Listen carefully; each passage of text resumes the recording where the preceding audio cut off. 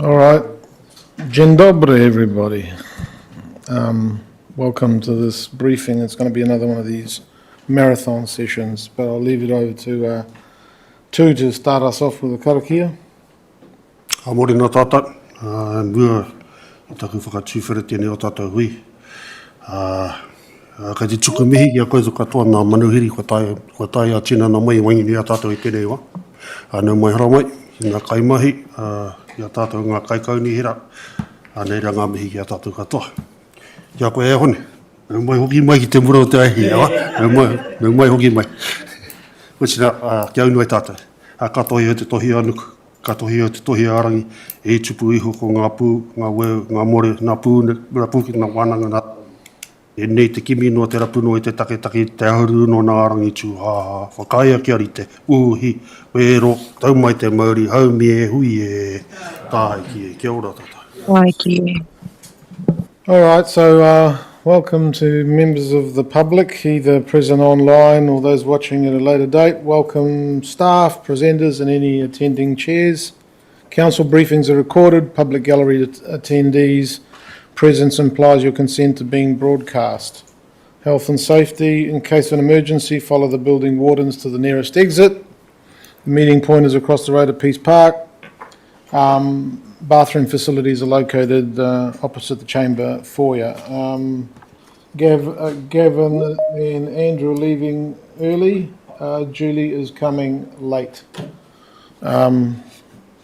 Wilson is online. All right. So, yeah, the morning will be occupied with Three Waters rating review and local water done well. So I'll leave it over to the gentlemen, Philip, Howard, and Bevan.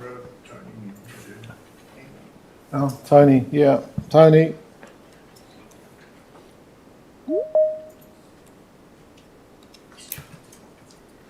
Morena, just confirming that I'm online. Sorry, I will be coming in, but a bit later. I've had some car troubles this morning. Thank you. Thanks for that. I'm going for an appointment at 2:30, but I will be back. Likewise. Yep. I'm sorry. It's optional. It's a briefing. It's optional. I won't be offended. Anyone can leave if they want.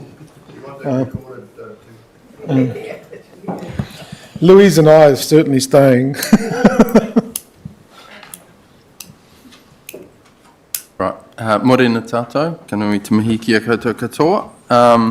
Just reintroduce the team. So we've got Philip Jones, Howard Severinson and Greg Robertson helping me out with the Three Waters rating review. So this is our third workshop we've had. Just reiterate a bit of the process that we've had previously. So we had a workshop in October, followed up by one in December. The first one in October sort of outlined the challenges we've got, and some guiding principles. The second workshop looked at how we were currently funding the Three Waters, and identified some of the options from you around what you'd like us to go away and do some modelling on. And so today we're coming back with the results of that modelling and outlining some of the impacts as a result of that. And we've identified some other things to consider through that process as well. Does anybody want me to reiterate what the challenges or some of the guiding principles were to the process? Since it was a couple of months ago, 6 months ago nearly. I'd appreciate it anyway. Okay. So the current way that we rate for Three Waters, and it's probably the most complex rating for all the activities we have in council. It's how you'd call jam jar type accounting. So we've got a number of different separate schemes. Some are quite small, and so the conversation needs to be had around should we be equalising those to try and make the process a bit more simple. Because we don't have some schemes equalised, the tail wags the dog, i.e. we don't spend or we don't invest in those areas because we're really conscious of what the rating impact will be for those smaller communities. So for example, Murupara is out on its own from wastewater and water perspective, and so significant investments or renewals or works there will have an immediate and quite a significant impact from a rating perspective. Having lots of separate schemes focuses our attention right down at a micro level rather than at that strategic overall how we're providing water services to our community level. There can be some perceived unfairnesses because people will pay different amounts depending on which community you're in, and levels of service could be very similar. So it can come across like it's unfair. We certainly have some complexities with the numerous schemes, different rates, different entitlements, for example, for the plains water allocations, different charges, all of that sort of stuff. And it's not an ideal entry position to be sort of stepping into some of this local water done well or any multi-council CCO considerations. Some of our guiding principles were just ensuring that we're compliant with legislation, honouring our obligations under Te Tiriti, aligning to our strategic goals, and ensuring we maintain financial prudence and sustainability, delivering community outcomes, having a system that's fair and equitable from a charging perspective, and that users pay their fair share of costs in terms of what they use from a service level perspective, and then ultimately considering the impacts of rating and from an affordability perspective.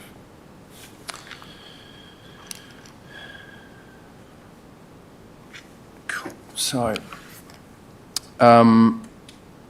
today we're going to talk about wastewater and stormwater. So we've tried to tackle what we thought would be the two most simplest ones first, before we dropped into water, which is very complex. Wastewater we found was quite simple. Stormwater a little bit more challenging, and so we've got a number of scenarios and considerations in that space that we'd like to walk through. The idea today is ideally we'd like some direction from you around what your preferred outcomes are or preferred scenario that we can go ahead and do some more modelling, and that would possibly tailor our communications and engagement around as well. So the main challenges, we'll do wastewater first, main challenges out of the December workshop is around target rates being the main funding tool for wastewater, and the main thing to be decided on was around equalisation. So all of the schemes are equalised except for Murupara at the moment, and then we've got a sort of a bit of a slide around Matata and how that potentially fits in at the end of it.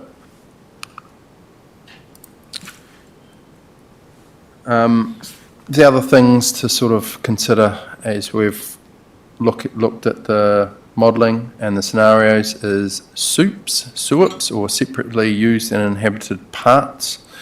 That's how we charge wastewater, and you'll know, you've probably heard from people in the community who are getting 3 wastewater charges because they've got 3 separately used and inhabited parts on their property, i.e. they've got 3 flats, for example, which is quite different to how we charge water.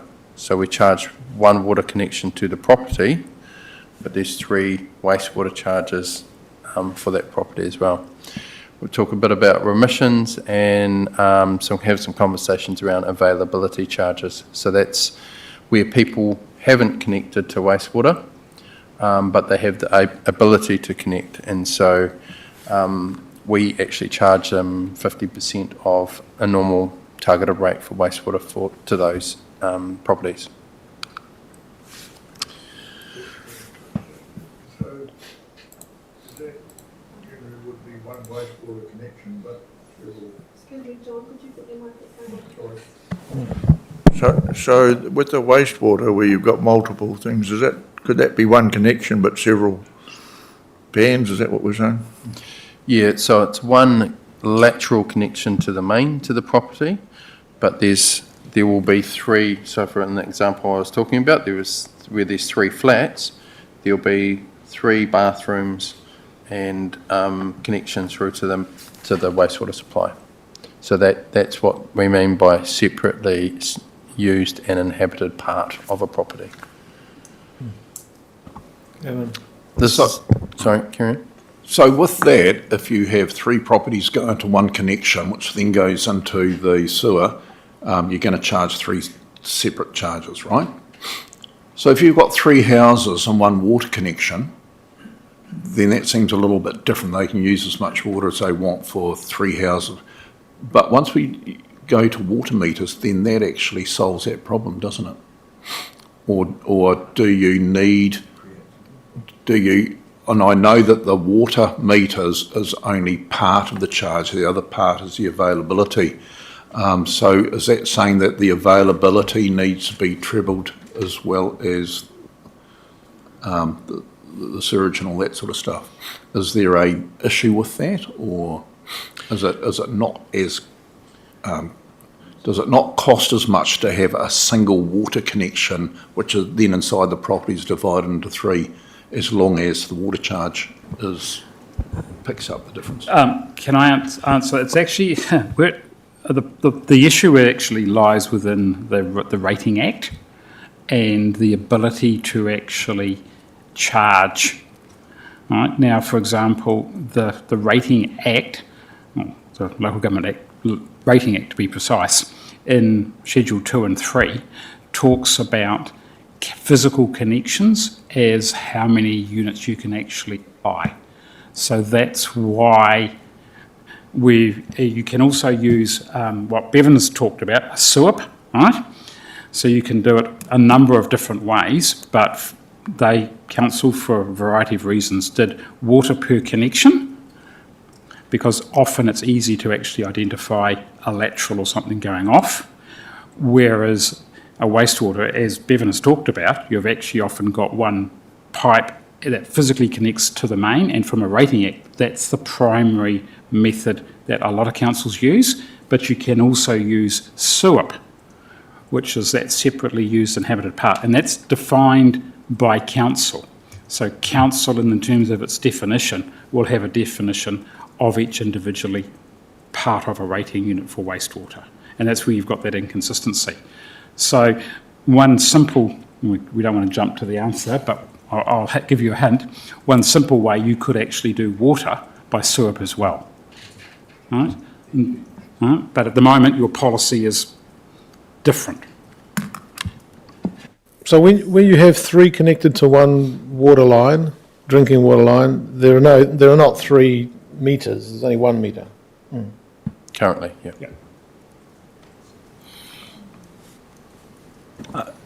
To me, I mean, that would be unfair. Me, for example, if I'm in one of those units and I've got an extensive garden, so I'm using water like there's no tomorrow, the elderly lady in the middle, who basically just uses for daily washing and what have you, how can that be fair?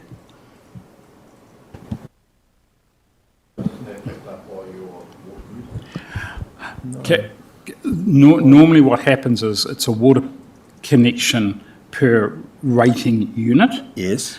The issue is where you actually have one rating unit, but you've got several buildings on that one rating unit. All right, so if I can use your example, you are the property owner, right, and you have actually got 2 flats which you rent out. So it would be up to you to then charge your tenant for the use of that water. Just like a number of flats and body corporates have a mechanism for charging each unit. For example, your apartments round the corner, it's owned by a body corporate, I think, from memory, right? The body corporate would receive the water bill and they would have an agreed method of allocating the water between all those users as part of the body corporate. So the rates legally have to go to the owner of the property. And I think the majority of meters where there is a separate physical rating unit, there would be a meter for each unit. There might be occasionally an exception to that, but that would be the majority. Interesting. Can those other flats ask to have meters? Can they buy meters to put into those spaces so they can differentiate? The owner. My understanding is once anything that happens beyond the council connection is up to the owner. So if the owner has 25 units, right, in a body corporate, if they want to put in 25 units, that is up to them. They can do that and they can buy meters and read it and apportion the cost on that basis. That's their decision once it goes past the physical council connection. Thank you. So for all of our infill that's happened over the last few years, they're all on separate meters, right?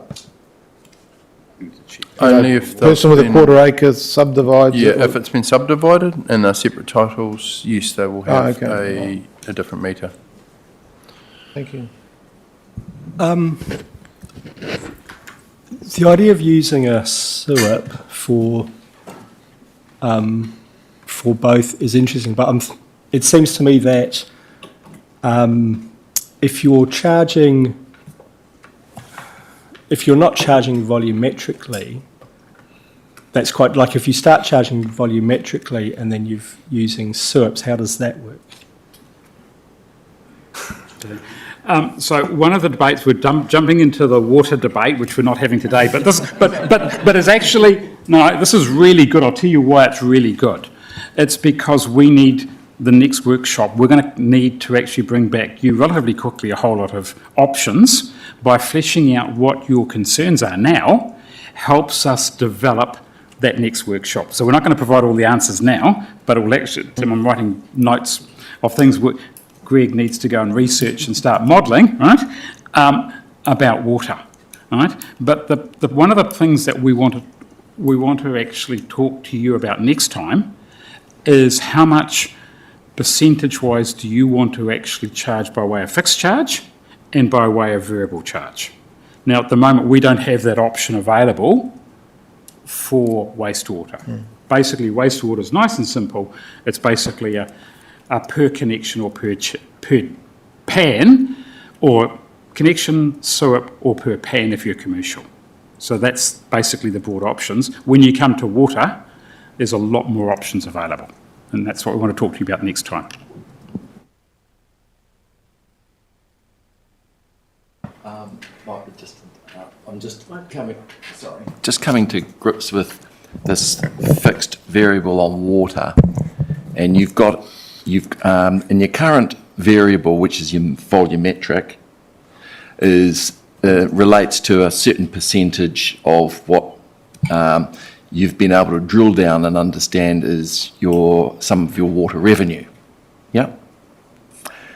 And when it comes to capacity, if somebody's connected or not, if they've got the ability to be connected, that's not too different to fill a standby line. You know, you can choose to use it or you choose not to. You choose to use it, you connect, then and you pay your line fee, so to speak, and to have that certainty of or assurance that you're going to get a supply. How much, if you looked at your whole region, roughly how much have you currently got on volumetric at the moment? If you were thinking about water, I mean, not everybody's metered. So the current, What's the rough idea there? So the current policy is 75% by water meters, 25% by fixed charge, as a general overview. And that's what and if you actually snapshot your whole district, that would come out that way? No, I think what the question you're asking is what percentage of our district has water meters, is that right? Yeah, in terms of volumetric. Okay, yeah. we'll cover it off in the water workshop, Oh, but I think it's... I'm just trying to get a feel for it here. We've got about 80%, you might be able to correct me if I'm wrong, meters, but not all of those are charged volumetric. So some communities have had water meters installed as a leakage detection, so water loss prevention process. That's why water's a little bit more complex and as a workshop by itself, because we'll need to sort of have conversations with those communities around volumetric charging. And I guess my other lead-on question to that is that if someone was going on to a volumetric, we'll call it user pay mechanism in relation to water,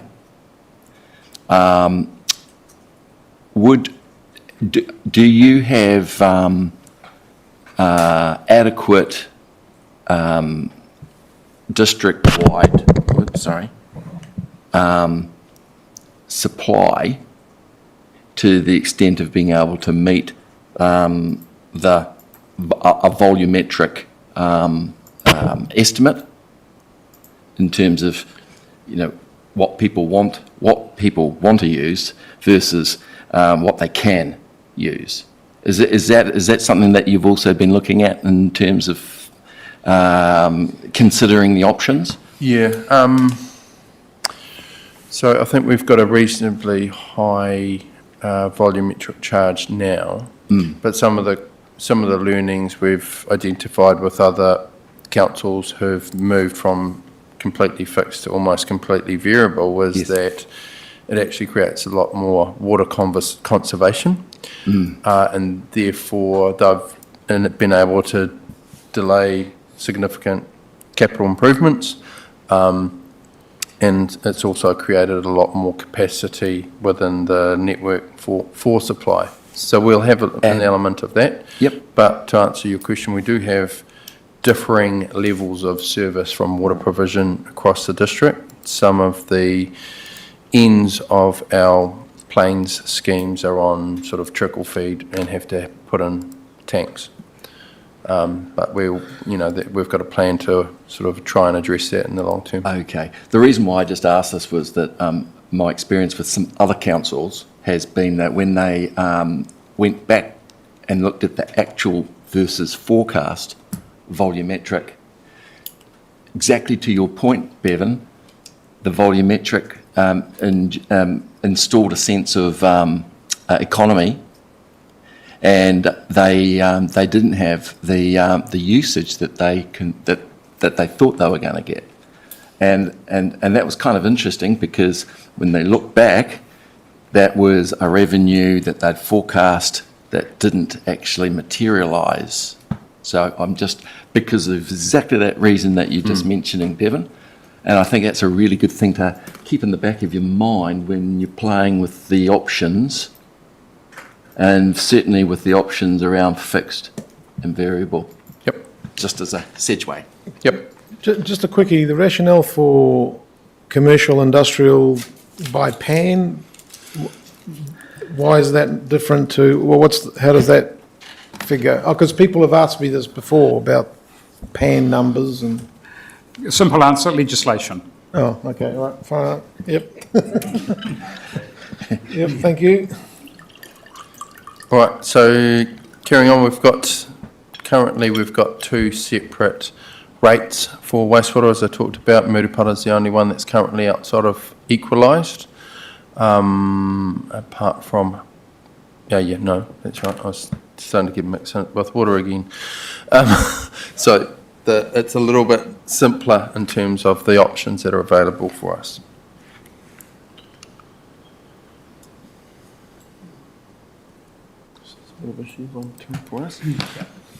So currently Murupara is the one that sits outside of equalised. We've got 639 properties in Murupara that have a connection, 731 separate used and inhabitable parts. So those are the multiple dwellings, and then we've got some commercial properties with pan charges. We've currently got 79 vacant properties in Murupara that get an availability charge. Sorry, question? So do those 79 pay that charge? Of that? Yes. Paying a standby fee. Good morning.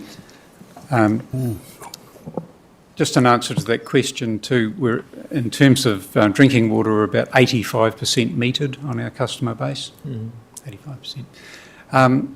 So as Bevan has said, he didn't use cart driving the horse, he used tail wagging the dog, but it's the same thing that at Murupara we've got the situation where we've been making decisions based on the perceived rating impact, which is not good asset management practice.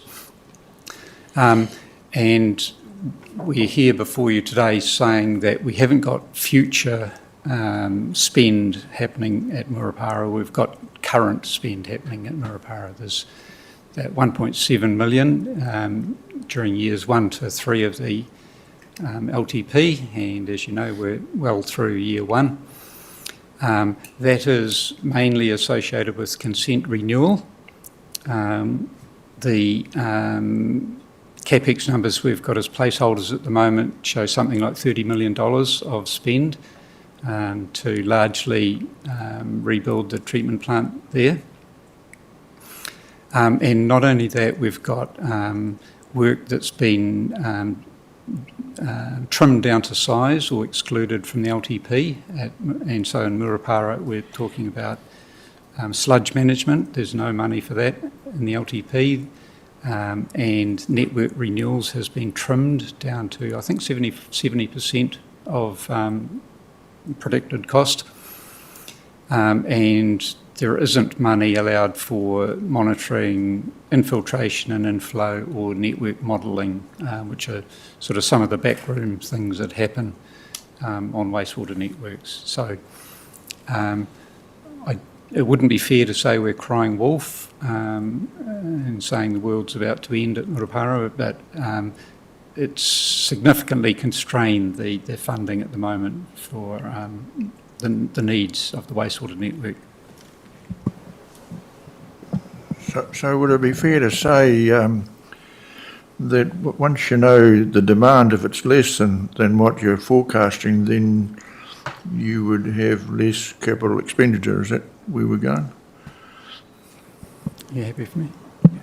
So with wastewater, demand changes very little year on year. It's not like water or some other services. It's a given that wastewater will arrive every day. So in terms of growth, we haven't seen much of that at Murupara. So demand is expected to stay pretty static there. Thank you, Your Worship. The 639 properties, they're the rateable properties we have in Murupara? Yes?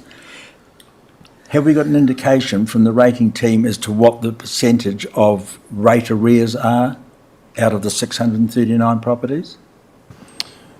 No, that we could get that information, but it might potentially complicate what we're trying to achieve here. So what we're trying to talk about is equalisation, and when is the best time to equalise from a service delivery perspective. So we're highlighting that we've got some big capital works going to happen or forecast to happen for Murupara from a compliance perspective, which are going to drive the rates for that community very, very high, very, very quickly. So we think this is the right time to have those conversations.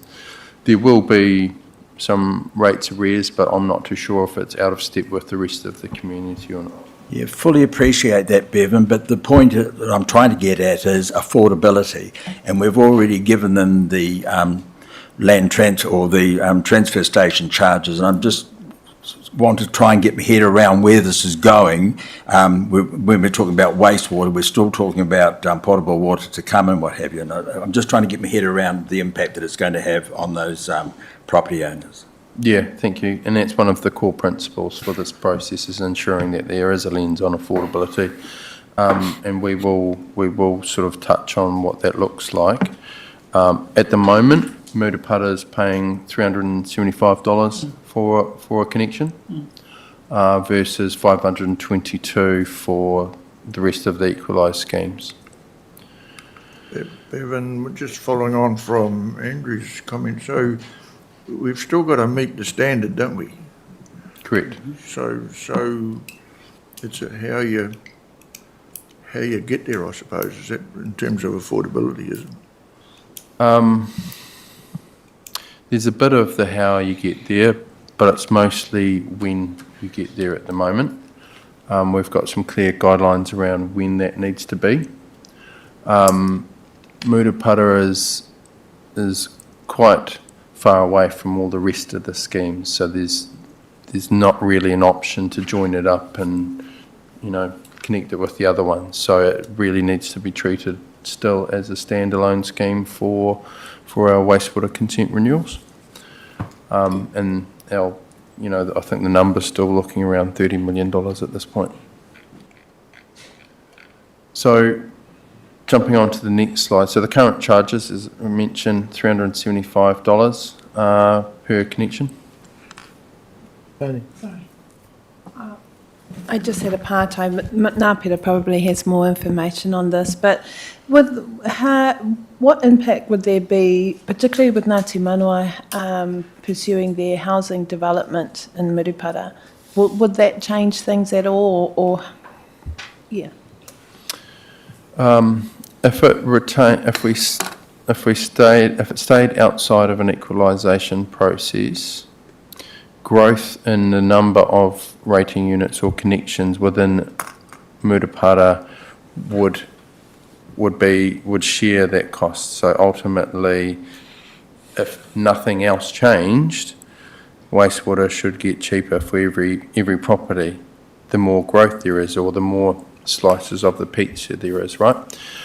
The challenge we've got though is $30 million over, another 10, 15 properties or whatever isn't going to do enough. So there has to be an equalisation conversation despite the growth. Can you just remind me what happens to the wastewater from Murupara? That goes to single stage oxidation pond and then into the river, is that the way it goes? Yes. And so desludging is done once every so often, not that frequently, I imagine. Yeah, so not it must that be a frequently. relatively small cost. Desludging? It's a significant cost. We did some desludging with the stimulus funding. Yeah, and we brought it through from Murupara to the worm farms in Kawerau. Right, so frequency of desludging every few years or? As needed. Yeah, and we do some sort of testing to identify when that is. Yep, but thanks. yeah, it should probably be programmed better. But again, it's one of those things where the cart's driving the horse, and will be sort of deferring big capital or big expenditure items like that because of the impacts. So based on this year's rates, there'll be so when you equalise, you're now increasing the number of properties that we're covering all of the wastewater costs across. So all the other currently equalised properties who are getting charged a rate of $522, they'll reduce down by 10 to 512, and Murupara will increase by $138 from 375 to 512. So that would be the impact of equalisation today. By 2033, when we have implemented a wastewater treatment plant as a result of the consent renewal program, it could be $2,700 per property in Murupara if it's not equalised. So you're actually comparing 512 to 2,700. Next year, we do start some of the works, 2026, 27. We've got some works from Murupara in the program. Just those works alone would potentially increase the rate for Murupara to about $600 if we left it unequalised. So, this really is the time to be having those conversations. And this is just the sewerage portion of their rates? Just sewerage portion, correct.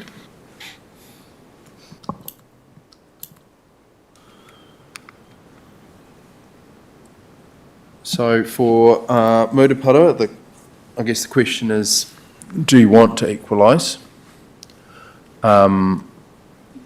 We can have a transition plan. So the critical thing is, do you want, two questions, do you want to equalise, and then when do you want to equalise?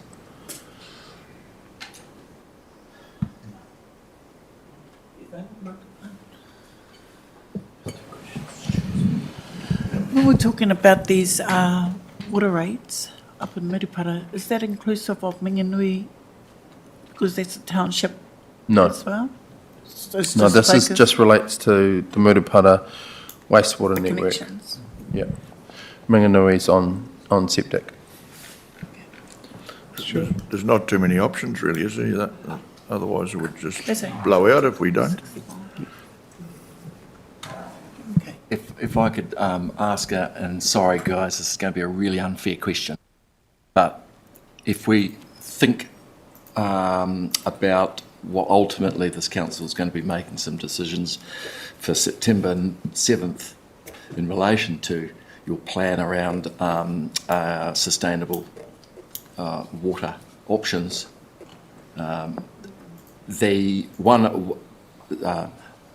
two of those considerations are a CCO, sole, or a multi-councilled member CCO.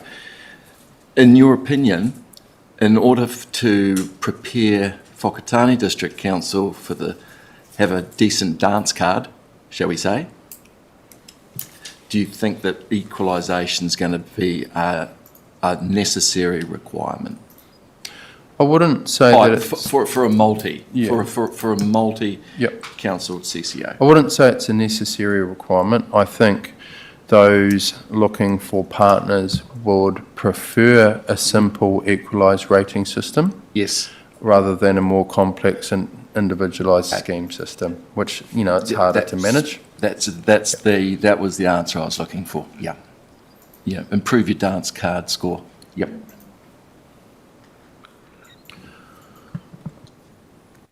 I had a couple of questions there. I know we're mostly looking at the financials, but thinking about the capital works needed in Murupara, is the intention just to keep treating and then putting into the Rangitaiki River? Because I would have imagined Ngāti Marua, I would have thought, is not particularly happy with that. So is the plan to just continue that? Yes, I mean, still fairly early days in terms of the conversation, but yeah, that is the indication from Ngāti Marua, is they would like a land-based solution, so out of the river. Yep. Yeah, okay. And the other question I had was, the point was made that wastewater is kind of inelastic, but there are ways you can reduce the amount of water going through the system, which presumably reduces the volume. Is there any benefit in promoting those kind of water conservation measures within wastewater? Yeah, I mean, there's probably multiple aspects there. So inflow and infiltration based on network, reticulation, asset condition and quality. That has a big impact on how much wastewater you are treating. So Edgecombe, for example, has quite a significant amount of I&I, and that's why the ponds are quite difficult to manage in high stormwater events.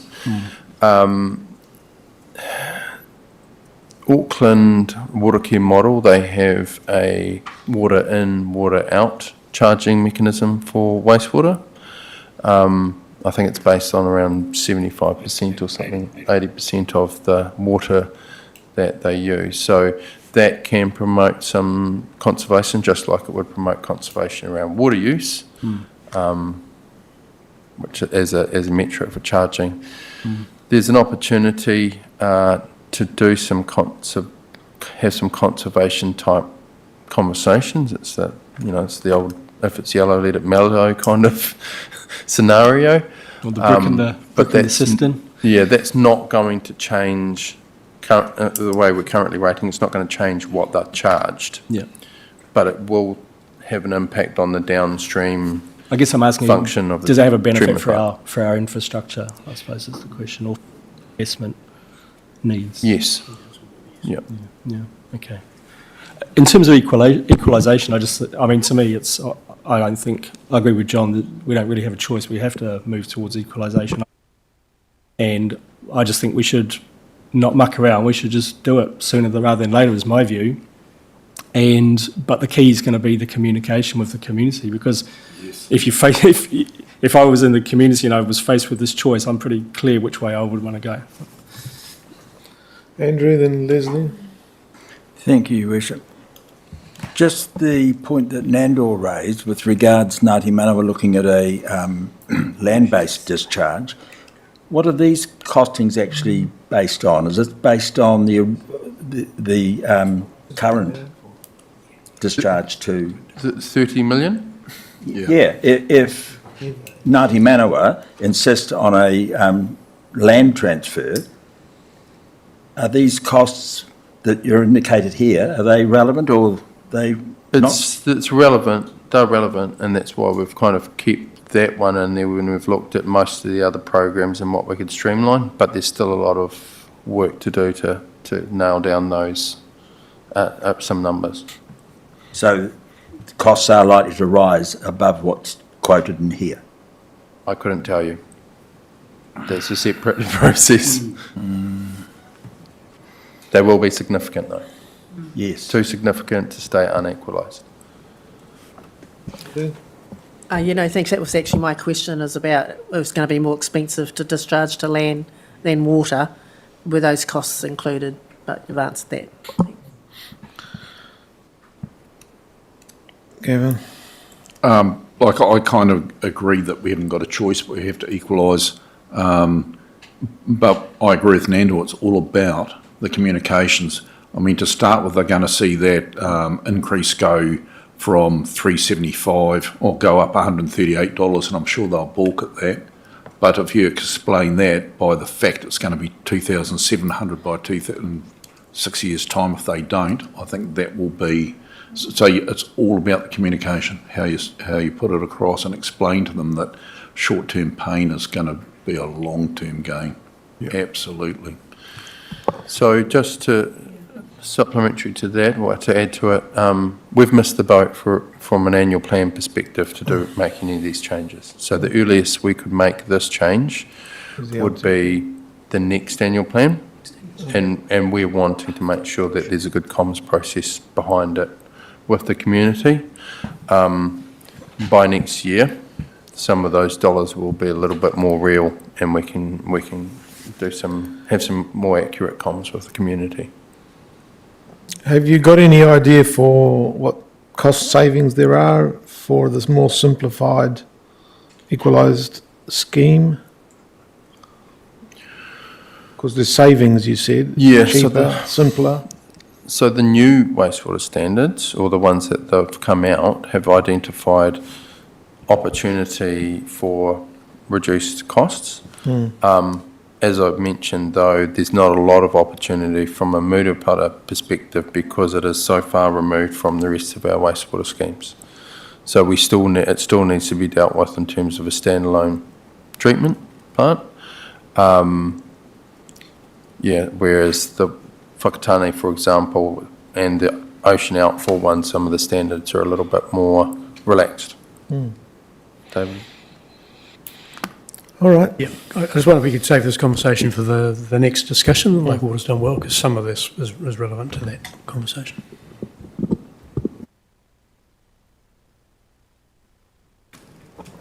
Your Worship? Yeah. I'm just going to say, yes, I agree with the other councillors that sadly, there's not really any other option and we need to do it sooner rather than later. Tautoko, I agree. I agree with Councillor Tanchos and Councillor Dennis around the communications of this, and I think really or pre-banking kōrero around the scheme, that is how much that scheme is going to be for Murupara, and also what they're currently looking at with having up to $600 from what they currently are at now. So being able to pre-bank that information in the lead out of the communications strategy so that people can clearly see what the key issue is that we're trying to help with, rather than it being perceived that whakatane ohipi get a cut in their fees and Murupara, you know, almost doubles in theirs. So, and it's also too, if we're able to ensure that information regarding rebates, budgeting support, because we do have to acknowledge that Murupara is one of our highest deprivation areas in our district. So we do have to ensure that our aroha, in terms of trying to free them from the pain that's happening with this particular system, is also aroha that's extended to making sure that there's ways to help our whānau out there and either engage those support services that are currently in the communities to make sure that there is support available. Yep. Andrew? Sorry, just to respond to that, we're going to try and provide a lot of that information through the annual plan education process. And then I think following one of the previous council meetings around the annual plan, we talked a bit about the impacts on some of those smaller communities. So we've started a review around Three Waters, but it doesn't mean it needs to stop there next year. We know there are some other activities that we'd like to review how we're currently funding, and we'd probably, from that perspective, you want to have a look at how your rates is falling across all of your community.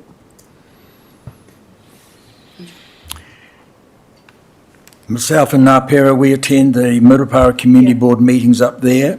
The hurt that is in that community, all you councillors have really got to get up there and hear it and see it for yourselves. This is unreal. Here we are now going to impact more bloody costs on those ratepayers up there who are literally struggling to put food on the table in so many cases. I'd really like to know how many rate arrears there are in that community. They're isolated, they are dependent more on Rotorua than they are on Whakatane, yet here we are.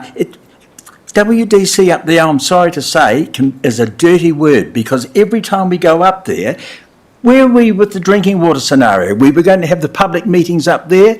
That's not progressed, but we know from the earlier meetings we had under the previous mayor, there was total outrage up there. It's something that, you know, honest to God, how much more pain can we inflict on that community? I'm sorry, I can't agree with this. So what's your solution, Andrew? Look, I'm not saying I've got the solution. I'm just saying that we've got to look at something that's fair to that high deprivation community. It's part of our district, you know. Those people, they've got no option possibly but to live in Murupara. You know, they're literally at the bottom of the capital value asset that they own now. How much more pain? It's not as if they've even got the ability to go out and borrow against what they have to meet these demands. I'm sorry, but we've got to comply with the standards at the same time, and we can't supply stuff that doesn't work or cause them grief either. So is this is the least of the two evils, isn't it? Yeah, but you see, we've managed to do it up until this point in time. Now, all of a sudden, this is the pressure that we're putting on them. No,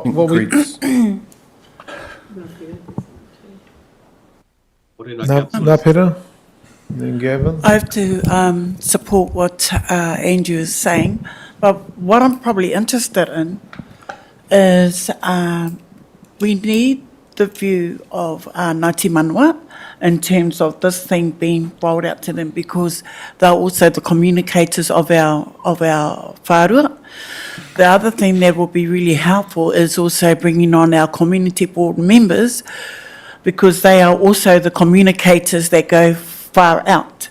I understand there is a legal obligation of what we have to do, but that communication is going to be really vital inside of that. Andrew's right. We attend our meetings and we've got all these things on our items on our agendas, and it's still very quite blank on the ground with our community board members.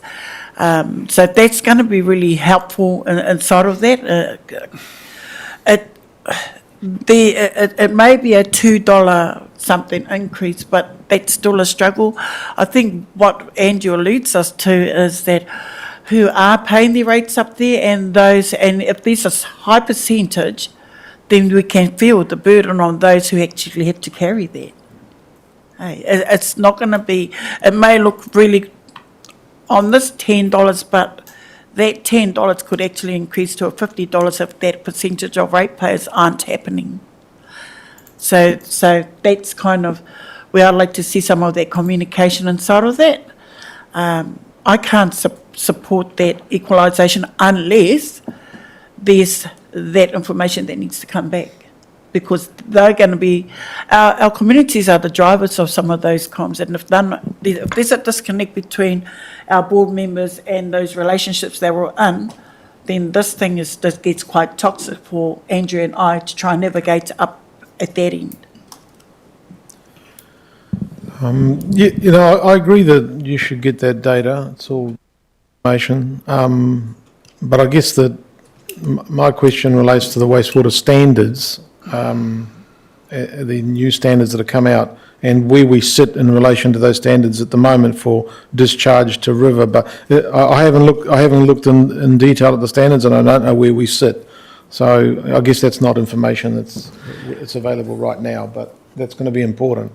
Can I just respond to that? Because I think, again, in the next conversation, some of that detail will come out, because I think the assumption that made here, and quite rightly, is that there's a $30 million investment needed in Murupara.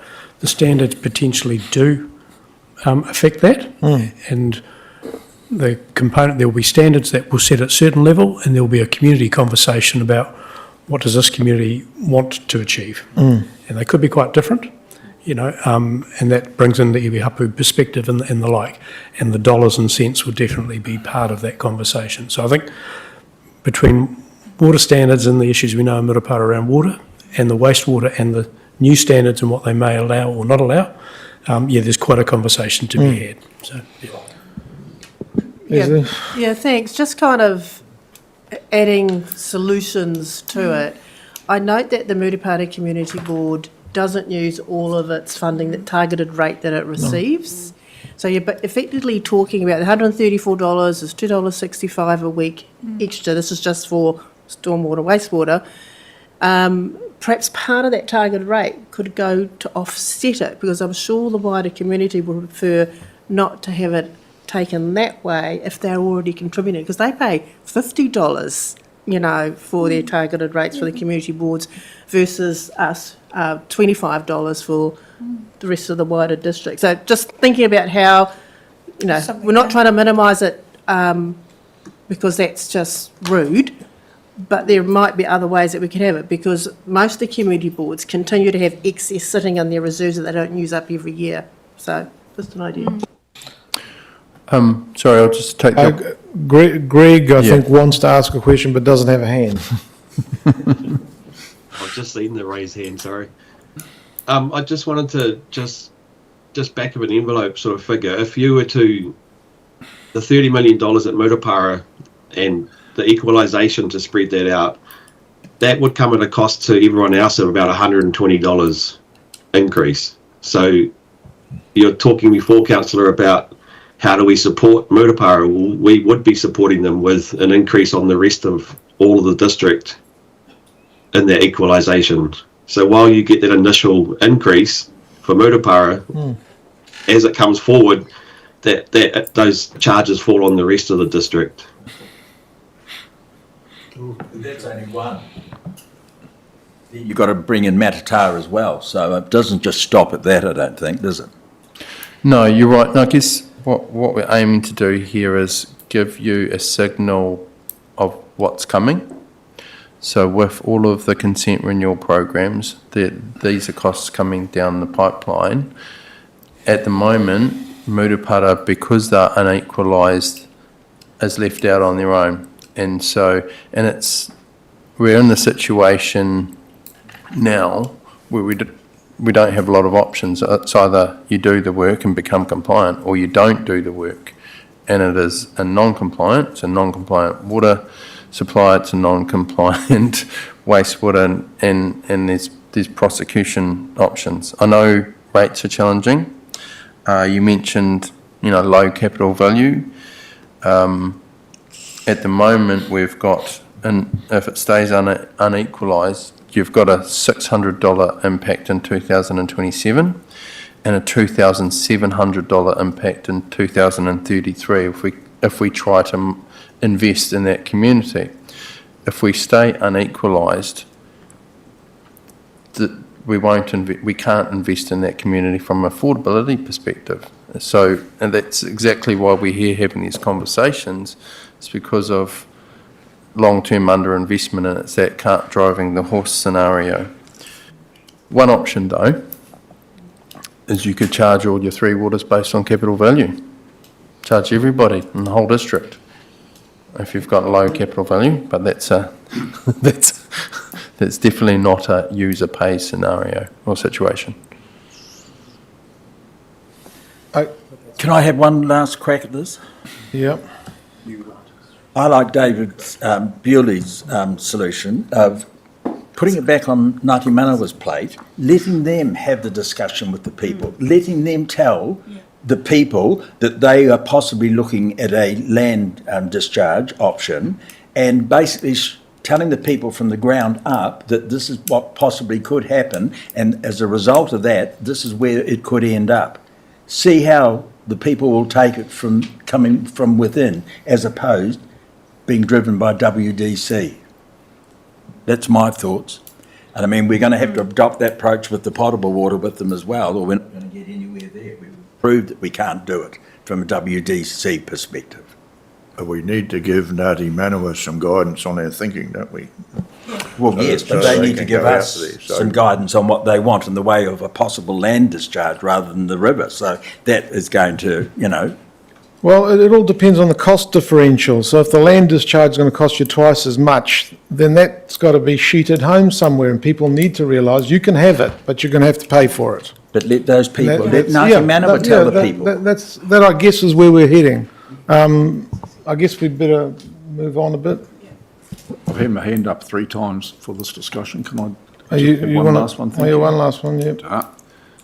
Just Andrew, I'm just trying to understand what you're thinking is that, and like I have a lot of sympathy, and most rural areas can't afford much rate increase, including Matatā and Taneatua and everywhere else.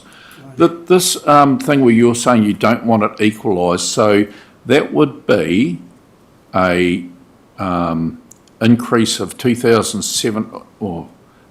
increase of $600 per property if we don't equalise it in 2027. And there'll also be an increase next year, and then 600. And when we borrow the 30 million, it's going to be a hell of an increase if it's not equalised. So when you're saying that they can't afford it, and I appreciate what you're saying that, can they afford not to? I mean, obviously, in the next 2 years, they're going to go up $138. But after that, won't their rates blow out? Because my understanding is we have to do the Matatā sewage to come up with consent. Murupara sewage to come up with consent, don't we? And obviously, we're going to have to put it into land base, or because they won't let us continue to put it into the river.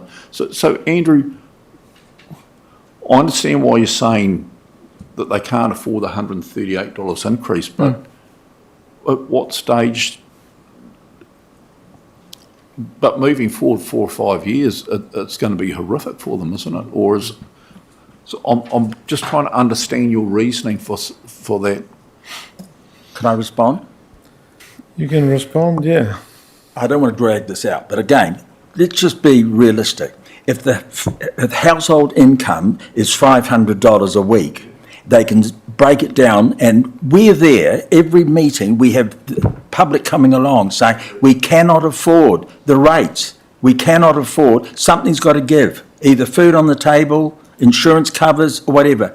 Do we want to see Murupara like we have in the past, where we've got abandoned properties and we end up with sections that we've literally trying to give away? You know, we've got to be realistic. I totally agree. We could end up like the whole district going like that if we keep going the way we look like we're going. But the point I was making was what David was suggesting. We've got to put the conversation back on Ngāti Manawa's plate. If they can have the conversation with their people and they can decide that a land-based solution is what they want and the costs, then it's coming from their people to the ratepayer base of Murupara, as opposed to WDC. Again, we need all the options that meet the standards, and then you choose which one, because in that case, if you choose the highest cost option and you want to sheet it over to everybody, that's not quite fair either. So anyway, let's move on, shall we? Can I just make a comment? Just highlighting with regards to Ngāti Manawa, and Ngāpera probably would have more say in that. It's just that we do have to be mindful as a council that if we are bringing Ngāti Manawa on as part of a strategy to be able to pursue an outcome for council, that we have to be very mindful that this is not a transactional kind of relationship where we utilise them as a vehicle to get to a certain destination where we might want to hop off. We have to ensure that the discussions are working with and at the determination of what they feel and need to do, not what council decides for them they want to get out of. So I just want to make sure that we are looking after the integrity of our relationship with our iwi. I'm going to respond to this. Kia whakamuti nā haere tēnei o nā kōrero. So i tērā tau, so last year we attended a haerena to Napier. We know the direction of where Ngāti Manawa wants to go. We know what that relationship looks like. We had the opportunity to look at how they disperse the water out to sea. That's not an affordable option for Murupara coming out to our way, so we also on our way back, we called in what land base looks like.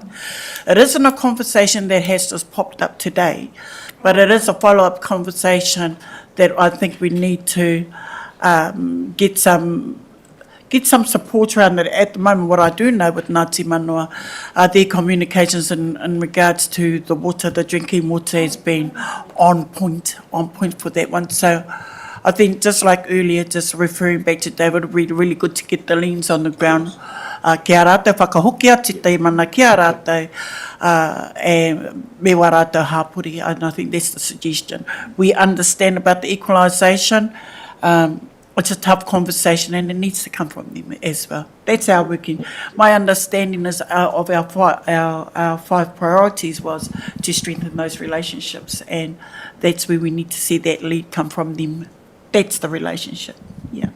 We have an option for leave going No. Get back to the... But I think what's happening... under watered down well, whatever it's called, do we have an option to leave it in the river? No. Well, the standards give an option around freshwater discharge. It's just the level of treatment. I mean, the thing is that today we don't have enough information because we don't know what those options are for meeting those standards. So when we do, we're in a position to make a decision, but so is Ngāti Awa in a position to know where they want to sort of... I mean, now people down in Te Teko are going to get a rate rise of $120. Now I have to explain it to them. So there's, and what does it mean? It means that we have a treatment plant there, and if that's going to be put into the river, and we're down the river from there, we will be able to sell, for want of a better word, sell it to our people to say, look, it's going to cost $120, but it's going to have a treatment plant there. Mr. Chair, I think our team here is looking for some guidance from us as to where we think we should head, and then that can be a conversation with Ngāti Manawa as to, this is the thinking, what do you think? So I'm in favour of equalisation if that's where we need to go. Don't even. Next Well, slide. Go, next, let's next. just move on, shall we? Thank you. It's a split. Cover off the soups. We did Yeah. That's a- I think we've basically talked about the soups, right? Enough, and we'll bring some options back and some more data on the number of properties that are affected by this policy. Just a reminder that just to turn my microphone on, a reminder that we do have a remissions policy for wastewater. It only applies to schools. It looks, in my opinion, to be a very good policy. I think it's working relatively well. It basically says if your school has more pans than it technically needs, we'll give you a break on that. So we wouldn't have schools pulling out pans, for instance, which would be kind of silly. Okay. Currently a relatively small item in terms of income. It's basically people who are not connected. Where this does actually potentially raise its head is when you, for example, eventually put a new scheme into Matata. There might be a transition. The idea behind availability, it's paying for the fixed costs because in theory you are reserving capacity so when that person builds or connects that there is no impact on the scheme, that they can actually do it. Therefore that's the principle. Current policy is any property that their boundary is 30 metres within a wastewater pipe. That 30 metres was based on the pre-2002 Act, which actually specified it. That specification disappeared with the 2002 Rating Act. And also the 50% is based on the old Rating Act, not the current Rating Act. Right? For example, your neighbours to the west, Western Bay, right? I did write the policy, so I know it backwards, is when they put in the new wastewater schemes, we actually identified the fixed charges and we said everybody pays the fixed charges whether they're connected or not. And then they put an additional charge on for each connection. So that's just the way they did it, to cover the fixed cost, particularly when, like Matata, they were doing Waihi Beach and Omokoroa, and that was the primary reason for doing it. Generally, it's not, if you've got an existing scheme, it's a low value. I've got one more thing. The interesting thing is, if the council was to move into a water services entity CCO, then that 50% disappears. That 30 metre currently goes to 100 metres, but also you've also got to there's got to be capacity in the scheme, and also there is a criteria that it's practical to connect. That's what the bill says. There is a potential that could change, and I believe that practical availability should be the primary focus, because even if we were using 30 metres, you might have a 30 metre gully between your boundary and the water pipe. So that's, right, it doesn't matter. And you can actually have even 100 metres, right? It can actually be very practical, even if it's 150 metres, but it might be impractical if it's 15 metres. So I think that potentially is some room for some Just briefly, the discussion. 461 properties on the top line, are they empty sections or are they houses that are refusing to connect to the sewage? Don't know off the top of my head. Probably empty sections. If you've got a house that's not connected, you've got to have a compliant septic tank. So you need a rather large property to meet the regional council's rules. But there are also development costs, that if they're empty sections that somebody needs to build on, can that... Correct me if I'm wrong, David, right? They'd only pay that development contribution if they subdivide it.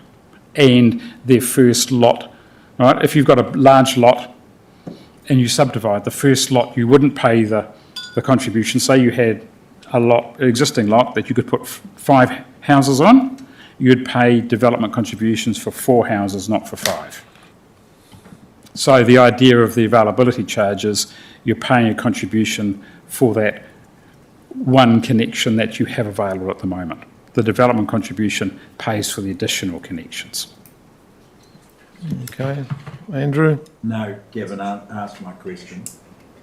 Thank you. Cool. So just a quick slide on matata. So we think it should follow the similar process or principle as Murupara. Understand what the impacts of a treatment plant or that service would be on the community individually versus as equalised. And I think what I'm just indicating now is we will let that sort of project travel its own path. We know there's significant cost, we know it's complex, and some uncertainty in relation to timing. So I don't have any numbers that I can give you as part of this conversation. What do you mean by put on hold? Put this conversation from a rating equalisation on hold. It'd be great if you actually used those words, because what you're basically, if anyone from Matata read that, they're saying we're putting Matata sewage on hold. No. We don't communicate really well, eh? No. We've got some guidance about how many words we're allowed to have on slides. No. Will we receive the figures similar to the examples that you gave with Murupara with regards to matata? Yes, when we get to a point for consideration of the project, costs, etc. Thank you. Yeah. Right, we'll move on to stormwater. Yeah, basically, I think it's really important when we're talking about stormwater to actually understand the purposes of stormwater, right? Why do we actually have stormwater, right? It's actually to manage the impacts of rain events and for people's ability to use their properties. And I say properties collectively. For example, there's been some rather wet weather events around the countryside over the last 4 or 5 years, right? A lot of that drainage relied on adequate or inadequate stormwater. So this is where I think the Water Services current bill has got some significant discrepancies in it, for the want of a better word. They are assuming that stormwater is a service to each individual property. I would disagree with that. And there's been significant submissions to the bill on it. Stormwater actually affects the whole community. Right? You just need to look at something like Napier, when they had their flood, not Gabrielle, but they had another flood, that actually affected a small, the immediate effects was actually on quite a small area, but the impacts of that actually affected the whole city. Right? And then you go to talking about Gabrielle, right? And what actually happened across the whole region of Hawke's Bay and Gisborne, and even Auckland and Kaipara with everything. So to me, stormwater, when it doesn't work well, affects the whole community. So I think we can't look at it in terms of a strict user pays. If you're connected or you live in a certain area, that you should be paying a contribution. Now that might be at odds with some people, right? But I think that's an important principle. Yes, you can ring fence to say is this catchment area will benefit from stormwater and they should pay the majority of the costs. But the causes are in individual properties that sum up to an impermeable surface, right? Which then causes problems everywhere, as you say. But the causes are, or not. I would say, I'm not a stormwater engineer, so I never pretend to be something I'm not. I would say that impermeable surfaces exacerbate the problem, right? Also, the lack of good stormwater also exacerbates the problem. Lack of good stormwater infrastructure. Yeah, reduces the impact, yeah? Lack of stormwater exacerbates the problem. So to me, it's, yes, you've got exacerbators, you've got a number of people, right? But the fact that if a town or parts of a town is flooded and people can't have access, or you're blocking main roads, etc., well, that actually then does impact everybody. So it's that, the issue is it's the degree, and it's not a precise science. You can't say, and you've got it in your policy already, you're saying is that your policy already allows up to 30% of your stormwater cost to be covered by way of the general rate. Currently, you're not using that provision, and that's fine, right? But you've got that latitude to do that.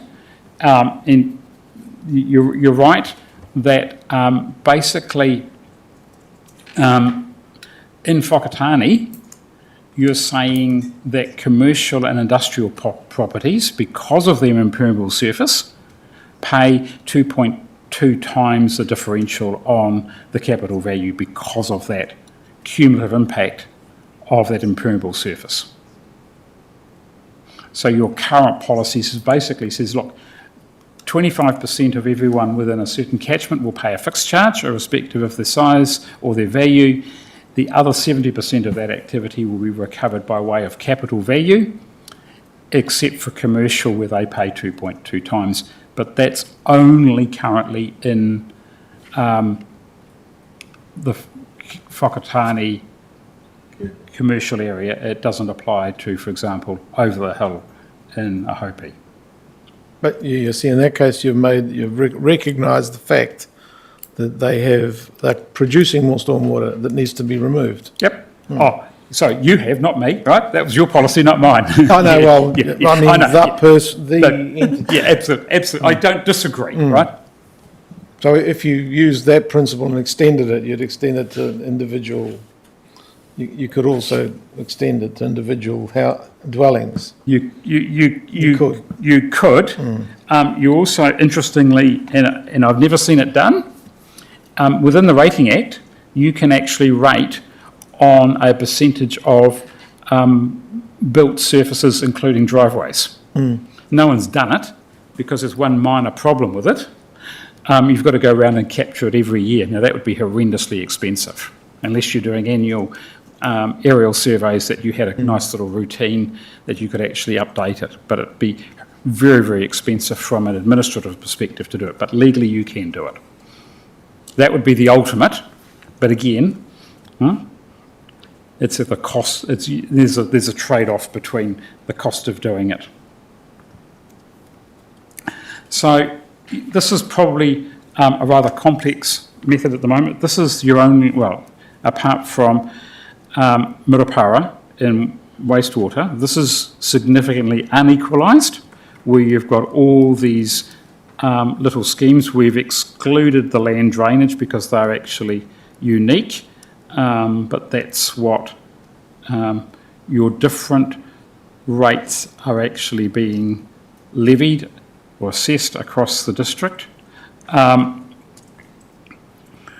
The options that we looked at, for the next slide, that you asked us to look at, was basically if we went from a 50% fixed to a 50% capital value and compared that with the current model, and also if we considered equalisation, and we've also considered what would actually happen if we had the same differential outside applied to outside of Whakatane as well.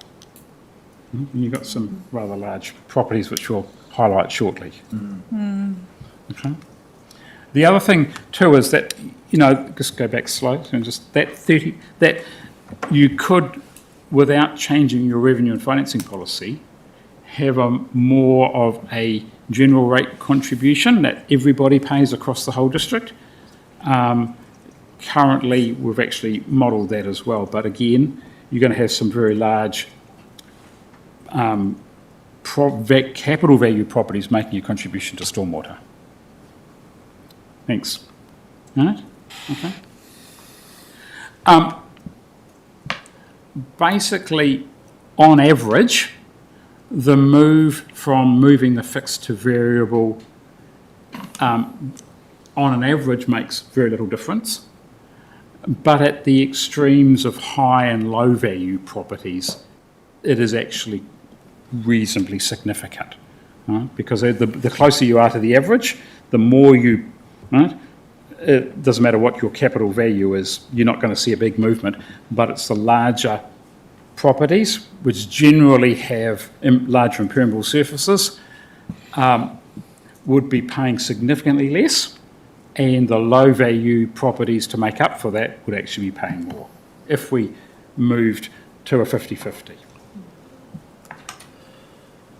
And obviously, you know, if we used general, right, because it's your general rate is capital value, that would actually reflect the whole of the district value of it.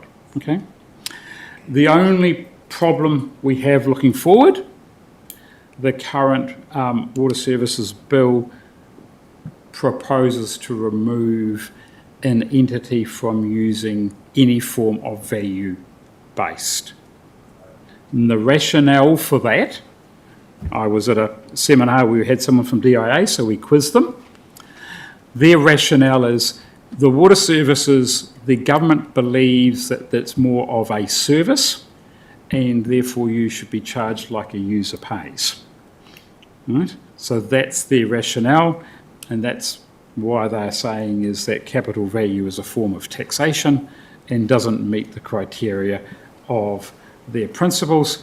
However, I don't think they've actually adequately assessed the high value, the community value of stormwater. And it's only a bit at this stage, so it could well change. Okay, and if we could justify our reason for wanting to do it on CV, would that be acceptable, or? No. The bill currently explicitly prohibits it. Okay. However, there's a few other tools you have in your toolbox, right? If that was, right? For example, you could, not that I'm advocating for it, you could actually use area. Right? The regional council uses it significantly for their land drainage schemes. That's already in your rating information database, so that would be a reasonably easy. What it doesn't do, it then doesn't differentiate where you've got those commercial type properties where you've got those high impermeable surface, right? So basically a 400 square metre residential property compared with a 400 square metre commercial property with no impermeable surface would be paying the same. But didn't previously you say that there was a correlation between capital value and impermeable surfaces? Yep. So. Yeah. There is a correlation. It's not 100%. No. It's in this, I think, 56 from memory. That sort of seems to sit in my memory bank somewhere. Yeah. It's a fair correlation. I struggle with that one of a land area percentage because you can have a large half-acre section with a small house on it, but the whole section is grass and you don't get any stormwater going out.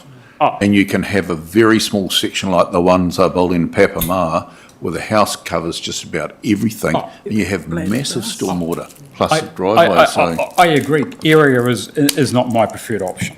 Absolutely. Right? But let's see where the bill lands, right? Right? There are other options too, depending on some councils have already decided this in principle for consultation that the council will retain ownership of stormwater but then let the water services entity manage the stormwater, and the council still can actually then rate using capital value. So there are all I'm saying is there are things we need to consider when we come to our decisions down the track. Thanks. You don't need an indication at this point. Sorry? You don't need any indications of tendencies, no. Yeah, all right. Equalisation. Look, when you're administering, how many schemes have we got? Sorry, I've forgotten, right? There is actually inefficiencies. You've got to manage the costs, you've got to manage the rates. I think the equalisation recognises that there is an area or district-wide that everyone generally is receiving the same level of service. I think the other 2 points too is it actually allows consistency with your other water charges. It also, where you've got significant expenditure in small areas for stormwater stuff, just like we've talked about with Murupara with its upgrade, the same principle would actually apply. However, there is still, for management purposes, there is details available. So basically, this is what the average or the 50th percentile of residential properties are actually paying. And on that graph, you've actually got the number of properties within each of those current areas, obviously, and how much they are paying. So, for example, Murupara's got 470 and they're paying quite a low amount compared with the high one there being Edgecombe, with fewer properties but paying significantly more, but Edgecombe is generally flatter.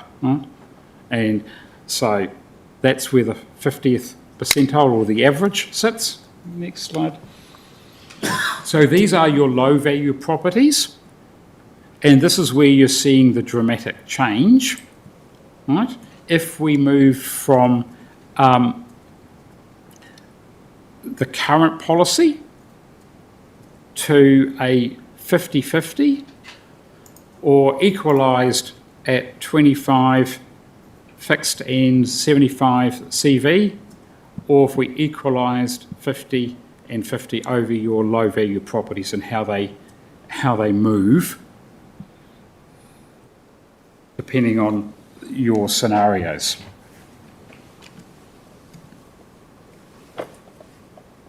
So you can see there that, for example, Murupara is probably the classic one, right? That if they are currently on the 25-75, they're paying a small amount. If they move to 50-50, because they're low value properties, they would go up a little bit. But then if they equalise with everybody on a 25-75, they'd be paying more. But if they went to 50-50, right, they'd be paying a lot more because these are your low value properties. So the low value properties under a 50-50, more is actually being loaded on them. And if we go to the next slide, so these are your middles, your 50%. So again, the move from 25 to 50 across that isn't significant. And then if we go to the next slide, if you go to the high value properties, you can see that there is, when you look at the 25-75 split, you can actually see quite a change. So the question we have for you, right, is, the last one, if we go for the next slide, thanks. Your non-residential, right? So this is the impact of non-residential with your current policy of 2.2 for only Whakatane. And Greg's been doing some wonderful work, right? And so that's the next slide, I think, is the next slide. So, that's if we apply the 2.2 differential to everybody.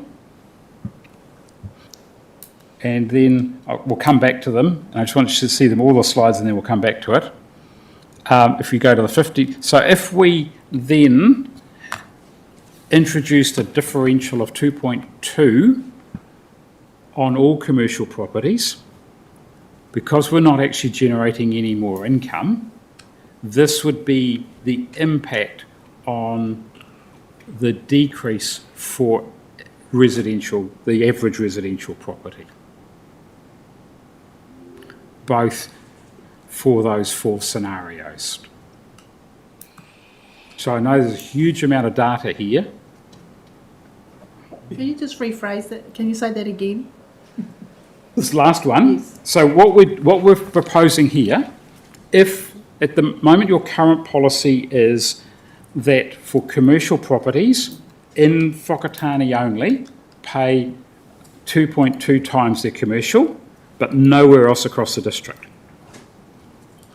If you introduce that policy across all commercial properties, in a Hopi, Edgecombe, and Edgecombe's got the dairy factory, so they would be caught. And, when you look at a map, they are probably producing a reasonable amount they've got quite a lot of hard surfaces. They would be paying significantly more because those groups of properties are paying more, who benefits is the current residential properties, and they would see a decrease. So it's redistributing who's paying. And they would claim GST. Sorry, yeah, because it's got various, I think it's... No, it's no commercial. No commercial. It's only where you've got a commercial. So no, they didn't fall off the map. They weren't impacted by this policy. And that's why, and the dairy factory in Edgecombe is why Edgecombe is seeing that significant change. And obviously, if you go for fixed 50-50, there would be little benefit for the individual property owners in Edgecombe because the benefit's being spread across the whole of the district, or all those properties that are currently in the scheme. I guess you'd have to ask why Edgecombe isn't captured already, because when they're a commercial, why hit some commercial properties and not others? Yeah. That's a very good question, right? And I don't know the answer.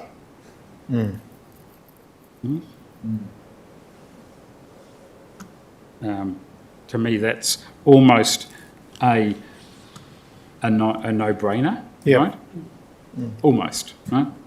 Look, you can understand for commercial properties in what I refer to as your settlements, right? That generally they don't probably have the same degree of impermeable surfaces as the likes of Whakatane, Edgecombe, etc. And that might be a way of dealing with it as well. So the other advantage of doing the equalised is over a period of time, each individual scheme sees significant fluctuations because of the low dollar value and the low number of properties. So you can see there how since basically 2010, how the rates have actually gone up and down, particularly, the standout one is Matatar. As expenditure has changed over a period of time. Can I just see if anyone's prepared to have a 15-minute break, because you've still got quite a ways to go by the look of it. Yeah. A reasonable amount, yes. Yep. So we'll take 15 minutes and come back at 10 to.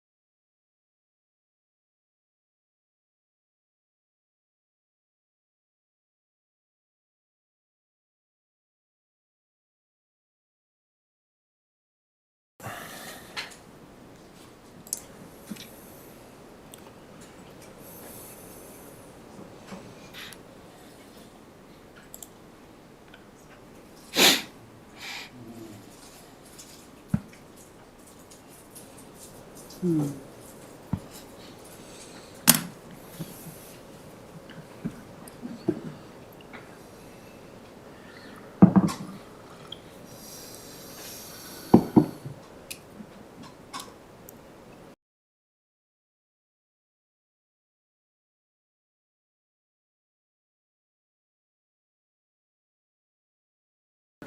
well, thank you. Welcome back.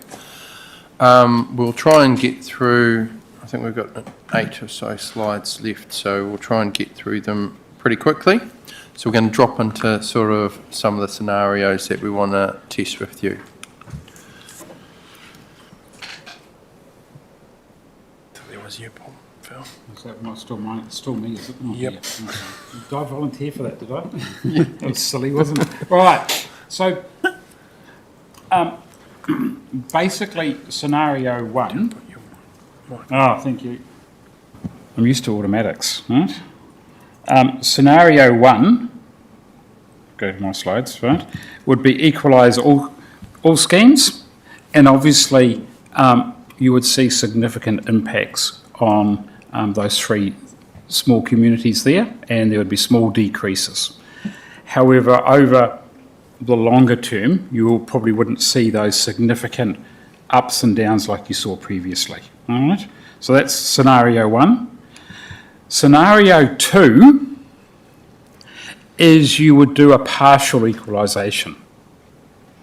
So basically you would do towns, right? And you can refine this, right? You would actually say that the towns would be Ahopi and Whakatane, and then you would have what I refer to as settlements, right? So that would obviously still leave some significant increases for Murupara, Te Teko and Taniatua, and you would see some small decreases for others. The question we have is there a significant difference in level of service between towns versus settlements? And if that is the case, have we actually got our towns and settlements right? Okay? And it's always the $4 million question. Okay? Or by creating towns and settlements, are we actually artificially creating a different level of service because of the funding stream? So that's probably right? And just before we deal with that one, I just want to deal with the last slide, right, on this, because I think it's quite important. Would you want to consider a general rate contribution where everybody in the whole district contributes to stormwater, whereas there is actually a district-wide benefit of actually having a robust stormwater, which would then, so we haven't modelled that, right? Basically, if Greg's still online, I think from memory, there would be, it's about, of the number of ratepayers, it's about 10,000 of your 16,000 ratepayers are already in a stormwater system. So you'd be collecting another 4,000. You've got a variety of options in terms of how that would actually be recovered. If you probably go 2 slides on, right? Basically, you can do it by way of just adding it to the general rate. You could increase your uniform annual general charge, but that would have an impact on your 30%. Or you could do a fixed value targeted rate. And the rationale that whether they're in the system, a system or not, that everybody benefits, right? And that percentage, currently you've got 30% as your policy. I didn't write that 30%, someone did, right? You can tweak that percentage. You could go 5, 10, 15, 20, 25, 30. It's just a way of helping impact the small communities. But it would actually impact your large properties out, well, if you, depending on what tool you use, if you use capital value, it would be impacting the large farms, etc.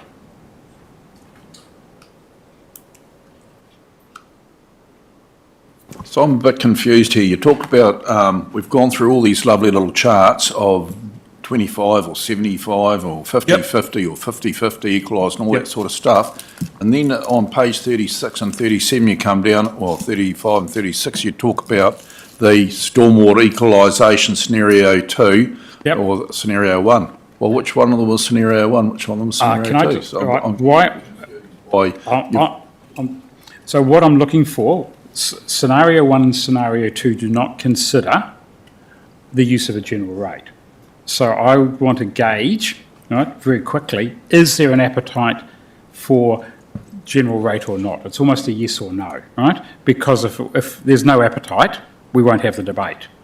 So this is something we've identified as we've been trying to build the models and look at what policies we have, understand what the impact of any changes might be on our current policies and strategies from a, community, a consultation requirement perspective.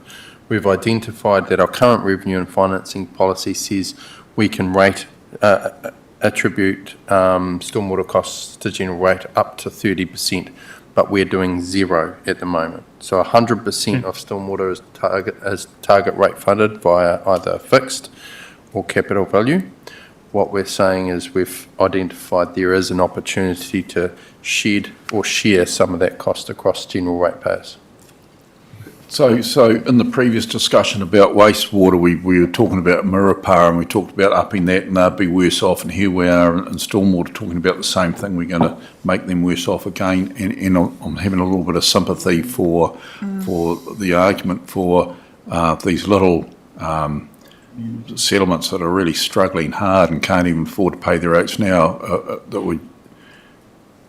I'm just, and in your water one here of the general rates and all that, you've offered no percentages or no dollar figure like we did in the wastewater one. So I just the reason we haven't modelled this, it wasn't part of the original discussion that we had pre-Christmas. This is something, as we've done our research, we've come across it.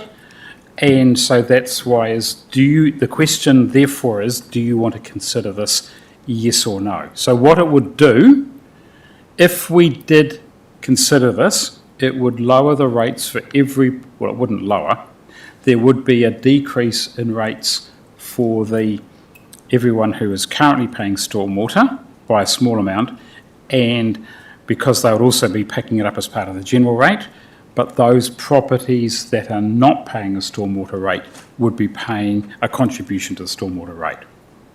We haven't modelled it because we didn't want to do all this work and say, no, you don't like the idea, right? Yeah.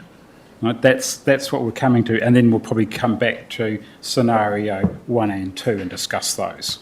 But I think it's important that we get your initial direction, because what your initial direction on general rates will impact the impacts of scenario 1 and 2.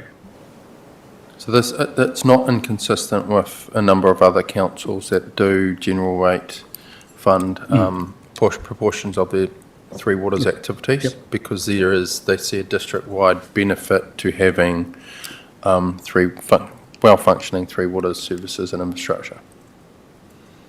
Thanks, Bevan. I was actually just going to ask that question, that if we went to a general rate with the possibility of CCO being formed, would that enable more consistency across with other councils? It would enable consistency currently with other councils. Philip talked about the fact that stormwater is quite complex, and a water service entity won't have the ability to raise a capital value rate for stormwater, so it'll be a fixed charge. So I think if the bill enables some change in that space, it would determine, whether that's something we would consider suitable for our communities. The other option, as Philip mentioned, was that there are a number of councils considering retaining the stormwater assets because they think that a more fair and equitable way to charge is via that capital value rate. And so they would just contract out the maintenance and management of the stormwater infrastructure to a water servicing entity and retain the ownership and rating of it. Okay. And just supplementary, if I may, regional council, they do targeted stormwater rates, do they? Targeted land drainage. Okay. In river and drainage schemes, right? Bigger things. So if we're going to be increasing ours, they're going to be increasing theirs as well? Assuming? Not necessarily. They've just had a big increase, haven't they? Yeah. All right, thanks. John?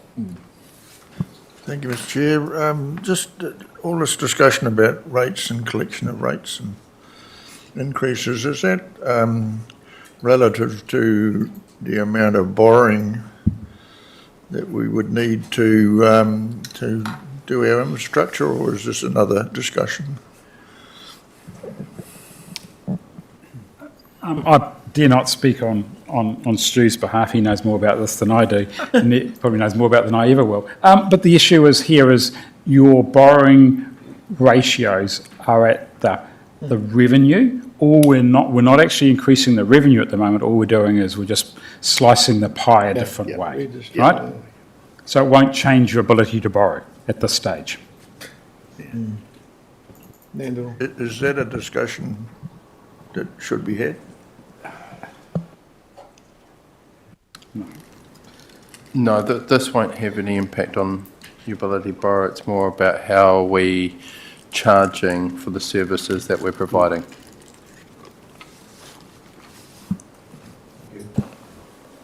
I think from my point of view, in terms of the question that you're asking, I think I would like to see some exploration of using a general rate. I'm not much into the idea of equalisation across the board, because I think that the issues in each part of the district are quite different. And so it doesn't seem right in principle to equalise across everything. But I do recognise that there is a district-wide benefit from having good stormwater, and so I think you could pick that up with a portion being paid with the general rate, so to pick up that district-wide benefit. And also I think it does, as you said before, has the possibility of, it's at least a proxy to kind of impact if it's rating on the basis of CV. So that would be my preference, is not to equalise but to have some portion of general rate. I just wanted to go back to the Deputy Mayor's question. I think it was what she was asking, but when we do get, if we do get a CCO, a multi-council one, that won't be for a time yet. At the moment, we're just talking about the here and now. That's correct, isn't it? But thinking of the possibility of a multi-council CEO, won't they all want to be actually harmonised, which is what I think she was saying? So, yeah, I think there is price harmonisation conversations that have been had, and it's almost, it's basically equalisation, isn't it? It's the same cost for all of the activities. That's a challenging conversation from a political perspective in the multi-council CCO, and again, challenging just talking about equalisation, because there's always winners and there's always losers. I mean, it wouldn't even be workable to have everybody doing something different. No. I'd imagine. Stuart's got a question. Focusing on Murupara, Te Teko and Taniatua, if you introduced a general rate, would they be net payers or net increased costs broadly? Benefit. They would have a net benefit. Yep. So in some respects, a general rate for those three communities will be advantageous in terms of the sum of the parts for this transition from one thing to another, and would help with broadly with the equalisation deficit that you alluded to earlier. Yeah. I think if I summarise, because that's I think a really that's a really interesting part of slicing the dice. You know, I think so. It is quite complex, and there's lots of scenarios we're looking at. So, I think to summarise, there are two things that we could do that would benefit all of the smaller schemes from the residential property perspective. That's have the conversation around charging a commercial differential outside of just whakatane, and also the general rate component. So we haven't had a chance to model what a general rate component would be, and there's a number of options around that, 5, 10, 15, 20, 25, 30, up to a maximum. And then you would look at assessing what the impacts are for across the district, because again, there will be winners and there will be losers, because all we're doing is shuffling the deck chairs round. So there will be those that are not currently being charged as part of a stormwater scheme that now get a charge. So understanding what the impacts across all ratepayers would be critical or important to understand before we move on and consider, do we retain a 25-75 split, which I think there is some logic to, because that's around the capital value, and then it's the equalisation conversation, and that's where we do see a lot of those swings. In that scenario 1 and 2, is there still a potential for a 2.2% differential to be extended? That still exists, which could, as you said, it's almost a no-brainer. So I'll sign up to that one, but I don't know about the general rates issue yet. Julie? Thank you. Apologies for not making it to the first half of the seminar, so I might say something. But I just am a little bit concerned going down that path, but and I'll say why in a second, but I'm not against looking at it as an option, because I think we would be remiss not to look at all the options, so happy for us to look at it. You're talking about the general rates option? Yes, yeah, so 1, 2 and that 3. But I do have some concerns. We lowered the UAGC, which meant we put more onto our higher value properties. And you can't just sort of say, oh, you know, Murupara are the only people in the district that are, you know, are struggling. You know, there's still a lot of higher value properties or hopi that are pensioners that are struggling as well. So, you know, I think we need to just keep that in mind as well, that it's not just one area. And I just have issues because it's putting much more onto the farming and horticultural sector, and they don't have storm water, so it makes it very hard to justify, something like that. But happy to look at it as an option to see the actual, I'd rather see the numbers in front of me to see the actual impact. But those are my initial sort of concerns and thoughts. Thanks.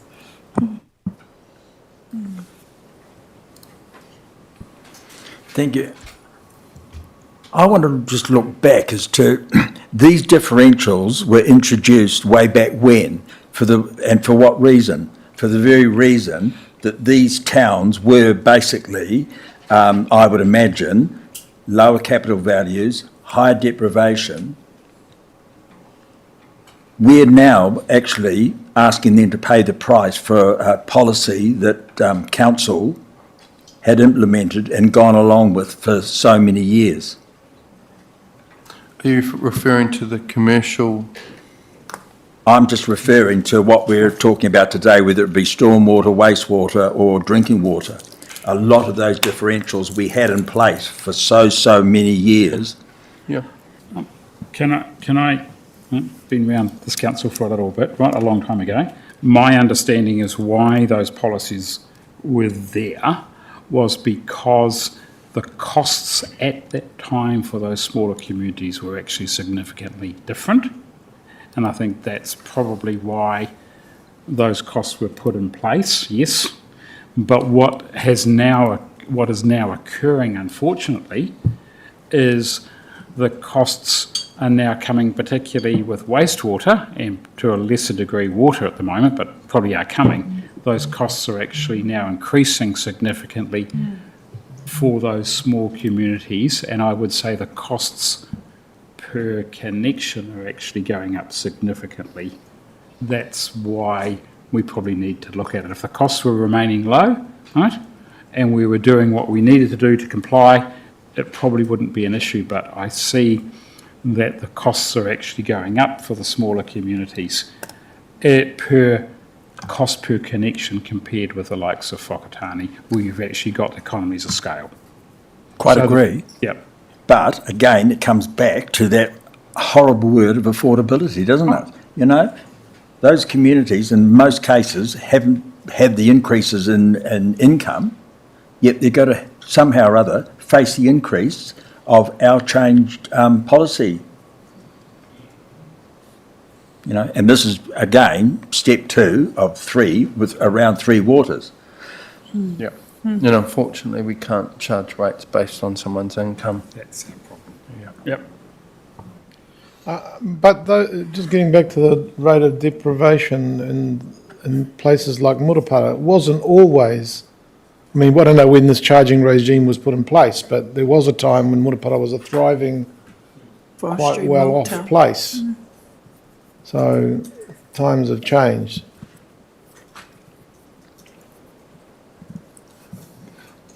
So what I'm getting a feel from you all is do some modelling, consider a general rate. Yep. Do some modelling on further modelling on the commercial. Yep.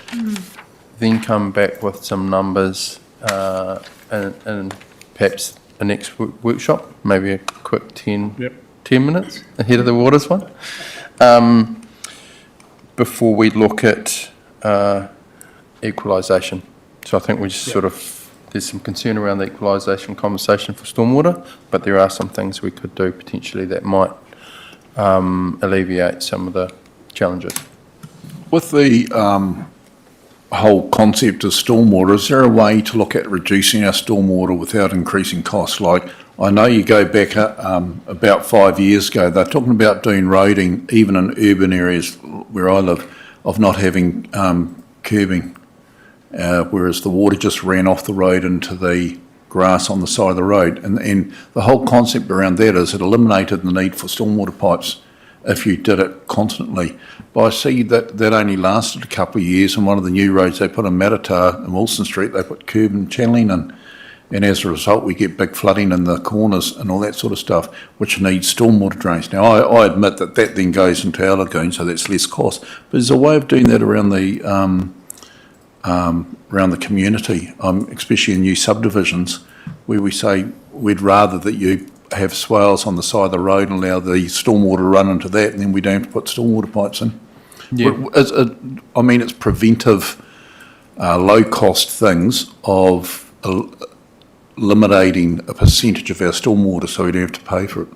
Yep, and I think some of that biophilic design stuff will be factored into any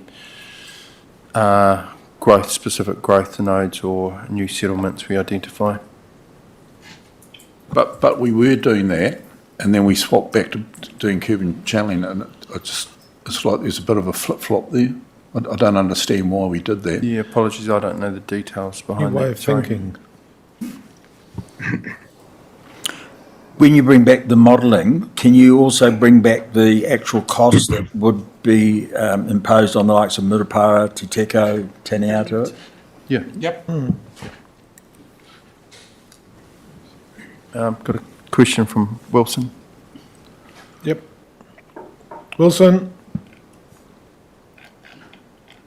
Yep. Hi, everyone. Yeah, I'd like to see some more modelling done, Bevan. Some more different prices, costings and that. But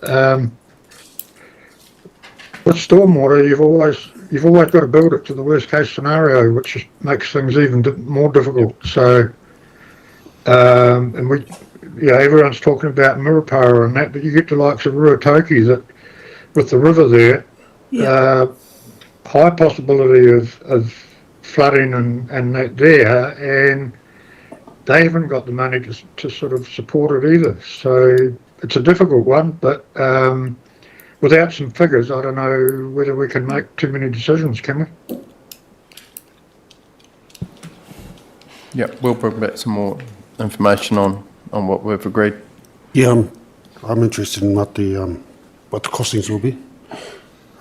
Not a fan of this equalisation because the implications on the places like Te Teko Tanauta and Murupara. I'm also interested in those general rates and see how they can help us. I mean, we're already Rongondarangi Taiki there. You're getting hit by regional council targeted rates on the river. The implications that the river have on there as well. So anything will help.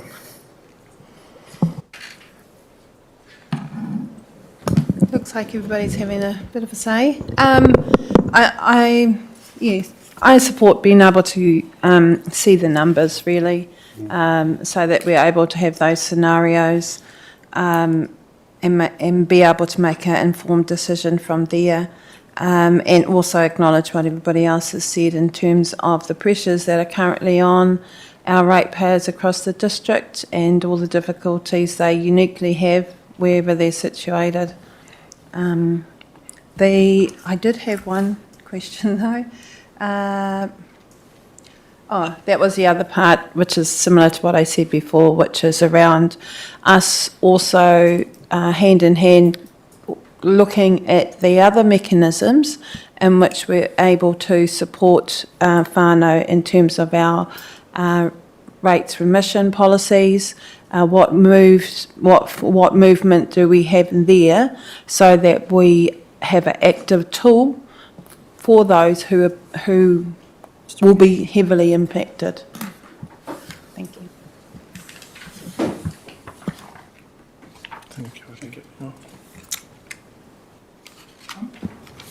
Can I just ask a couple of questions, right? I think what I'm hearing, just clarifying, is equalisation, which way's backwards? There.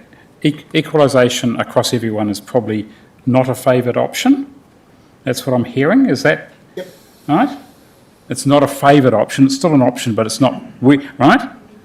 We need the numbers, but what I'm hearing is that equalisation and some looking at the numbers, particularly for our small communities, is something we want to focus on. Mm-hmm. I'm just trying to get some direction.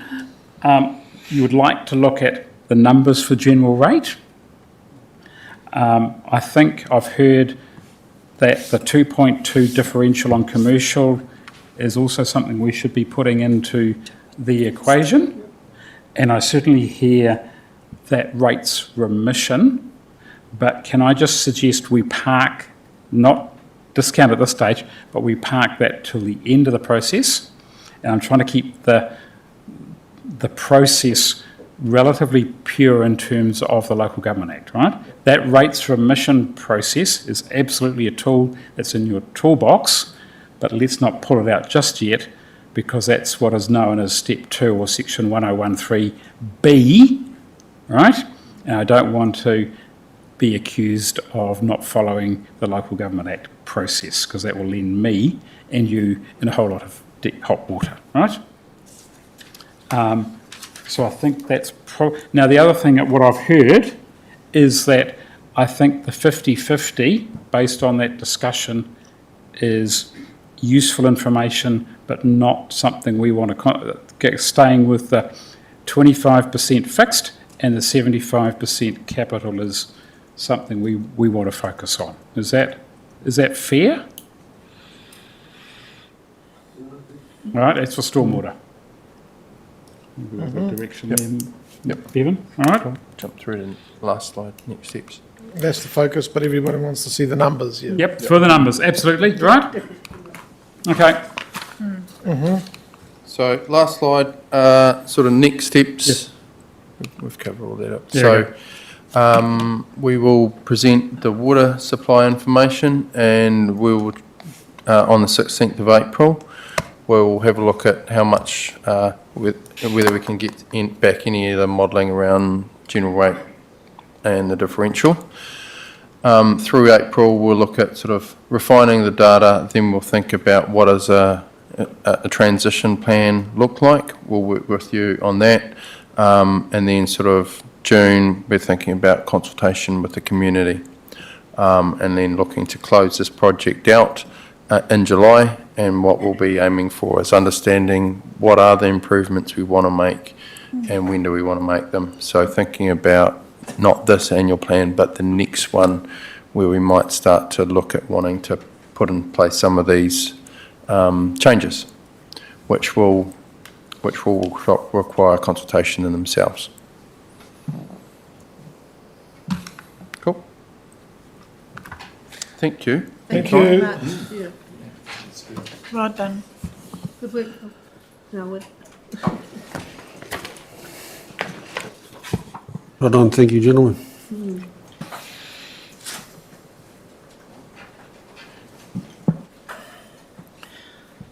God, he knows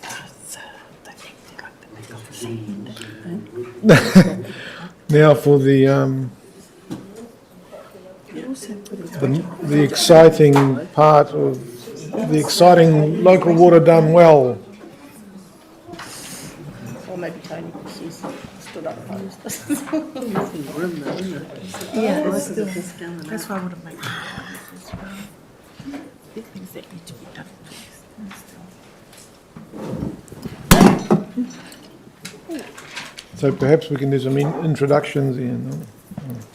Yeah, I can do that for you. Can I just check how long we have on this item, because we are about an hour behind. And I can cut short one of the presentations to get us to probably the critical conversation, which is with Martin Jenkins. Mm-hmm. Should I do that? Yeah. Okay. Right, so just so you know who's sitting on the table here. So Nick Davis from Martin Jenkins, you've met Nick before in December, and Andrew Horwood, who's a relatively recent addition to the Martin Jenkins team for us. And Ian Morton, you know very well, was also helping us with this project. In the back, we have others who can help answer questions if necessary as well. So Glenn Cooper is back in a consultancy role, and I'll talk a little bit about what he's doing for us. Michael Van Tilburg, Andrew Dalzell, Nick and Jess. So there's quite a team, I guess, on this topic at the moment. What we really are trying to seek from you today is some guidance on your preferred option between the two that you considered in December, so that we can prepare, I guess, the necessary papers for the Infrastructure and Planning Committee on the 10th, knowing where you generally feel you're sitting. And I appreciate that might be a difficult ask, given the complexity of the topic, but if we can get to that point, we'll call that a successful day. So this first presentation, there's two presentations. So this first one, hopefully you've had a chance to run through it. What I perhaps propose to do, given the time constraint, is actually not go through it, but just talk about some of the main points in it, just to try and save some time. So I think what it was intending to do is provide a bit of context for you. So some basic information about our schemes, what they are and what they consist of. You'll have seen through that, and you'll know that it is complex. We have urban schemes, we have rural schemes. They are scattered across a wide geographic area. Some are small, some are big, some are wastewater and wastewater, and some of them are just a water scheme. So it's quite a complex environment when you compare it to perhaps somewhere like a city, where you essentially have an urban water or wastewater scheme, or stormwater for that matter. You keep clicking through this. I'm actually not going to talk to it. So this next set of schematics, there's 4 or 5 slides here. The intention of these is really just to highlight, I guess, the critical points that, I guess, continually might challenge us in some of these spaces. So this example here is wastewater. Edgecombe is red, and that is because of the inflow and infiltration issues that we have there, and some of the discharge matters. Maratā is sitting there in the top right-hand corner, or left-hand corner, sorry. Not so much that it's a scheme yet, but it could be into the future. Others generally are okay in terms of current standards. And there's similar ones around water. Again, here highlighted slightly more issues. You get this reported quite regularly in your non-financial performance measures. On a quarterly basis, you'll see these regular non-compliances around some of the plains, which is a particular scheme, Murupara, and the like, and the odd hiccup along the way through a flood or whatever we might have. Thank you, Louise. Again, this is a summary slide, really just showing you probably some of the critical issues in the network as a whole. The work that Glenn is doing for us is to bring all of this together in a water strategy, and to really start thinking about, well, one, how do we deal with some of these immediate issues that we know about? This is really hitting home on the compliance requirements that we will need to meet in the near future.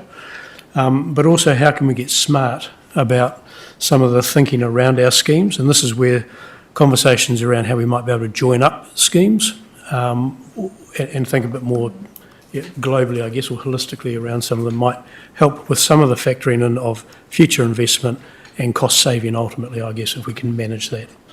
Thank you, Louise. There's a couple of slides now, again, wastewater and water around the growth component. Currently, our investment works, if you like, have limited growth projects in them, and that's primarily because the spatial plan and the local growth strategy haven't yet got to the point where we can define primarily what those projects are and what the amounts are and how they fit into the scheme. But again, they'll be picked up in the strategy that Glenn's helping us with, and that's a conversation that we'll continue to have over the next few months with you. So again, that indicates a little bit of how you could get smart with some of, if Awakere happened to be a growth node, how you could start to link some of the schemes for water and potentially wastewater as well. So that's a conversation to come. The next couple of slides are a little bit complex, but really this is trying to pick up the wastewater standards that came out about 2 to 3 weeks ago, very late in the piece in terms of this whole piece of work, but they do potentially have quite an impact on our thinking and again the investment work that's been done. So through the LTP you'll be well aware that we did push out quite a large amount of money into future years, and I guess we were anticipating particularly what our wastewater upgrade work might be required through the reconsenting work that we have to do in the next 2 to 3 years.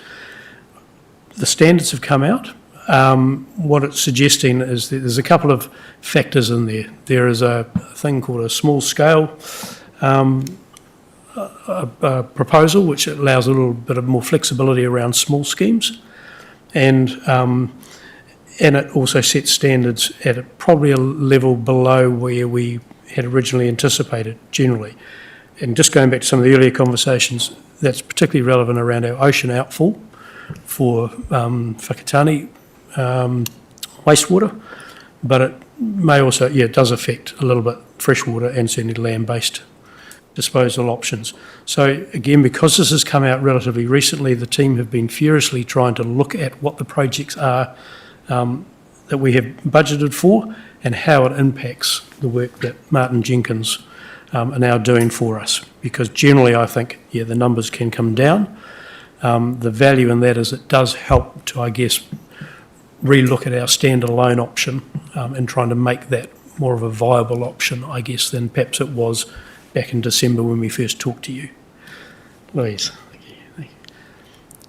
Similarly, this is a bit of a hairy slide, but really what this is trying to do is capture actually some of the earlier discussion we had this morning, which is around some options and what those options might entail in terms of investment. Yellow obviously is better than red, but red is high and yellow is generally medium investment, and some outcomes that can be achieved by that. And that's the sort of thought process that we still need to go through to really solidify that position where we need to get to. Louise. Similarly, that's the equivalent for water. This slide just reminding you of what happened through the LTP. So again, the blue coloured on the left-hand side there, the needs-based approach was really what we thought we needed to invest or should invest in the first 10 years of the LTP. We essentially couldn't afford to do so, so we've pushed it out. That is part of that iceberg shape on the right-hand side. The big peak, though, is really the additional investment that really was left out of the LTP, anticipating particularly that wastewater investment. So you end up with this very skewed distribution of how we would try and invest into the future. Doesn't look particularly particularly financially sustainable on any grounds as a diagram like that. Within the iceberg, what's the smaller one? So the smaller one is what was in the LTP. Where's Bevan? Just remind me here. The bluish peak is the additional work that wasn't actually included in the LTP, but we knew we'd have to do. So in other words, we made a bit of the best effort to try and make a budget that could work, and in fact all we've done is pushed everything out. And you can see there the last 10 years of that 30-year time frame, it looks like the world suddenly becomes perfect. But again, so this whole 30-year approach to how we plan really needs to just have another look at. Okay, Louise. So I'm taking too long on this, I'm going to keep moving.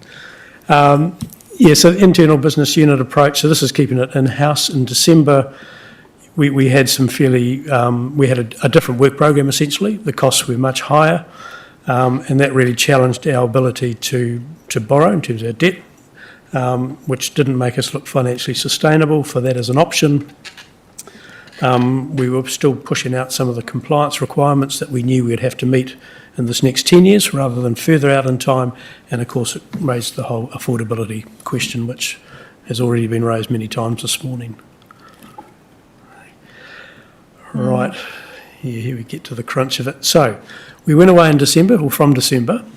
Tonkin and Taylor did a review of our work program as it was at that time, to really check whether we weren't sort of, if you like, gold plating anything, that it was actually a realistic budget from where things were at. The wastewater standards have then come out, and we've had a bit of a look again at what that might mean in terms of some of the investment proposed.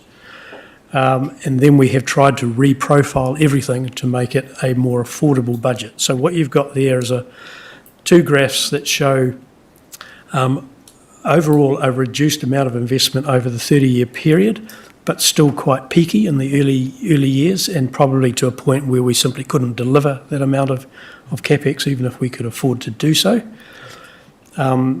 The $21 million on that graph, and it's replicated on the right-hand side, is a bit of work that Bevan was doing to try and see how we could, I guess, afford a program of work over time that delivered the peak stuff, but, in a more affordable way. So that's the $21 million number. It's still, is larger than, or over time, it's larger than perhaps we'd otherwise be showing, but it's potentially more affordable, as you define affordability, of course. It starts to push some things out again, though. There have been conversations with Taumararawai and the Regional Council about their approach to us meeting our compliance requirements and what would be a realistic time. Where we've ended up is a position where essentially to meet our water requirements, we'd do that by 2028 and our wastewater by 2032. So it's made some assumptions there that we could stretch it to that, and they haven't completely balked at that idea. So it's a way of moving forward, or trying to, again, make the standalone option a better option for you to consider. Thank you, Louise. Just on that, going back on that last slide, when you talk at the top of that slide of Matatā wastewater 37 million, does that include the 6.7 from the Ministry of Health, or is it excluding it, and also excluding any funding that Regional Council might put into it? So 37 million is the raw figure that's in the LTP. I'm looking around at Ian here. Without? So that includes the 6.7 from the Ministry of Health, but nothing from the Regional Council. Is that Okay, right? thank you. Yep, cool, thanks. I think I have mentioned this, just perhaps the additional point here is that we have Becca working with us at the moment to try and assess the wastewater standard complexity in a bit more detail. So you were not quite fully understanding, I guess, what that all means. There's a few ifs and buts still about it. And I guess we touched on this slightly before in the Murupara context. What those wastewater standards are likely to mean is a standard that is, I won't say low, that's incorrect, but at a point here where a community, and particularly you in Hapu, may wish to see a higher standard for other reasons. And that's the community conversation we've got to have. I guess what we've pulled it back to is almost a bare bones budget, really. And there could be some ifs and buts and maybes that just push that budget a bit higher. But it's really trying to make this option around standalone more palatable. Okay, Louise. Comms and engagement. David, will we meet those drinking water standards, or will we be compliant with, I guess, the controversial whakaaro from Murupara as far as meeting Taumata standards? And I mean, we're stuck between a rock and a hard place with what Murupara residents want and what we have to comply with. Yeah, so I think the conversation there down the track was, one is it's all about getting good information to people, as we talked about. So the true costs of these things are understood. There's, in terms of water, the only other option might be able to explore other than compliance, which is chlorination, which that community doesn't want, is seeking an exemption.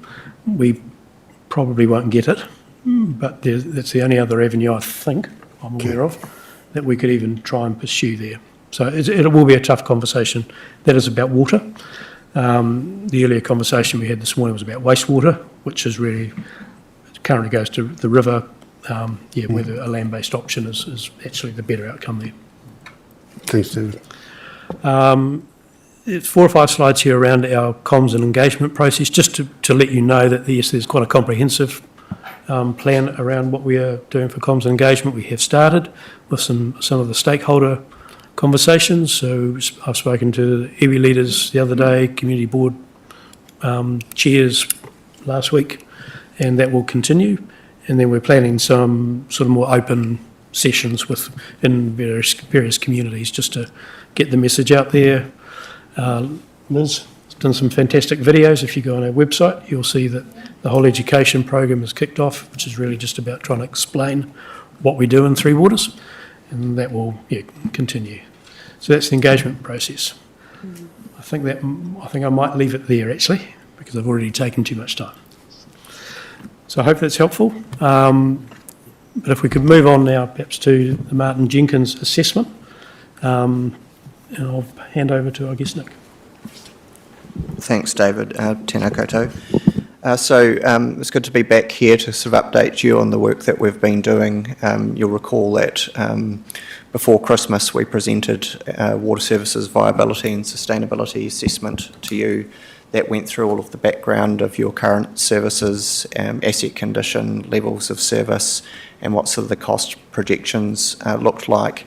And then, as David said, since then there's been a lot of work that council officers have been doing, looking at that capital program and what adjustments may be required to that to be in a position to submit a water services delivery plan that sort of complies with the requirements of the Act and which will meet those future regulatory requirements. So the good news, I guess, from that work is that we've come back a long way from that needs-based assessment in terms of a more affordable view around what investment is required.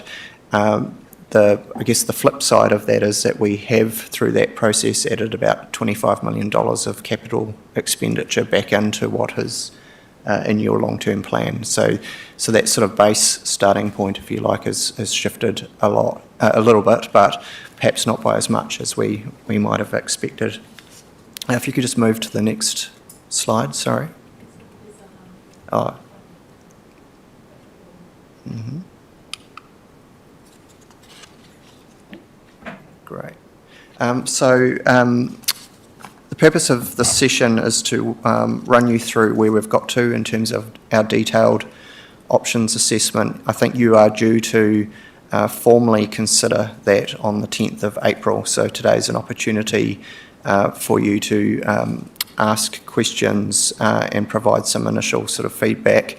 As we progress through the discussion, there's sort of 3 things that we'd appreciate your direction around. One is, and this is thinking ahead to consulting your community on options for future water services delivery. an indication of what your preferred option might be. So as David said, that could be challenging today, but we're sort of keen to get as much of a steer around that as we can, so that as we're preparing that consultation document, it's heading in the direction that you're wanting it to kind of go.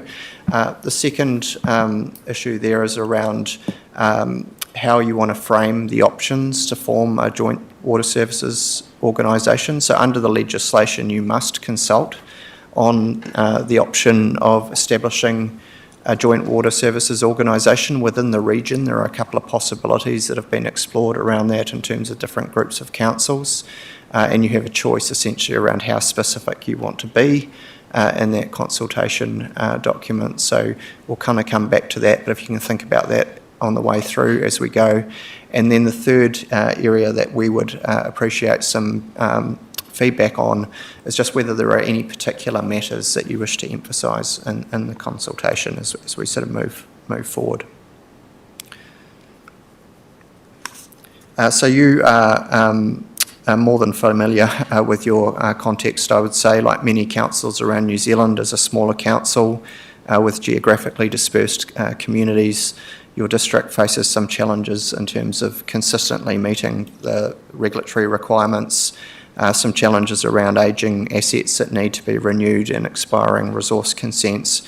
And all of those things added together are driving those requirements to upgrade infrastructure. And there are also some longer term challenges lurking out there in terms of providing for growth and building resilience to climate change impacts. So the combination of those factors means that you're essentially steering down about $230 million of capital expenditure over the next 10 years to maintain and upgrade assets to achieve that compliance, and probably about a further $150 million in operating costs just to keep those water services operating, and that's before you account for any interest on debt or depreciation. So they're pretty big sums, and they're placing challenges on the district and your ratepayers to fund and finance water services and to keep that affordable for your community. So that's the sort of the backdrop against which we are looking at and assessing the options. This is just a quick slide to recap on where you got to in December. So, you will soon face some significant decisions regarding future service delivery arrangements. You'll have the opportunity to consider feedback from consultation before you make those decisions in sort of late June or July. So that's the time frame you're on. And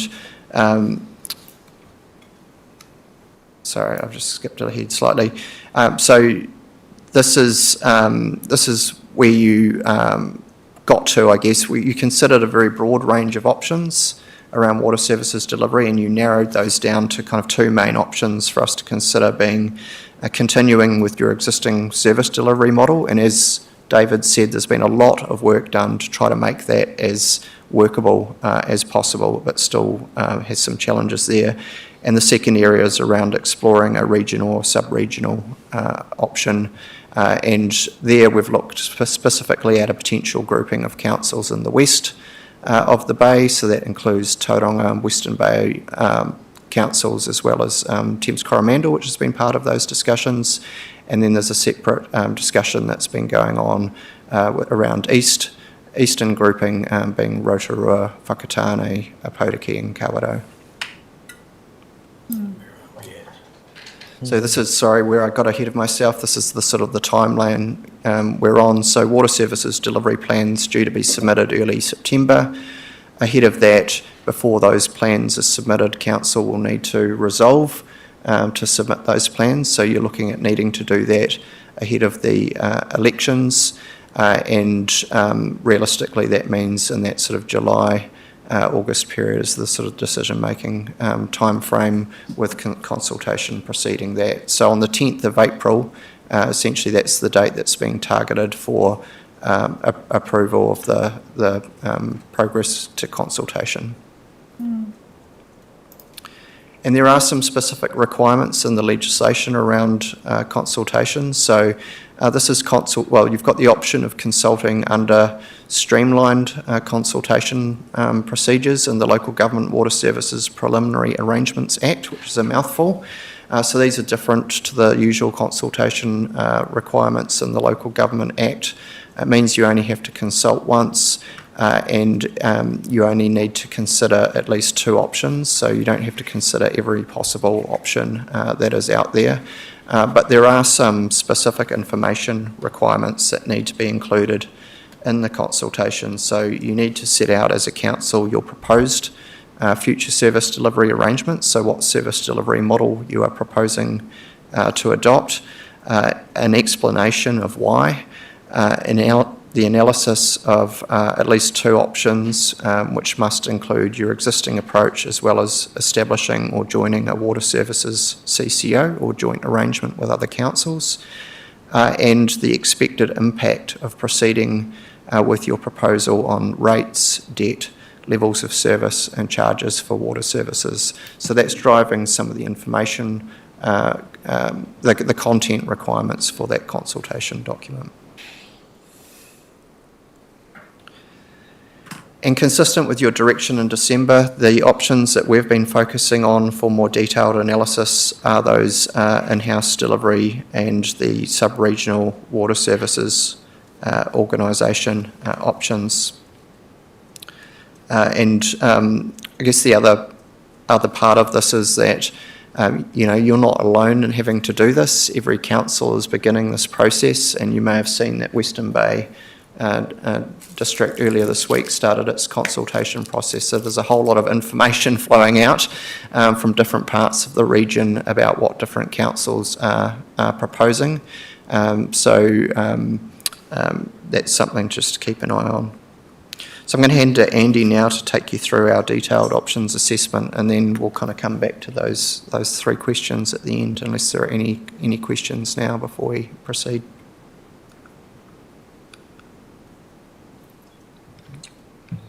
Cool, thanks Nick. Tēnā koutou. It's really nice to be here and be out of Wellington for a day. Lovely spot. I'll pick up where Nick left off and talk a bit about the 3 options that were on the last slide. I'll just re-emphasise some of the assumptions that we've made behind the analysis we've done. So we've taken the capital program as locked in as what's needed to be compliant with the regulatory requirements. Council will have to meet that expenditure and associated operating expenditure through a combination of debt and revenue. Those things are subject to limits. Debt limits come from council policy and the local government funding agency, so they'll end up to 275% of revenue for a rated council, and I understand you've got an internal policy of 250%. Revenue collection is essentially dependent on communities' ability and willingness to pay, and had a lot of conversation about affordability in your previous session. We'll make we won't tell you what we won't even try and tell you what the most important things to think about are. I think as elected members based in the community, you'll know what the most important things are for you to base your judgment on of a preferred option. So we'll run through sort of 5 parts of judgments that might inform your decision making. So part 1's the strategic objectives. The 7 of those, they were in our report that we provided in December. Part 2 is some of the quantitative analysis. So we have a financial model that provides some outputs, and we'll look at some of those, including likely cost to ratepayers and efficiencies. Part 3 is about ownership and decision making and accountability of the various options. So it's part description of the options, but also some of those things might be key factors for you that determine your decision. And then part 4 is the impact on the remaining council functions, particularly around access to debt and what that might mean for the other things council wants to fund. Most of the strategic objectives are self-explanatory. I will talk a little bit about that first one. So financially sustainable has some key meanings in this context. So the first one is ring fencing, meaning an accounting barrier between water services and the rest of council functions. It means that the cost of delivering water services is known and that revenues raised for water services go towards those costs. It means water charges are transparent and accountable. There's three concepts related to that. So one is that there's investment sufficiency, which we think is provided through the CapEx program. The second is revenue sufficiency, so that works hand in hand with the third, which is finance sufficiency, which means you've got the revenue or the debt that you need to be able to deliver on that program. So if we go through to part one, looking at that financial sustainability criteria and applying it to the options, the key concept is the efficiencies that come with some of those joint options. So we think the West Bay of Plenty option, if you can work with a larger metropolitan council, you've got more population and more connections, and that brings the greatest efficiencies that will reduce the costs over time and therefore make it easier to achieve revenue and or finance sufficiency. We think that applies to some degree with the East Bay option, but to a lesser degree. We think the in-house delivery option, there are close to no efficiency gains, even with some shared services, and that you'd probably be collecting revenue above the LTP projections with that option. The efficiency assumptions are documented in the appendix of the report we provided in December. They're based on what we and other organisations, including overseas consultancies, the Productivity Commission and the UK Water Trade Association, have seen with other jurisdictions, primarily Scotland, Australia, Ireland and Auckland with Watercare as well. That second line protects and promotes public health and the environment. We've rated the options equally, essentially relying on that well worked through capital program to deliver that. There are some nuances I'll draw out. So some of those joint options, if you were to work with other councils, perhaps carry some risk of reprioritisation, but we think mitigation is possible through the kind of constitution or shareholder agreement that would underpin a working relationship with other councils.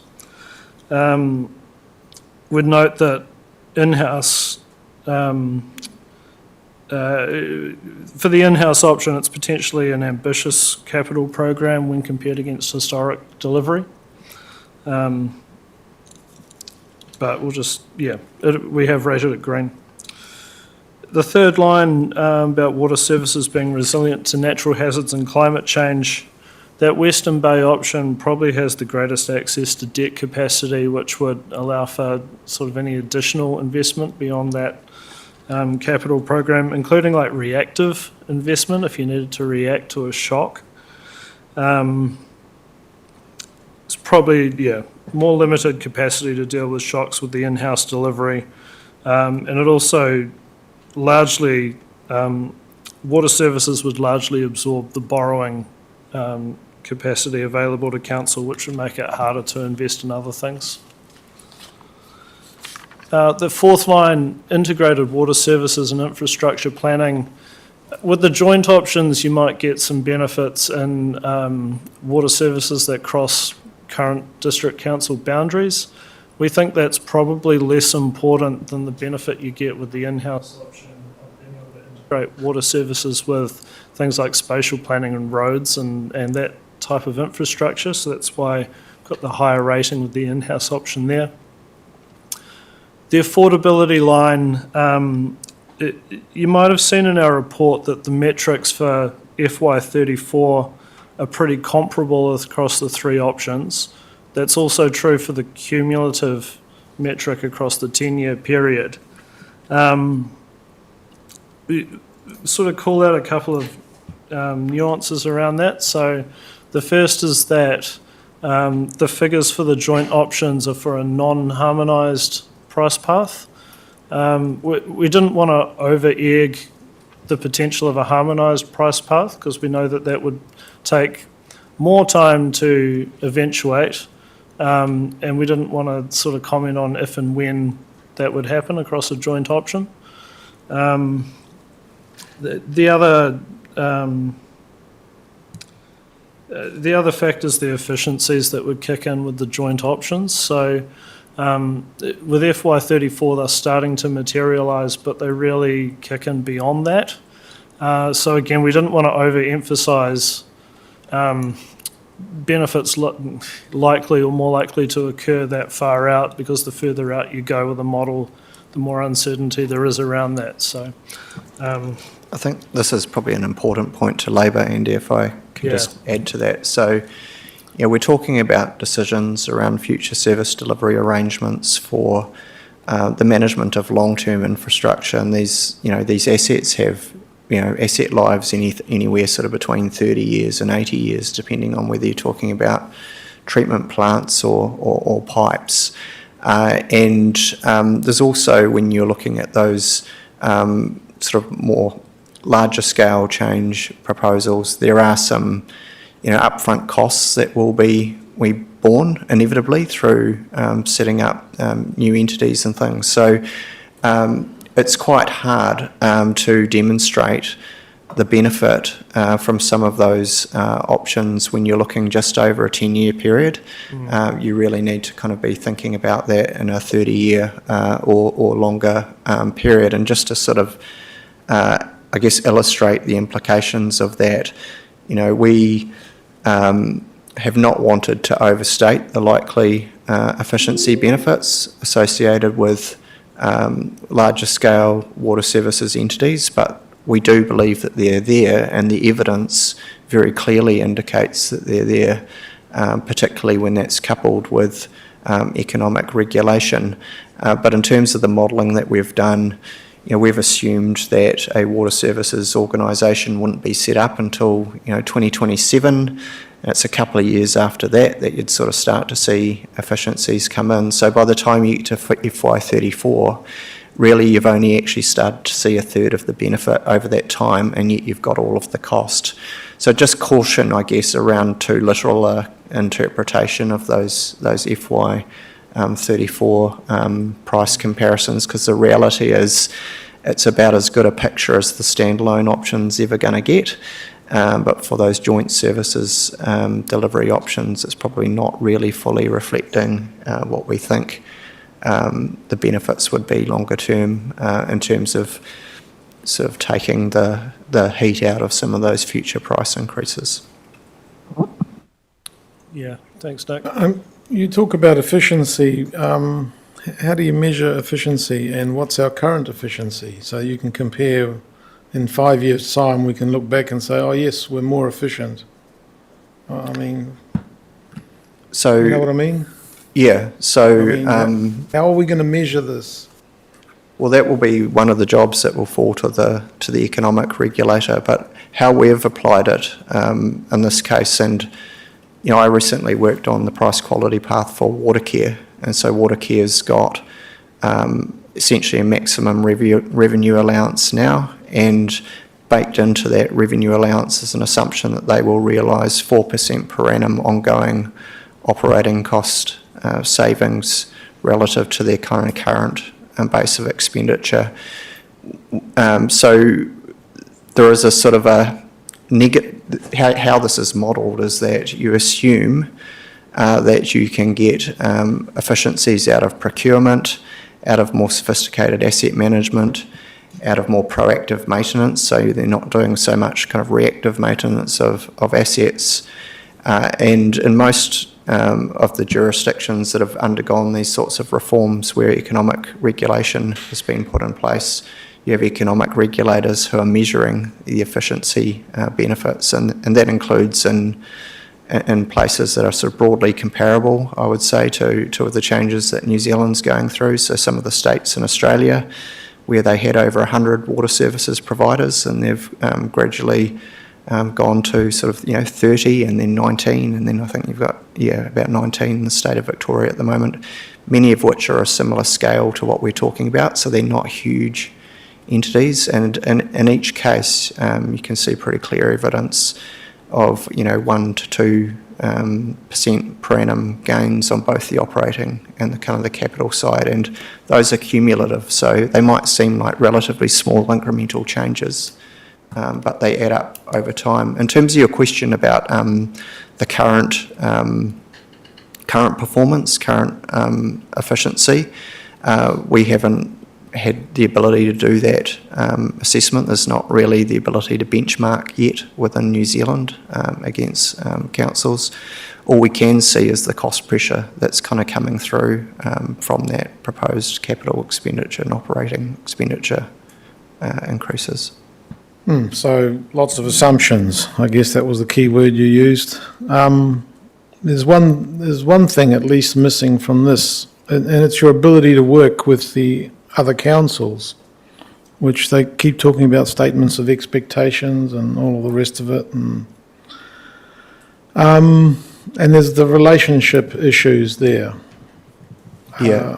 So if it's okay, we will come to that. We've got a slide on that. So.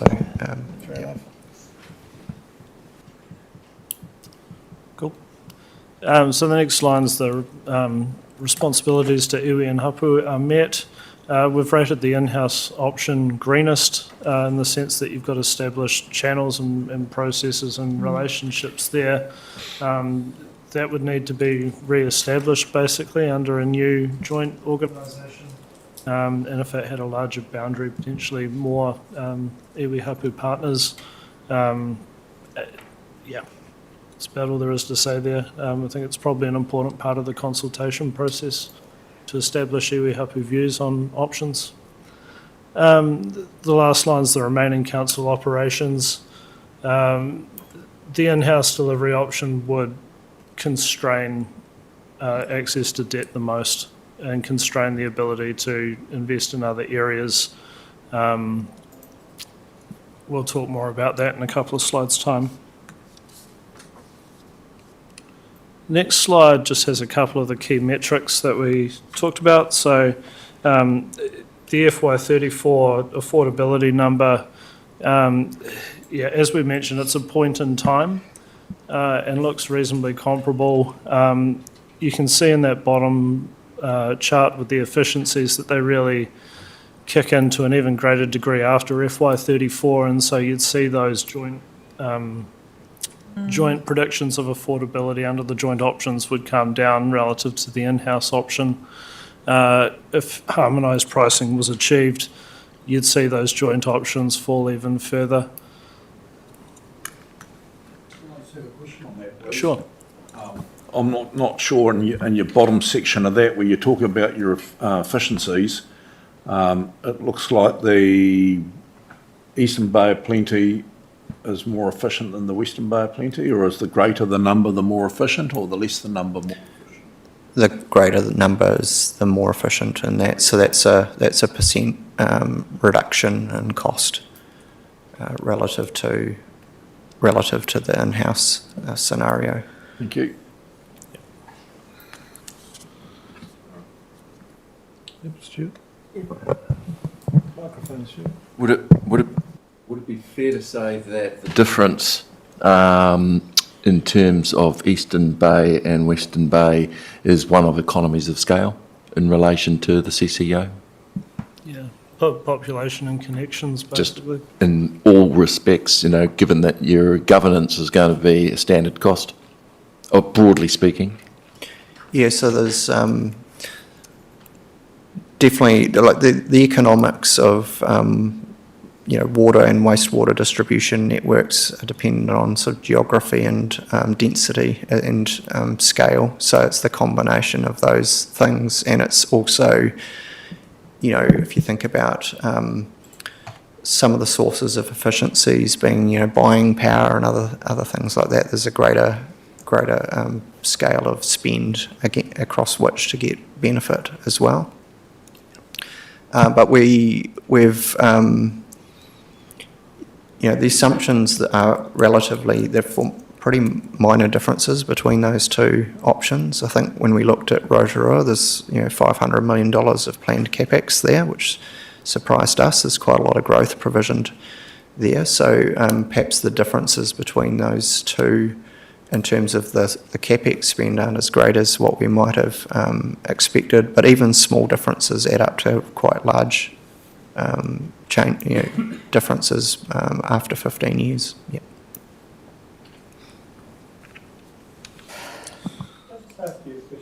So just to go back to the previous slide, the one where you were you're talking about the impact on the organisation, and you talked about the debt capacity. Did you consider the impact on the organisation of losing a big chunk of our activity in that analysis? Yeah, so we will come on to that. Sort of probably falls under that sort of part 4. So, yeah, what Andy emphasised there, I guess, was that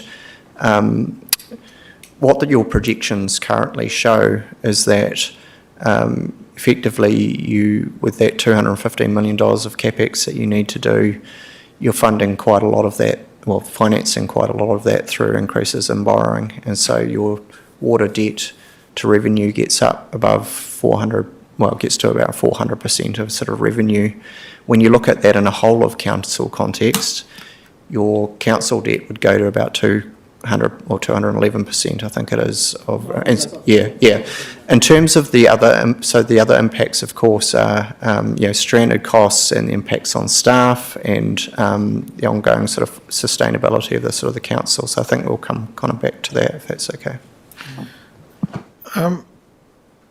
Yeah, I was just going to ask, the idea of joining up here is that we can borrow up to 500% of revenue, which is the same thing as saying, I mean, it's the sum of its parts anyway, so if each individual borrows 500% of revenue, end up at a total the same value, but fundamentally it was supposed to be like a cross-subsidisation model. You really want to get into bed with somebody who's got excess capacity so that you can borrow against their excess capacity, right? So we've got some councils in the west that, on the western side, that are like, quite heavily debt laden already.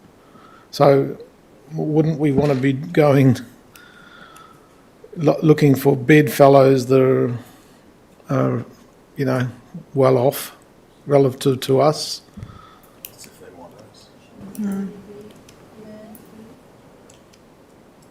Yeah, I mean, the question is, if you were to pursue a joint water services organisation, do you prefer, a Western grouping or an Eastern grouping?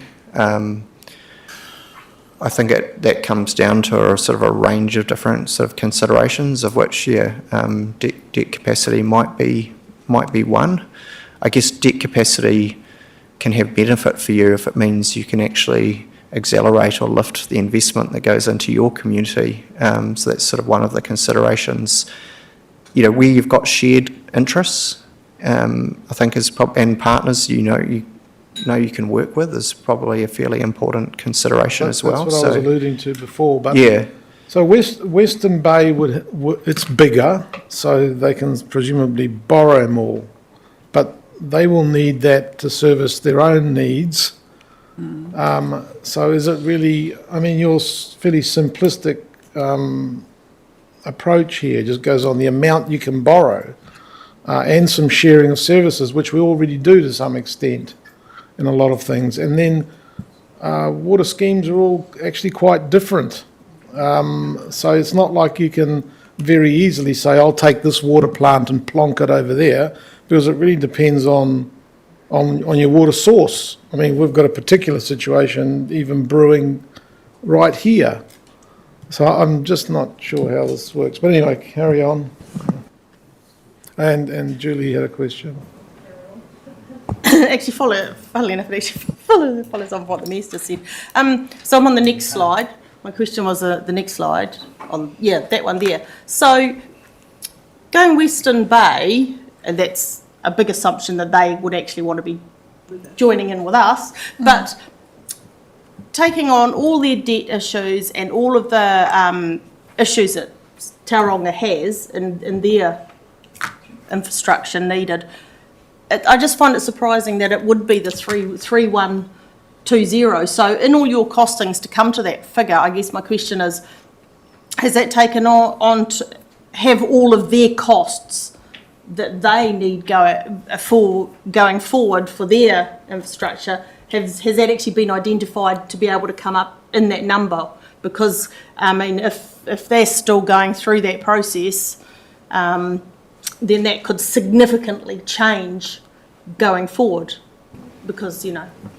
Yeah, so I guess the first thing we would say is, this is an indicative point in time sort of analysis based on the information that we've had to hand. I should also say that we were engaged to kind of model the West scenario. We haven't done the same level of scrutiny and analysis around the Eastern grouping.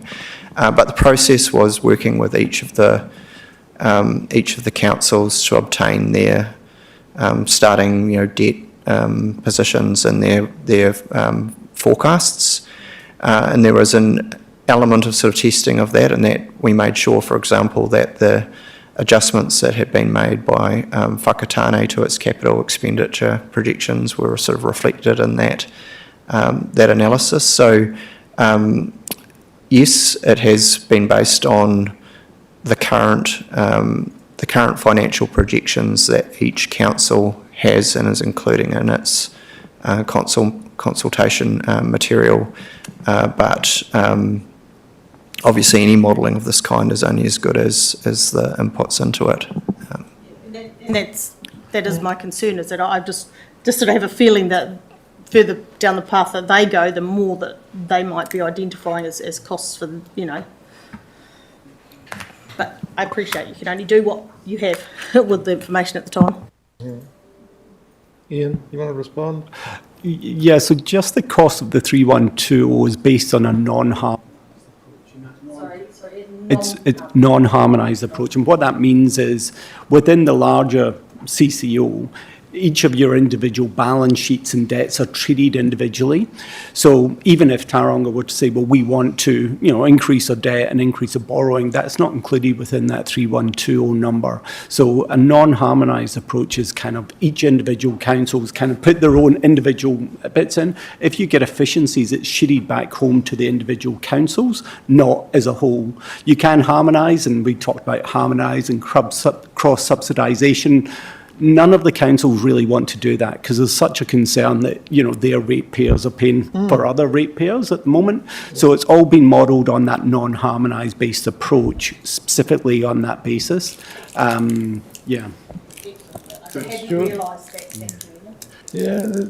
just asked me questions. Just a quick question of clarification. In your assumptions on the CCO models, are you assuming a true full ring fencing, i.e. no support of debt by party councils through the guarantee issued and unpaid capital mechanism that's been mooted? Can we assume that what you're modelling, for example, you're modelling a triple B versus a double A? Yeah, on the CCO side, yes, we're a targeted FFO to debt of 10%. So that's the midpoint of the range that LGFA has indicated and is consistent with. We've assumed, and I guess it's implicit assumption that there would be a guarantee or uncalled capital provided by the shareholding councils, because that's the only basis in which you'd get lending from LGFA, as we understand it. But so you haven't modelled a non-LGFA supported scheme, which is the counterfactual, which is the real counterfactual of separation. No, we haven't modelled a financially independent, and we're not convinced you'd be able to get one away, and Well, that's the $60 million question. Because what's kind of lost in a lot of this process at the moment is that there's no requirement for councils that look at the CCO options, whether it's single or it's multi, to fund through the LGFA. The LGFA has its rules around how you can use us to fund us, and they are imposing the requirement that you will support your debt with issued and unpaid capital or by way of guarantee. But if you've read the Standard & Poor's reports, the consolidation will occur in terms of your credit. So when I would strongly recommend that you model a true counterfactual, that is that the CCOs are essentially going to be triple B entities. Not too dissimilar, and there's nothing wrong with that, okay? There is nothing wrong with them being a triple B entity. They can do what a Meridian and a Genesis and other SOEs do in terms of, but it comes down to economy of scale. But I think that is the true counterfactual, because otherwise you're getting into a serious moral hazard ground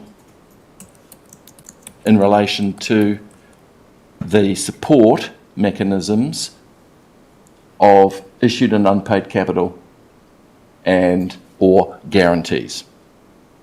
So I would really strongly recommend that for this council to consider, we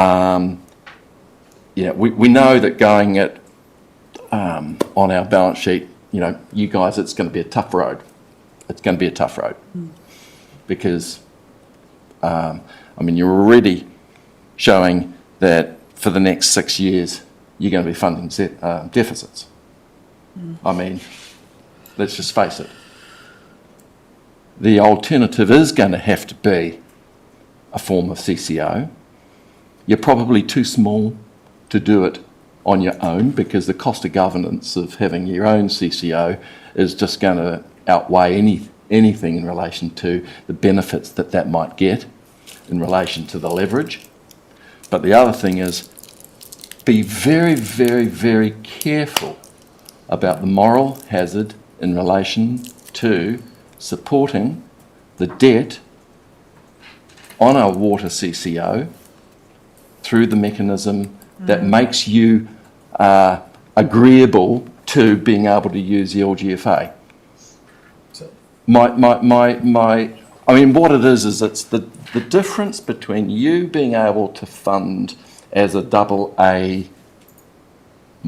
entity through the LGFA.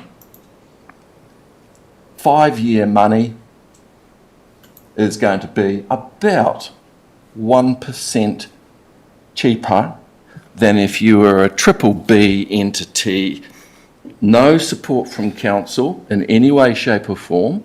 It's a proper separation. The entity goes out, it's on its own, it's probably has to have the economy of scale to get a credit rating. It's probably going to be BBB. It would probably cost that debt about 1%. So I think that 1% needs to be run through your models, please, gentlemen, in order for us to get a feel and a taste for what that counterfactual might look like, because that's the true counterfactual. Sorry about the bombshell, folks, but it's a very, very important thing. When you talk about guarantees, so we can borrow up to 500% secured by water assets and income from... No. Currently, you essentially have a charge over rates. The charge over rates is provided to LGFA in order to support your debt, which means that if you were in trouble LGFA and their bondholders, but LGFA, being the entity, could turn around and they could, at the moment, put in a receiver, and on the basis of the chargeover rates, could rate your rate base to support the repayment of debt. Right, so it's an income. It's the income. So it is absolutely a charge over income. Now, the thing is with initiated and unpaid capital, and yes, the structure's been used by Christchurch. It's been used for ages in terms of supporting CCOs and CCTOs. But the rating agencies will always consolidate, because if that CCO gets into trouble, it can call its capital that is unpaid, and 5 days, you front up. Where are you going to get that money? You're going to have to go out and you'll be consolidated by the rating agency, because they'll be saying, what happens if? Because you'd need to go and fund that call. That's the moral hazard. So all I'm saying here is that I'm not saying this is a bad thing, but it has to be considered so that you know that what does the CCO look like?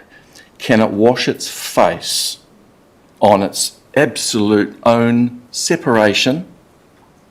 Because that's the counterfactual here. Whether you then decide, it's your choice to decide whether or not the councils that join into that CCO say, hey, we're going to support our debt because we want to use the LGFA because it's the cheaper funding mechanism available to us.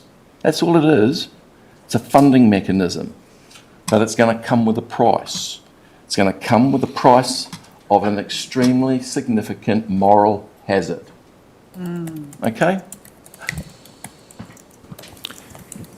Yeah, if I could just perhaps comment. So, I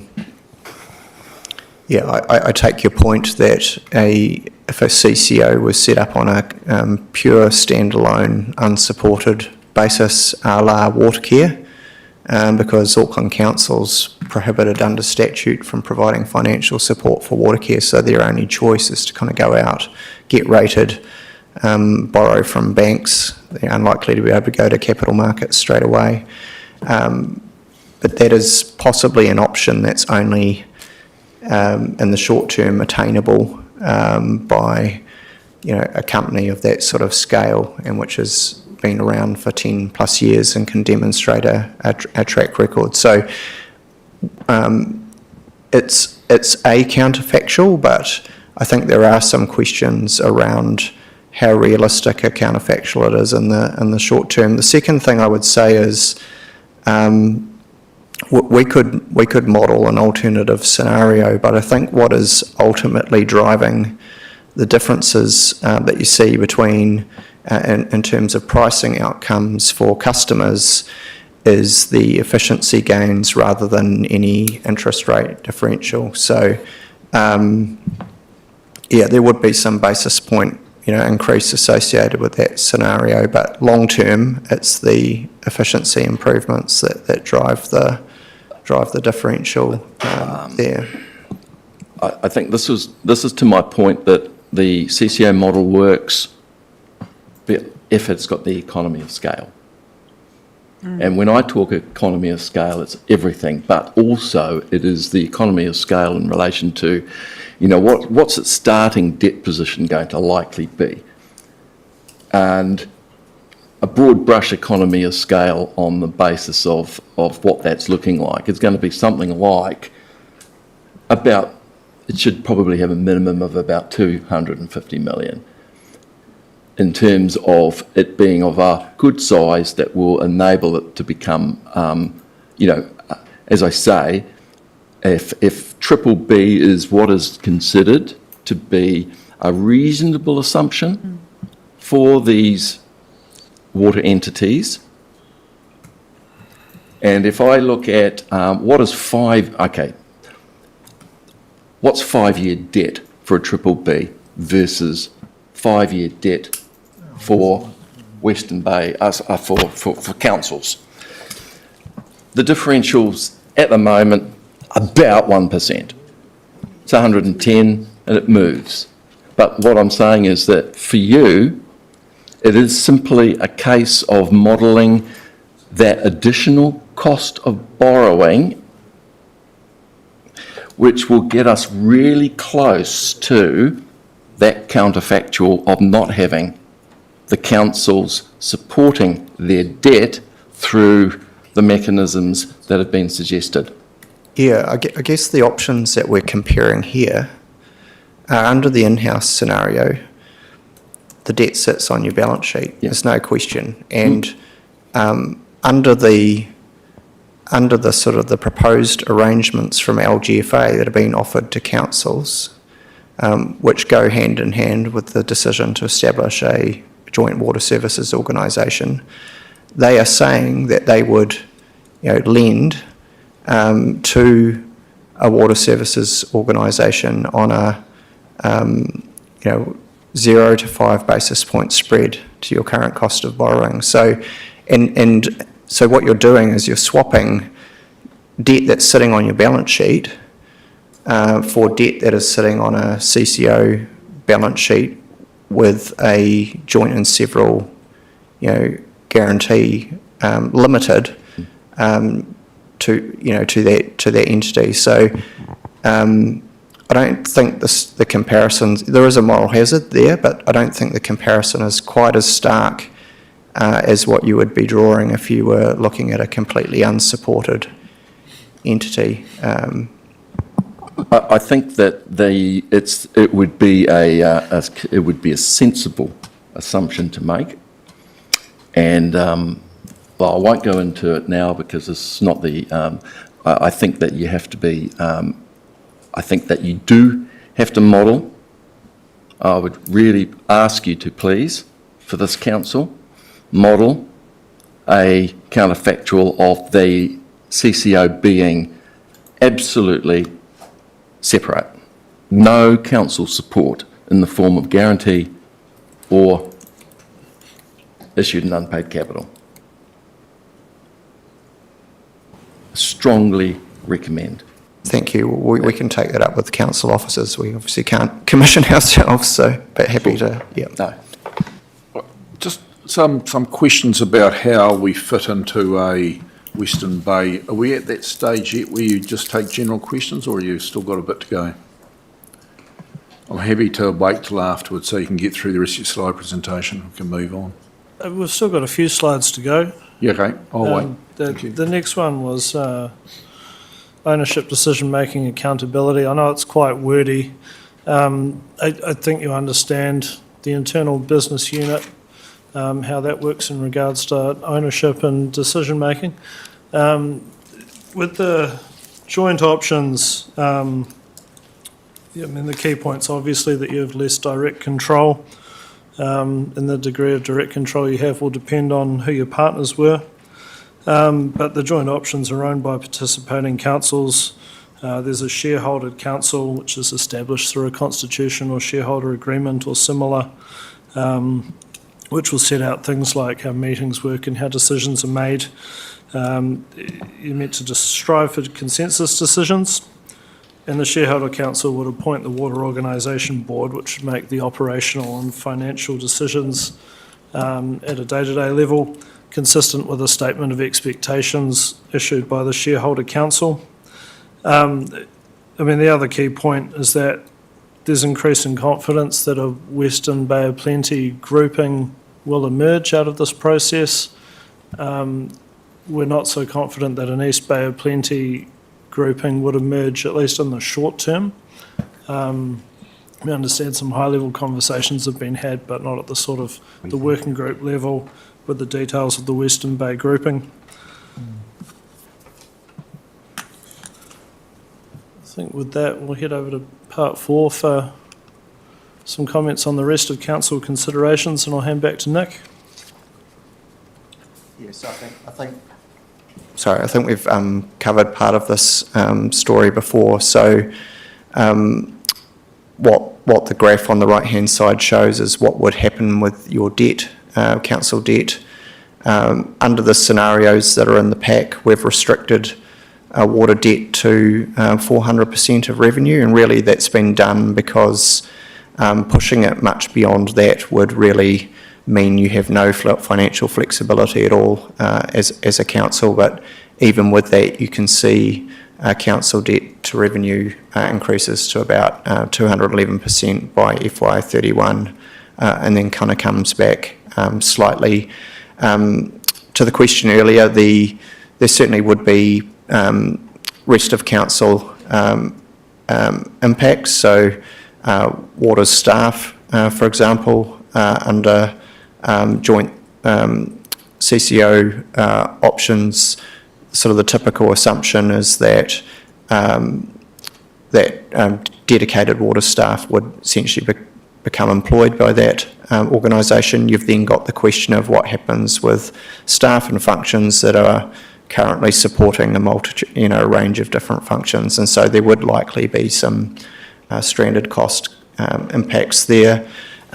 Based on our experience, every council will face those sorts of impacts, and also a joint water services organisation will need staff located in communities.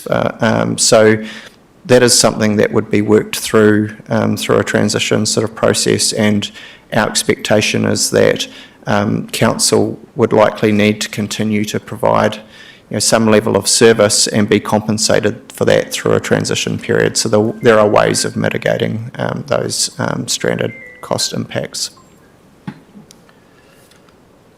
So I've gone backwards rather than forwards. So I guess this is kind of an attempt to sort of boil it down to its sort of essence. So Andy's sort of taking you through the sort of the blow by blow assessment, and you've kind of got the amber sort of light green, darker green assessment. On the one hand, what you're looking at is a choice between continuing as you are. That obviously you're familiar with that. You continue to have control around the decision making, albeit regulation, including economic regulation, will apply to that part of the council, and there will be some additional compliance costs and levies and separate planning and auditing sort of requirements. But the main implication basically of that model is that affordability sort of challenge with your water rates going from around $2,000 today, or just under $2,000, to around $3,300 over that sort of 10-year period. And that's probably kind of an optimistic sort of scenario in terms of the longer term that is likely to continue to kind of increase. And then comparing that with the joint water services CCO with your neighbours, which in the long run, in our assessment, is likely to be a more cost-effective solution, but it will take time for the benefits to be felt. And there are some challenges in terms of ensuring that your community and your district is adequately represented through that, and that you continue to have voice and influence over the entity. So those are the sort of the trade-offs there. And then, as has already been raised, there are a number of judgments really that kind of go into whether west is better or east is better. We haven't, as Andy said, attempted to kind of weight the matters of importance. We think those are judgments for this council, so we're not offering a strong view one way or another on that. And this is just to bring us back, I guess, to the matters in which we would appreciate some guidance and direction on. Obviously, happy to answer further questions as well.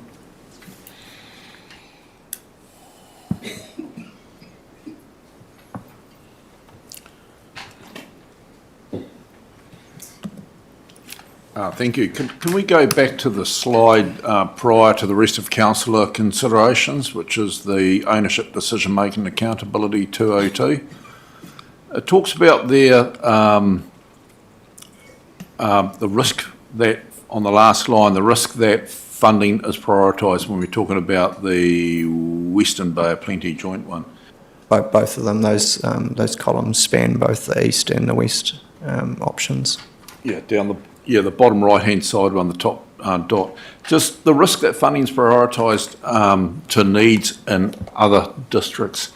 So obviously, Western districts and Tauranga have bigger populations than we do, even though we have, and probably everyone's got sewage plants that desperately need doing. So what is the risk in that? That they take our money and spend it on their area? Or are we talking about separate entities within a CCO where the money gathered is spent in that district? Yeah, so within a CCO construct, it will be the board of the CCO. So it's a company. And it'll be the board that will make decisions around the asset management plan and the investment and capital plan. So at the point of establishment of the CCO, I would expect that shareholders will provide very strong direction that they expect that their current AMPs will be followed through. So you can probably have confidence at the front end around provisioning for investment. But over time, I guess the councils will be consulted on that, but is not the decision maker anymore around what that capital kind of program looks like. And so you would expect that the board will be taking account of many of the same sorts of considerations that you currently do in terms of levels of service, compliance, growth, but they may make different decisions. And I guess that's the risk that we're highlighting there. So when we get to the stage, like in the previous presentation, we're talking about equalisation, etc., like that, the bills that get sent out by this water entity to everyone in the Western District CCO, would that be equalised, or are people target funded for what's happening in their council area or their different little areas, or is that totally unknown? Well, that will come down to what shareholders decide at the point of establishment. So if you don't want to sort of see equalisation, and as Ian was sort of indicating kind of earlier, harmonisation is often a deal breaker in these types of conversations. The greatest opportunity for harmonisation with water reform, and this applies in New Zealand but also to everywhere else that's ever done it, comes down the track after investment has been made, after efficiency has been sort of realised and levels of service have been equalised, and then it's easier to have a conversation about whether you move to harmonised pricing. But there are all sorts of practical challenges with doing that. You know, you had the conversation earlier where you've got some very complex tariff structures currently. Every district's got their own complex, unique tariff structures, and so it's a multi-year kind of exercise to contemplate something like that. So in our experience, that harmonisation question is one that's often left till later. But it is within the control of shareholders in the way that these entities are set up and the constitutions of them for shareholders to control that decision rather than that being left to the board. So you could get to the situation where ratepayers in Western Districts and Tauranga and down our way, if we joined, would all pay the same bill, but then up to be the board which ones they do first. Mm-hmm. Yeah, it'd be unlikely that you would leave that decision solely to the board. I think the board would need to come back to the So that's a really good point. So council will still have some influence.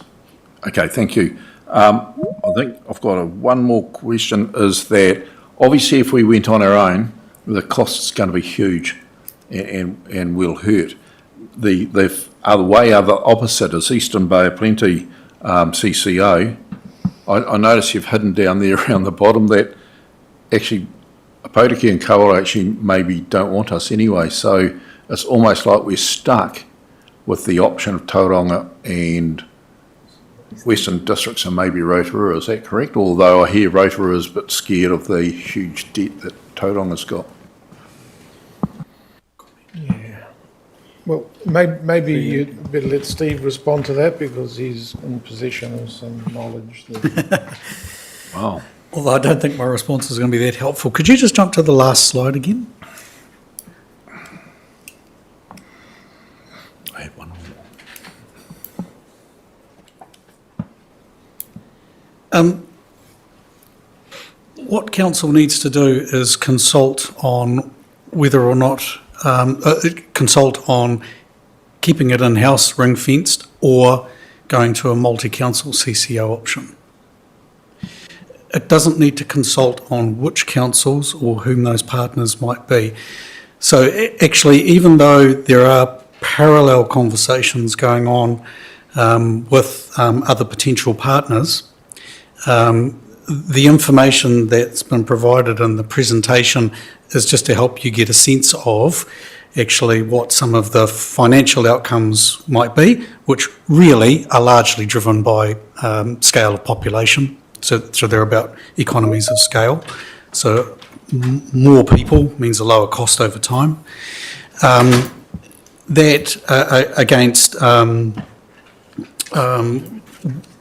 other political issues that you might have or opportunities, political opportunities. So they've given that background information just to get you thinking about that. But I just wanted to remind everybody that actually the question is in-house, ring-fenced, or multi-council CCO, not which councils. And we actually have to go out with a preferred option under the legislation. So the conversation actually we're really keen for councillors to have is which of those two options might be the preferred one, so that we can bring the consultation documents back for approval in April. So it was just that little bit of information. I don't think you need to get caught up on which councils. It's whether or not you'd go with a multi-council CCO. And actually, the Western Bay of Plenty have gone out with their consultation announcement, which I shared. I'm not sure if everybody's seen it, but their three options were retain the current model, which we've got here in front of us as well, a single council CCO or a multi-council CCO, and they've been relatively non-specific, as Steve said, about who's actually in it. So the question is, we seem to have bypassed the single council CCO because you've already somebody's made a call that there's no real gain to be had there in consulting on the single council CCO. Yeah, so, yeah, but should we have it on the... As in what Western Bay have done? Yeah. So just one last question from me. In regard to the efficiencies, if we go into the Western Bay CCO, and depending whether it's just Tauranga or Western District SAS or whether they include others, if they equalise and if their priority is greater, would there still be efficiencies for us, like in the fact that it'd be cheaper to buy 600 pumps of the same size rather than 50 pumps of this? Is that where you gain most of the efficiencies, plus you're going to have one governance body instead of 4 or 5? Is that where most of the efficiencies come in?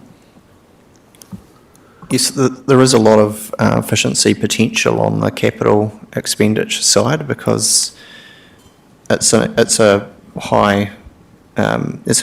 intensive business and you're spending a lot every year on maintenance and on upgrading the plant and the assets, and there is a lot of room for standardisation in that, and a lot of room for, particularly when you go to regulated entities, they're not coming back every year to set their budgets, or they're tending to look at 3 to 5 year capital programs, and so they can be quite smart in terms of how they sort of procure that and develop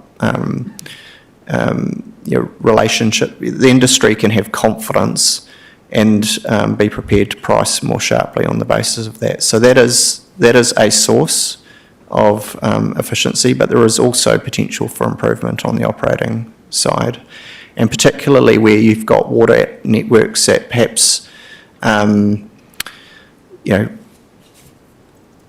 need some, ageing and need quite a lot of money spent on them to kind of keep them going. There are benefits, I guess, from upfront investment that actually take cost out down the track. Energy efficiency, there's a lot of scope for that through the way in which waste streams are used. So, yeah, the evidence that we've looked at suggests that there's potential for efficiency on both sides, OPEX and CAPEX.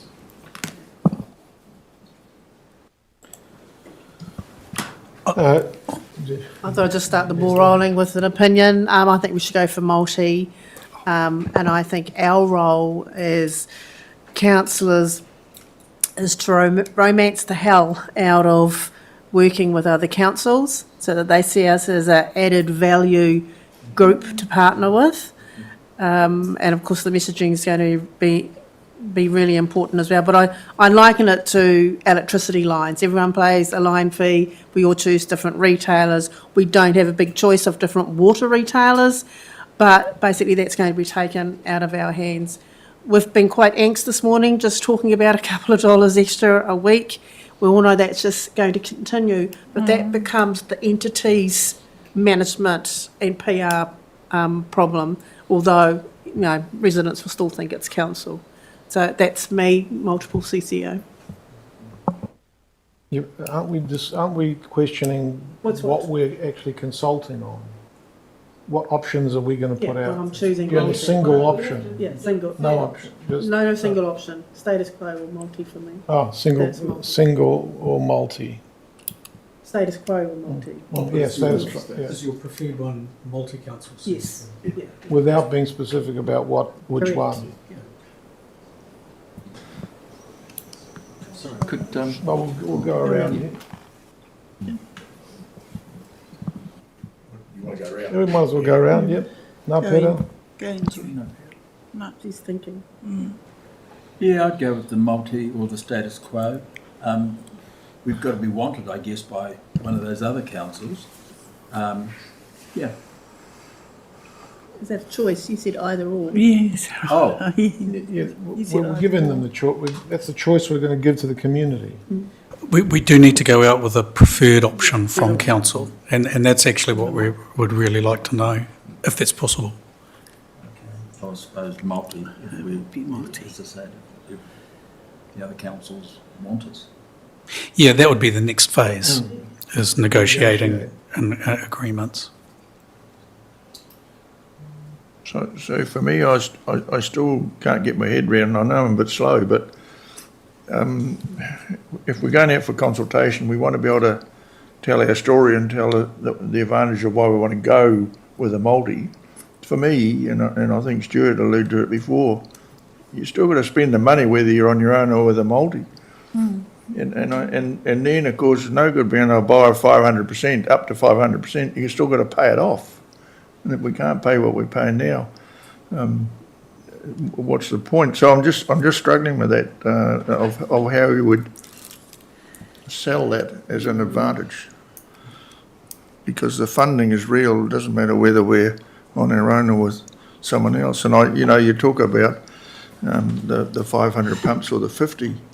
I mean, is the Boplas organisation a unit that could, or a vehicle that everybody could buy through, so you're all buying on an efficient basis? That's another conversation, really. But so the answer to your question is I don't know.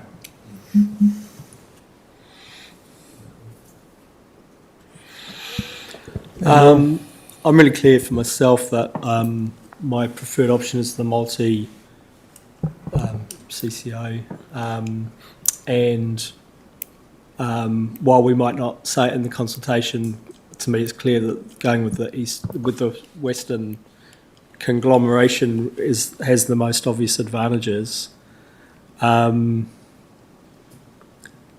don't think Boplas will give us the economies of scale that we need. I think it's a useful organisation, but I think it's a long way from what can be done with a single organisation, not just in procurement, but as has been said, in kind of operating expenses and things like that.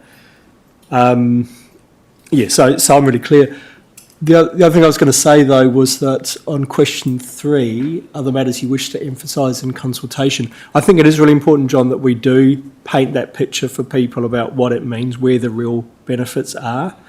And also, I think Gavin's question was a really important one, because I think the thing that people are going to be concerned about is, especially coming off the Three Waters reform, is going to be this question of loss of autonomy and loss of decision-making locally.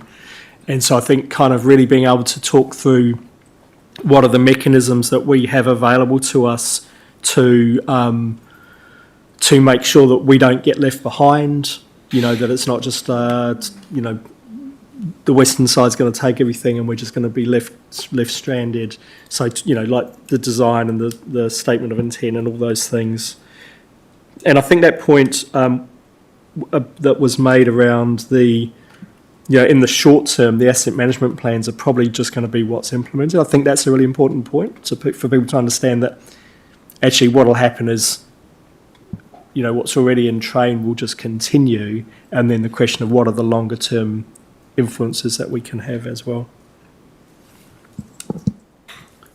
I remember about 4 years ago when we had a talk from the Waikato District Council about how they had set themselves as a separate entity underneath the Auckland Water Care, and their savings were huge. So I'm going multi.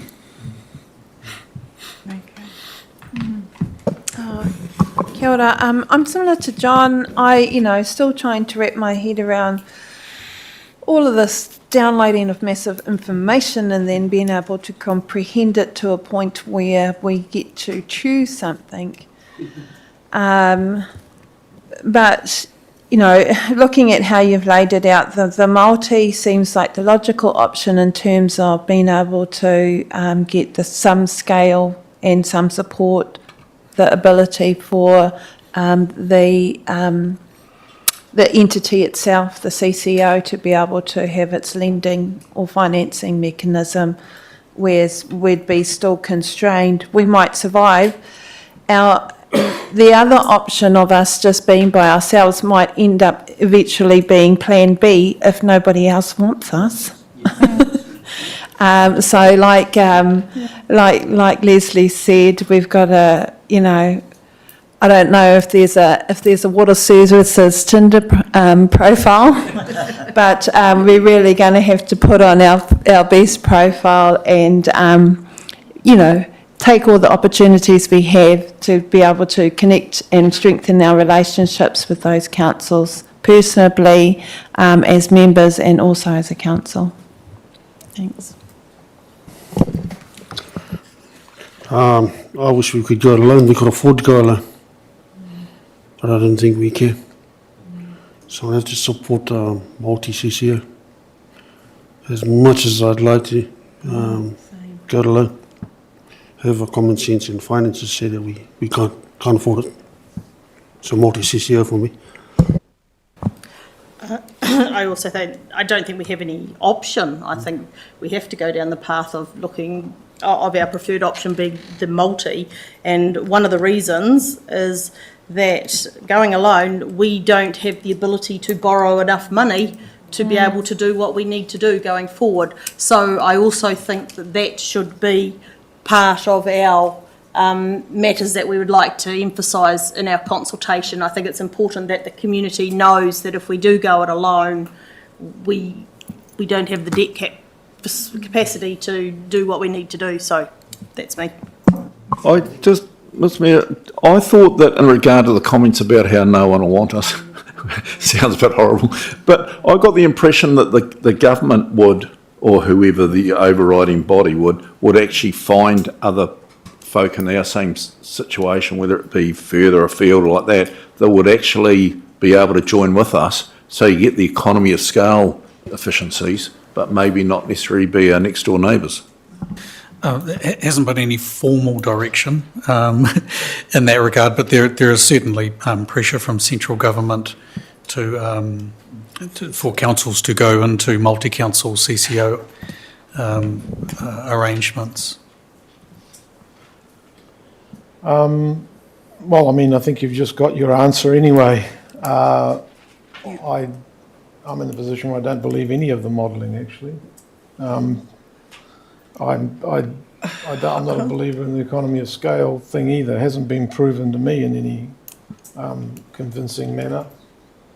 But we've got the two options on the table, which is stay as we are or go with the multi. I am interested in why Rotorua Western Bay went with the single CCO, but I guess they're bigger than we are.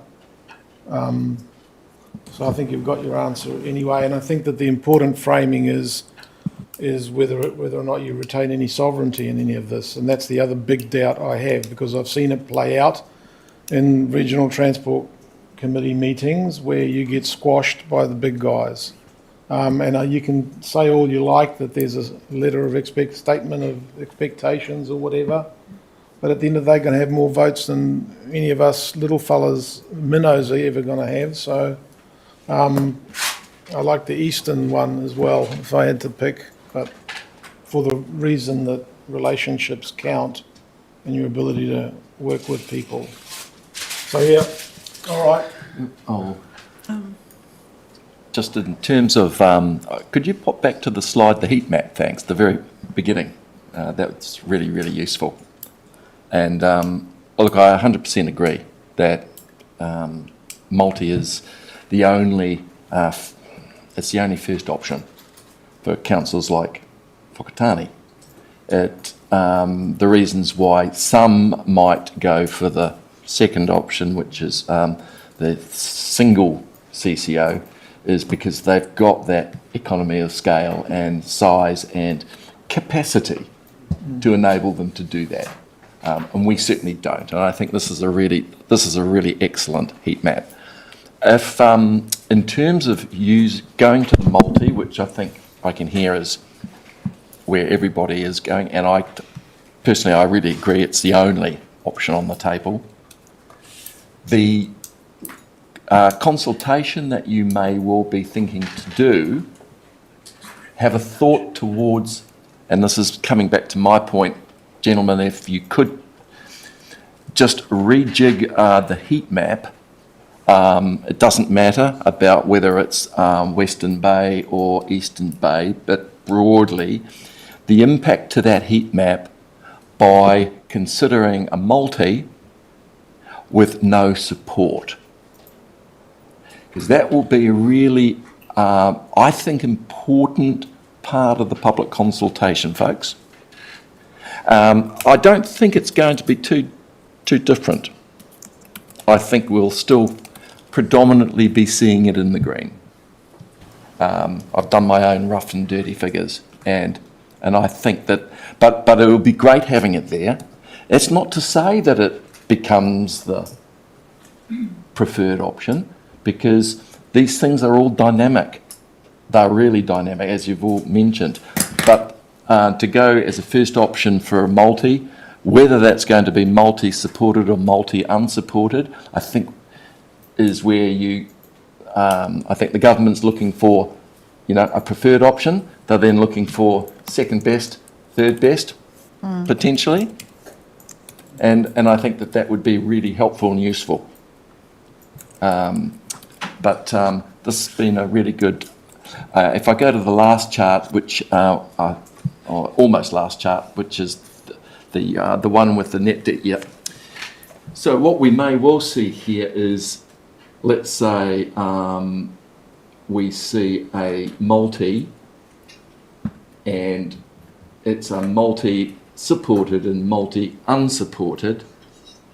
That's going to give you a really good flavour and being able to do your consultation. All right, thank you, Stuart. Steve wants to get a couple of words in. Just a couple of words before lunch. Hey, look, thank you very much for that. We do need to have a preferred option, and getting that guidance now from councillors is really helpful, because it makes sure that when we come back with the consultation documents, it's pretty close to the mark. Just a reminder that preferred option is not a decision.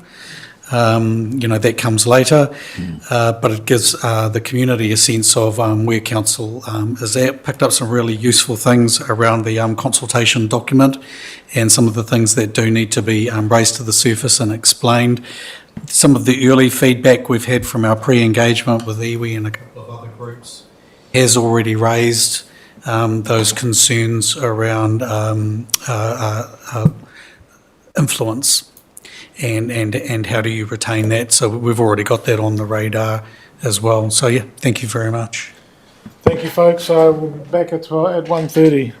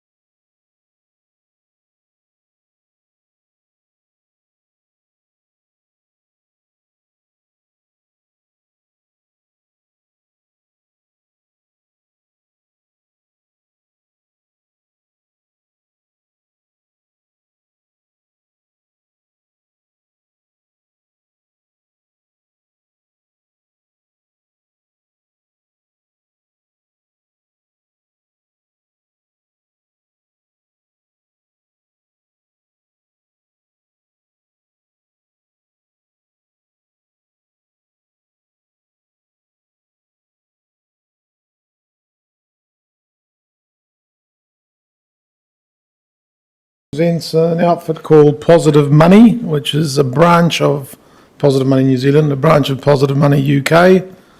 The guys that founded it, I think, wrote the book What is Money, or one book. They're all economists. In this country, we're experiencing crisis after crisis, as in many parts of the world: health, energy, water, education, housing, etc., etc. It all comes down to money. We just heard about where we are with water. And the answer is to get in debt up to the eyeballs. So Don might give us a different view on how things might go. So thanks, Don. Thank you. Do I need to turn anything on here? Yes, your on your right, microphone. So the light's green. Okay, it's green now? Yeah. Yes, okay. Thanks for the opportunity to come and talk. And a bit about me. I moved to Whakatane 8 years ago, and I've had a varied career in quite important industries throughout New Zealand's history, from BP during deregulation of the oil industry to Transpower and Building Research Association of New Zealand and the like. And I've just got a feel for what works and what doesn't work. And currently what doesn't work is the way council is expected to fund ever increasing amounts of infrastructure. And so listening to the past presentation, it looks like you're choosing the least worst option between what you have in front of you. And John made a good point, Councillor Puller made a good point, that we can't afford our current level of debt, and now we're expected to take on more debt under a different umbrella, but you're just making a bad situation worse. And it's akin to a drowning man being thrown an anvil and saying, hold on to this, this will help. So I'm just going to run a clip. Oh, we need the... You know about the money you're borrowing. Some very interesting answers and some stupid answers. Facebook's a bit like that, where you can add your 2 cents to the national debt by visiting 7sharp.co.nz and having your say. Well, you might have a big fat mortgage and a big fat interest rate to service that mortgage. I know I certainly do. But what if we told you that the money the bank lent you doesn't actually exist? You're paying interest on a loan that's been conjured up out of thin air. Sounds crazy? Watch this story by Heather Duplessis-Allen. People are becoming more and more indebted, paying the price that they can't afford simply to have a home. It was like a light went on. The banks created money out of thin air. Just in case you didn't get that, here it is again. The problem with money is that it's created by private overseas owned banks out of thin air and then lent to you and I at compounding interest. Created not really like this, more like this. But ultimately, these numbers do represent this, the hard stuff. Now, I know what you're thinking. You're thinking banks don't print money. The government prints the money. Or maybe the Reserve Bank prints the money. Well, that's what I thought too, but it turns out that we are all wrong. The banks create the loan out of nothing and then give you the money that they don't have. Don Richards and Sue Hamill, a normal Wellington couple who want that sort of lending to stop. But before we go there, let's get our heads around how this works. Let's pretend for a moment that I'm the bank and you want to buy a house that costs $500,000. So you'll need to give me $50,000 as a deposit. Okay, so there's my deposit. So I need $450,000 from you. That's right. So where am I going to get the money from? I just go into... Because you obviously don't have it. No, that's Okay. right. I just go into the computer, type in 450, hit enter. There's your money. There's $450,000. You've just made $450,000 out of absolutely nowhere. That's right. That I now have to pay interest on. That's right. Money that you don't have, never have had. That's right. And this, through home loans, this is how money is introduced into the system. Yes, that's right. But it feels a bit like a trick. Well, it is, really. We checked the figures. Last year, this much new money appeared in the country. It's almost like a big Ponzi scheme. Did you just call banks a big Ponzi scheme? I said it's almost like a big Ponzi scheme. You're probably thinking there must be more to it. No, this is an International Monetary Fund document that backs up what we've just told you. See this? Banks are almost fully in control of the money creation process. If you want to read this for yourself, you can find it on our website. Still unconvinced? No, this is this is what you learn in first-year economics at university. This is how banks work, and there is no sort of great mystery to it. Shamabil Jakob, economist, quite surprised that we're, well, surprised. If you have faith that the money is there, then it all works. And that's what our system works on. It's based on faith that the institutions, the banks, the system that's in place, the rules and regulation protects us, and that we won't go bankrupt, and we will have our obligations paid. Exactly. So why should you care? Well, some say because banks can just keep producing money, it'll just keep driving up the price of our houses. And if we lose faith, you could lose all your money in the bank. The chairman of the UK Financial Services Authority came out at the end of last year and said the primary cause of the financial crisis was the fact the authorities had not restrained the ability of the private banks to issue and create the money supply. Are you advocating that governments print money? Absolutely, but in limited quantities. Former London banker Raf Manji, former colleague of John Key. He thinks the government should print the money and use it to pay for Christchurch's rebuild. The thing about the government is that they can issue the money supply interest-free. So, for example, for an infrastructure project that needs say $1 billion, the government can actually issue that directly into circulation. There's no interest charge. If the banks issued that into circulation, it would come with interest. But what's wrong with the way that we do things now? There's no control. That's the problem. And the problem is also, why should we be paying interest to fund public infrastructure projects when we don't need to? Or all that interest on your mortgage, say Don and Sue. They still owe $140,000 on their house and don't think that much debt is fair. When I looked at the future for my daughters, I've got two young girls who've just come out of university. They are saddled with a student loan. They have to save for their retirement, but they also want to buy a house. So they're going to be in debt all their lives. And that's not the future I want to leave for my children. Now, we could have had any number of economists in to discuss the yin and the yang of what we've just seen, but we'd rather know what you think. Okay, so is there anything there that surprises you in that clip? I guess most people would say it can't be true. Well, unfortunately it is, and there is in the handout that I've provided you with, money creation in the modern economy from the Bank of England, as well as the Reserve Bank, money creation in the New Zealand economy. And both of them say that the vast majority of money created is by private banks. So let's just have a look and see what Raf Manji said about infrastructure.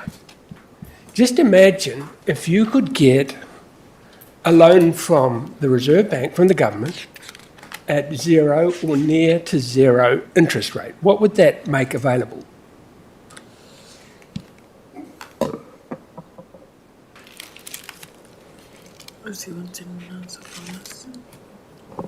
Excuse me, Mr. Chair, just a point of order. Is this a Q&A session? Because I Well, wasn't there's no- aware that we needed to respond. There's no standing orders, it's a briefing. So apparently the reason that we organised the briefing is that it has the potential to be interactive. So Don can ask, if we don't have the answers, then we don't have the answers.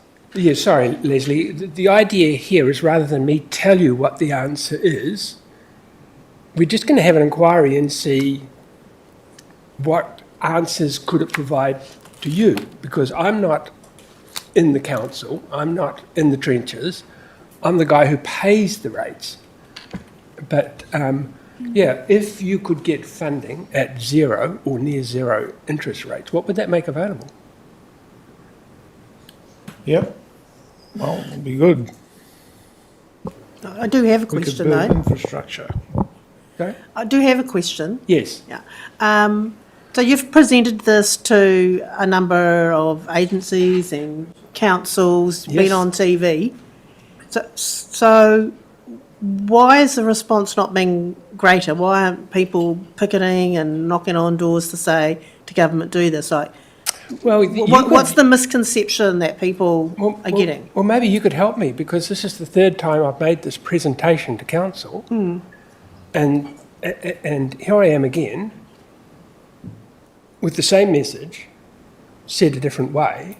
Why haven't council picked it up? I think for some people it seems too good to be true, and the problem is that this sort of thing happened in New Zealand right up until the 1970s, 1980s. And then we had the market deciding where the money would go. So the institutional knowledge around what was happening 60, 70 years ago is fading. And we are caught with what we are dealing with right now. And so it takes someone to ask government for Reserve Bank funding. I can't ask for it, and the government may say yes, the government may say no, but if you don't ask, you won't get. Prior to COVID, or even after, the government printed, they call it large-scale asset purchases. In other words, a piece of paper is issued, and that most of that money went to a thing called the Funding for Lending program, supplied to commercial banks. So I've asked, what's his name, Brad Olson, the same question. That money that got created, $70 billion, where did it go? And the answer was into the housing market, right? I think that's clear. Funding for Lending program was giving banks money to loan out. There's actually two programs there, Victor. There was the large-scale asset program, which was 55 million, which was provided to the banks for liquidity. And then there was 20 million for... Billion, was it? 20 billion for funding for lending, and that was for the banks to lend to the business sector. Now, the banks get more money from lending to housing than they do to lending to business, and the criteria for the loans was such that the companies were already in debt, and they were providing them with more debt. Even though the government would guarantee the loan, there was no take-up because they were already heavily in debt. But you're right, the $55 billion that was provided to the banks went into housing. So we say, no, don't put it into housing because there's scarcity in housing. There is competition in housing. Provide it to the productive economy where jobs are created, and also use it for the construction of infrastructure. So our focus today is on infrastructure. 0 to 2% interest rates for funding for infrastructure. Via the Reserve Bank. Yeah, via the Reserve Bank. The Reserve Bank, in our model, provides bonds, or the local government funding authority provide the bonds which are backed by the Reserve Bank, and the LGFA provides that money at 0 to 2% to the councils. So really, all that needs to be done is somebody to ask the question, can we have 0 to 2% loan from the Reserve Bank or through the LGFA. We've already spoken to the LGFA. We've already spoken to other councils. We've spoken to the Finance and Expenditure Committee. We have spoken to a lot of people. No one has asked. Have you spoken to LGNZ? Who? Sorry? LGNZ. Health NZ. LGNZ, Local Government New Zealand. Yes, I have. LGN, Local Government New Zealand, and also LGFA. We've spoke to the Infrastructure Committee. We've spoken to Water New Zealand. What was the response? Good idea. Not sure how it will work. Let's wait and see. So everyone's waiting to see, Who's going to ask the question? and no one's asking the question. But, you know, what about the political parties? Because ultimately they're the ones who will establish the policy for it or develop the policy for it. Well, the political parties haven't been asked to act. And there's a very good clip here that, if we've got time, I'll show you. It's got Bernard Hickey answering that particular question around why isn't the government doing anything about it? It's politically not on the drawing board. The Prime Minister has said, give me your ideas for growth. We provided ideas for growth through the MB portal. We got an acknowledgement, we're still waiting. So it needs somebody to ask. You interviewed Mahi Drysdale, or Positive Money did they Yes. not? So is he a subscriber to MMT, Modern Monetary Theory, which is really what you're talking about? I think he was confronted by the conversation because he had a background in finance, and what we told him was confronting. So he's still getting over the initial conversation that we had 2 weeks ago. And so we're just giving a little time for the dust to settle before we go back. And I have connections with Mahi through rowing. So without that connection, he probably wouldn't have talked to me. But we use what we can to get the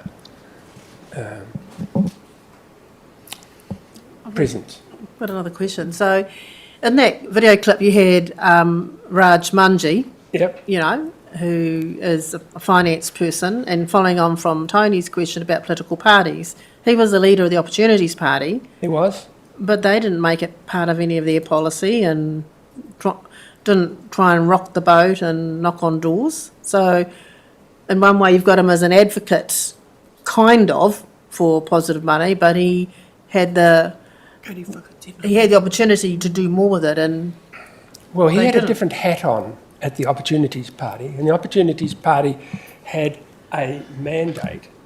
He was the leader, but as the leader, you don't necessarily get to influence the policy. Yeah, but are you a leader if you can't influence? He had bigger fish to fry. He needed one seat, Ilam, to get into government. So I don't know what Raf was talking about. Well, I did. I spoke to him when he was in Tauranga. He's a big advocate of direct monetary finance. He was also advocate for Cantab. That was a dollar that was going to be used by council to fund their own infrastructure. But that was a step too far for the Reserve Bank. But he's definitely someone who's committed to the idea of Reserve Bank funding. It just wasn't part of the policy for the Opportunities Party. He didn't have the opportunity to raise it. Yeah, but as a Christchurch councillor, he didn't make much headway there either. Well, so there must actually, be, the resistance must be that there's just not enough fact or rationale for people like ourselves to say, yeah, let's get on board. Well, going back to Canterbury, that was when the National Party was in power, and John Key and co didn't want a bar of it. It was not part of their mandate. However, Rav Manji managed to do deals to save a lot of the assets that the government were forcing him to sell. So he got funding through other avenues, and I think he even did a deal with Ngāi Tahu relating to airport shares. So he was the finance person for Christchurch City Council at a time when the government was providing all sorts of pressure on him to sell assets, and he managed, through his own guile and wit, to save the assets, and Canterbury's a lot better for it. It wasn't an option back then. We say, and back then, Russell Norman, I stood for Parliament in Rongotai, and I stood against Russell Norman. I didn't get many votes, but he picked up on what I was saying, and he suggested to the government that the EQC funds be topped up through Reserve Bank money. Once again, National, against that sort of intervention, vetoed it. It was a good idea. $6 billion could have been topped up with EQC, and you wouldn't have had that nonsense with Southern Response trying to beat down valid claims for repairs to housing and the like. Julie's got a question. Thank you. Or Thank comment, you, whatever. Don. Thank you, Don. And funnily enough, it is actually a question, while I am more renowned for comments.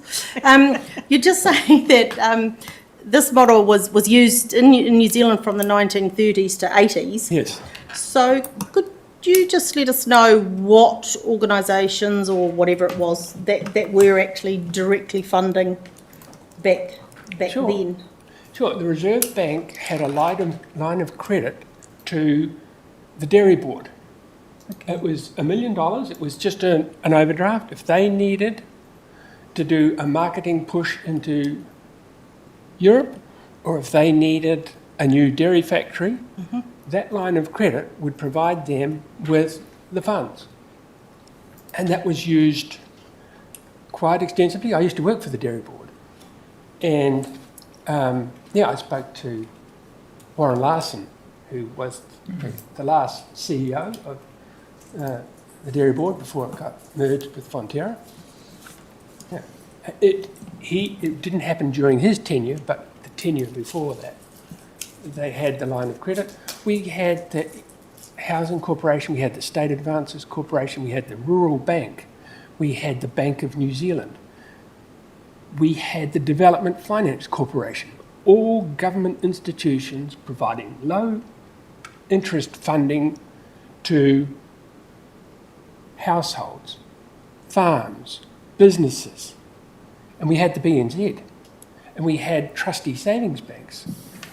I grew up in Blenheim, and the Canterbury Savings Bank would take out an ad in the Marlborough Express, 2 pages. These are all the community grants we've given this year. It was a community-owned bank putting money back into the community. We've walked away from that. It's time to start walking towards it again. Now, there is one very large economy that's using this, and that's China. The Central Bank of China is providing money to the provinces for development, and their economy is going very well, thank you. But we're not working on a level playing field. They're able to produce money and provide it to the regions, and also as part of their development aid to the Pacific and elsewhere. And we're in debt up to our necks, trying to find money to counter that level of advantage.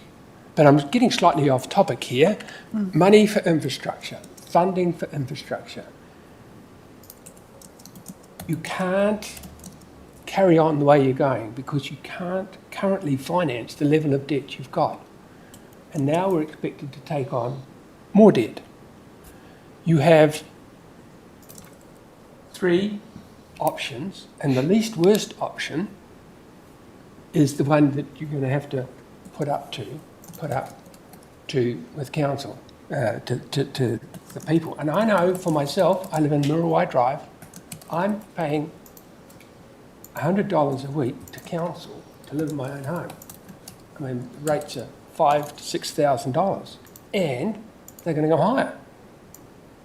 There are people out there who can't afford the current level of rates, and we're going to, through no fault of your own, you are going to have to pass on this debt burden to somebody, because that's the current regime we work under. There is a different way. There is a plan B, and it doesn't involve more debt. I mean, between the 1930s and the 1970s was when this country built most of its major infrastructure, the stuff we can't build anymore. I mean, it worked, it worked then, it's not working now. Well, the Bank of Canada did it for 40 years. They provided funding to the provinces, and it was for the construction of schools, highways, motorways, hospitals. Very successful model. They wanted to join the G8 back in the 70s, 80s. Part of it was they had to adopt a more realistic banking model, which meant the Bank of Canada could no longer provide the funding, and private banks moved in, and they're now in the position they are now, which is not great. Maybe I can ask Stuart, since he's the LGFA expert, that we're all going to borrow money from. Stuart Henderson. Hi, how are you? I know that, man. I didn't. Yeah. Well, we're borrowing money off the LGFA, so where does LGFA get its money to loan us? Okay. So, if I going to take us on a little road trip back to the 70s and 80s. Neoliberalism came in. Sorry? Oh, sorry. I'll take us on a little roadie back to the 70s and 80s. So, around that time, and we had what's called in this country public and private debt. Public debt is essentially what the rest of the world looks at to say, you know, what's our government borrowing? And currently, the government's got about $100 billion worth of cheques, it's written. New Zealand dollars? New Zealand dollars. Sorry, US dollars. Oh. I'm just thinking about overall comparatives, okay? So, at the moment, you know, we as a country have borrowed as a sovereign state less than many other countries. You know, our current debt, public debt, the government issued debt, as a percentage of our GDP is about 40%. So back in 2019, it was only 20%. So since 2019, this government has issued cheques for that difference between 40 and 100. So there's 60. Now, at 40%, we're still really low compared to, I mean, America's up over 100, and you've got Japan's 250. UK 250. Yes. So that's kind of when we talk about money and the creation of money. In a sense, a country's creation of money is broadly through its government. And back in the day, in the 30s, 40s, 50s, through 70s, yeah, the government used to pay for everything. it would borrow. And I was in Switzerland in 1984 when we floated the New Zealand dollar, and at that stage, New Zealand didn't issue cheques. It borrowed from banks, Swiss banks, but we had debt. And what did they do with that? They used it exactly to fund infrastructure. You know, go back to Robert Muldoon, think big. Government was the government was actually doing the think big projects, was buying them. What's changed in the 90s with globalisation is that this organisation called the WTO, World Trade Organisation, has turned around and said, hey guys, if you want to be part of this, and if you want to be in the G9 or you want to be part of, we can't have you subsidise your country's businesses. At the time, you're absolutely right, they were funding and giving the Dairy Board and our, who were our biggest export earner. But basically, to be in that level, what they term level playing field of trade, they took away all the subsidies that were real, indirect or otherwise from governments. Boeing, Airbus, all these organisations that were getting handouts from the government, no longer. They had to show that it was actually arm's length commercial. Hence, this big transition. Yeah. And, I mean, that's probably, you might say, is the catalyst of big change, and it's been a big catalyst of change. Of course, China owns its own debt and has, China is funding, but they're able to because they've got massive surpluses. And so, China is, absolutely, it's funding, the government is funding, right down through, and probably indirectly, it's probably subsidising its businesses to be more competitive than the rest of us. But coming back to, I think, the question, and I think it was a really good question, when asked of us, are we going to get interest? Are we going to get money from the government at 0%? No, we're not. We're probably going to get it at what is termed the government's cost of borrowing. Now, right now, the government, when it writes a cheque, and it writes a cheque for, I'll give you your money back in 10 years' time, it's going to be somewhere close to 4%, say. Okay? And that's called the risk-free rate. And that is the starting point of all our money here in New Zealand in that sense, in this sense.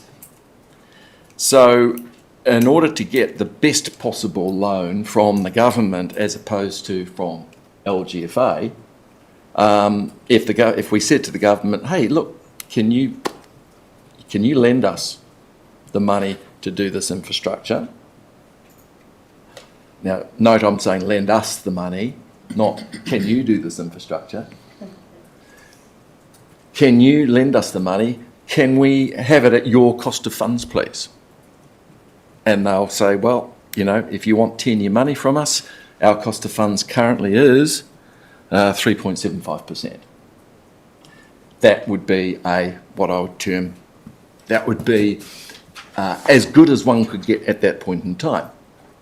So I think that, and this is and it's a really good argument,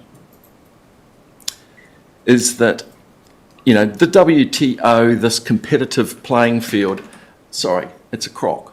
Look, I know I tried to implement a scheme 15 years ago where the New Zealand government entity, which is the Export Credit Office, whose job is to assist New Zealand businesses and capital expenditure with, they had to be really careful how they could support New Zealand exporters of big capital items, in order to make it attractive.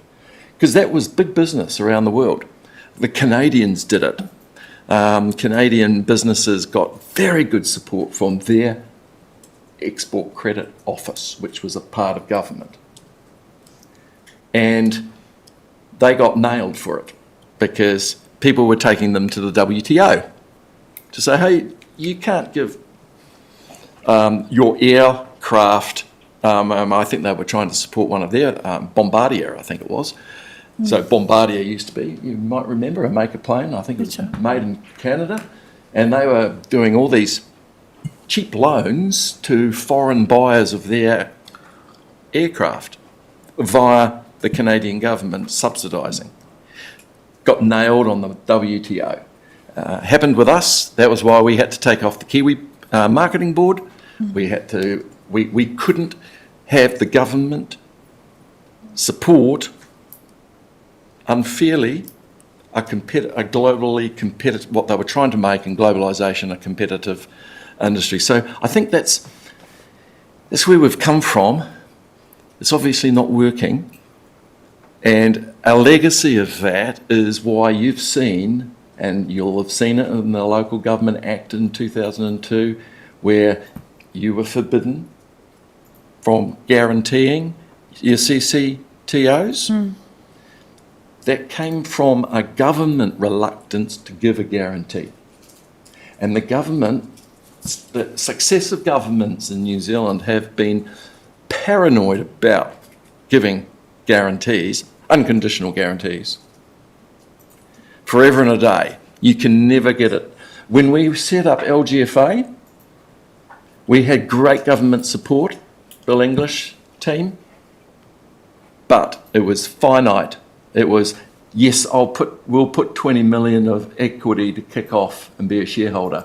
Yes, we'll provide through the New Zealand Debt Management Office $1 billion standby line to LGFA. Yes, we'll let the New Zealand Debt Management Office be the counterparty for all of LGFA's swap contracts, which utilise credit. Yes, but they were all very measured. There was no way they were going to guarantee the LGFA. As they've said specifically in the Act, they will not guarantee local government.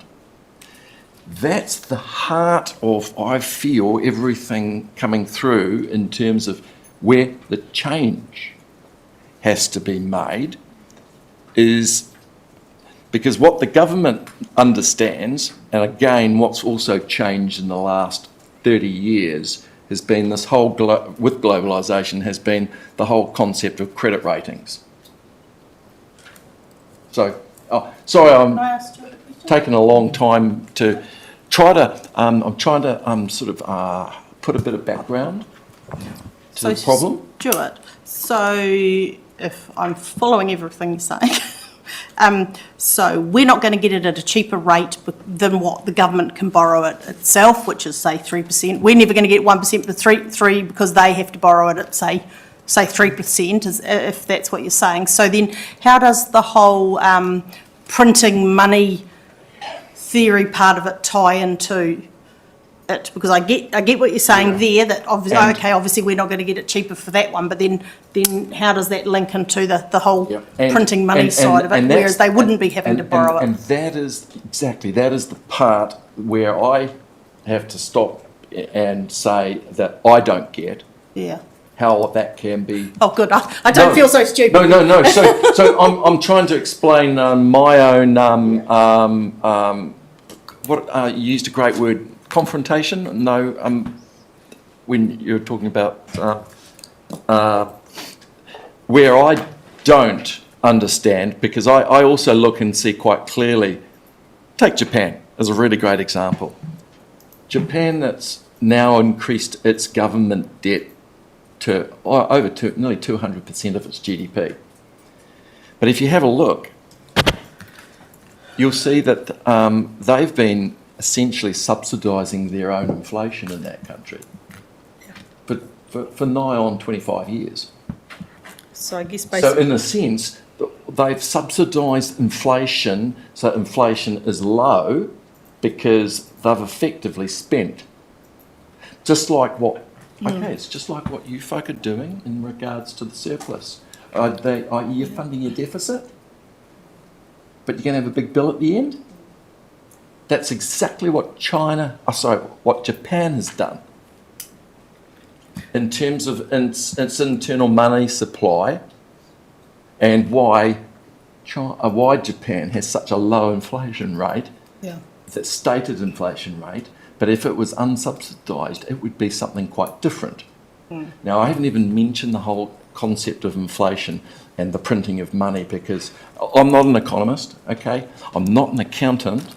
I'm just an old bugger that's been around the financial markets for too long, which is why I get confronted at the concept, and I admit it, I don't get it, how one bridges the gap between what I consider to be, an alternative, which is government funds at their cost of funds, and that's about the most neutral that they could do unless they're then subsidising.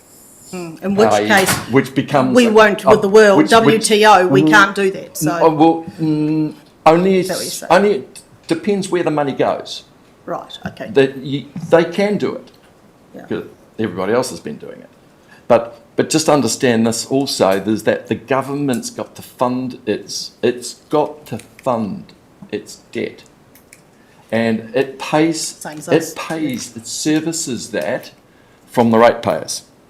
You forgot to mention one thing, and that is that Japan Taxpayers. owes its debt to Japanese in local currency. There's a difference between the government and the rest of us. The government is the issuer, and that's a big difference. So I asked LGFA where they get their money from, and they issue bonds, piece of paper like this. Yeah, that says IOU. they do exactly what the government does. Yeah, they issue government bonds. issues cheques.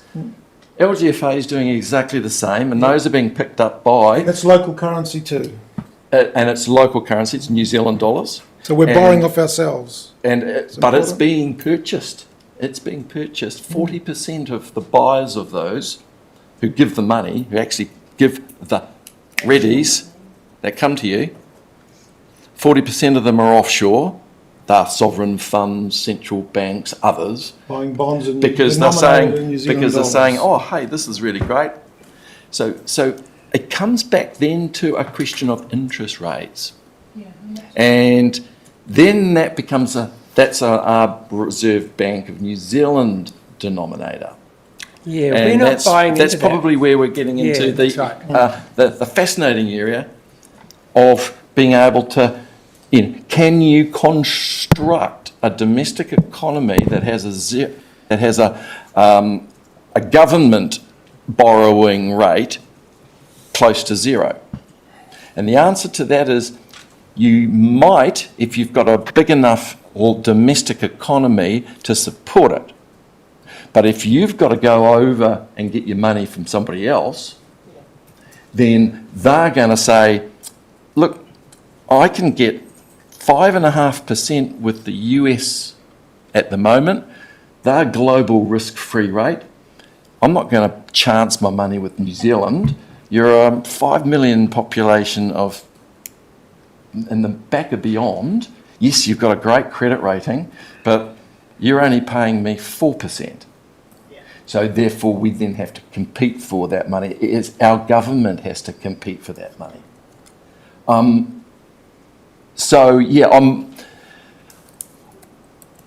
totally get it. We would step outside that model around cost of funds. Yeah.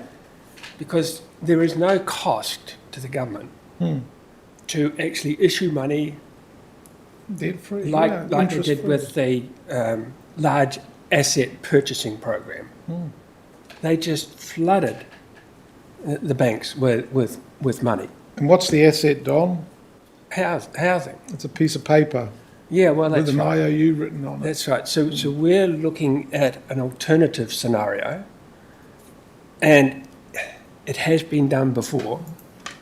And This is a part of your handout, is the abstract for this research paper done by the Levy Institute saying, is monetary financing inflationary? A case study for the Canadian economy going from 1935 to 1975. So they looked at the Canadian economy, and the Canadian government was providing funds to the Central Bank of Canada, was providing money to the territories at low to zero interest, and infrastructure was being made. There's no little or no impact on inflation, so long as that money goes to a segment of the economy where there is capacity and where there's not scarcity. You give it to the housing market, there's scarcity, there's competition. You give it to water infrastructure, there is not a lot of competition around who's going to build the best pipeline. But where there is capacity, that is not inflationary. Because the inflation isn't caused by the source of the money, it is caused by the capacity or the direction of where the money is being put. So you put that money into the speculative economy and you'll get inflation.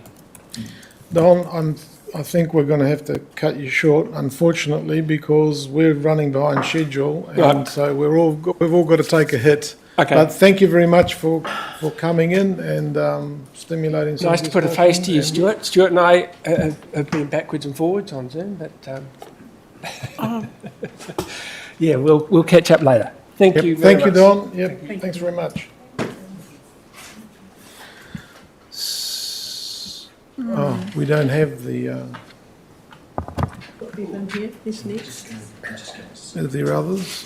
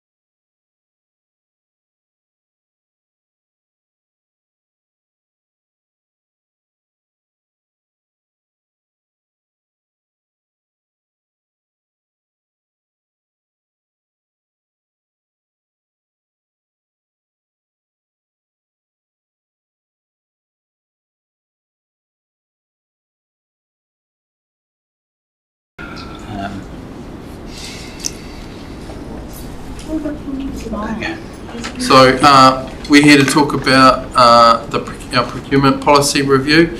It's something we've been keen on doing for quite some time, and so Ingrid's been leading that process. What we're trying to do is refresh it, make sure it aligns with best practice and incorporate the broader outcomes into it, so that we can have a bit more of a local focus on some of the contracts that go out. Part of the policy also looks at how we procure in terms of financial delegations as well, so we're looking to refresh those and looking to bring back in place a procurement advisory panel that can provide some oversight over key procurement. So what we're trying to do is bring our policies up to date and make sure that we've got all of the processes and everything sort of tied in behind it to make it run more efficiently. So this procurement assessment panel, the 3 general managers, would they alternate depending on the procurement is in different places and spaces, or would it be the same 3? Ideally it'd be the same 3 to have a good oversight of most of the procurement, and most of them will be the GMs that are responsible for large tranches of the procurement across the council. So what we're after is a policy that provides some good value for money for council, promotes some efficiency, transparency and accountability to our community as well as our contractors, has some more tangible outcomes for our local economy and sustainable practices, so that's when we bring in the broad outcomes, and some good clarity around decision-making processes. Can I ask a question? Sure. I don't need it now. If you just go back to the previous slide, what was it? Oh, yeah. So the transparency part, like occasionally council gets accused of being too hard to try and get into. And I know that when we contract someone, let's just say for changing the lights, we have them for a 3-year contract. But like for 2.5 years out of the 3 years, we're complaining about the frequency, them not getting done, but they're still the same contractor and then it rolls over. So you're saying we're going to be tidying up that sort of thing? Yes. Yes, short answer, yes.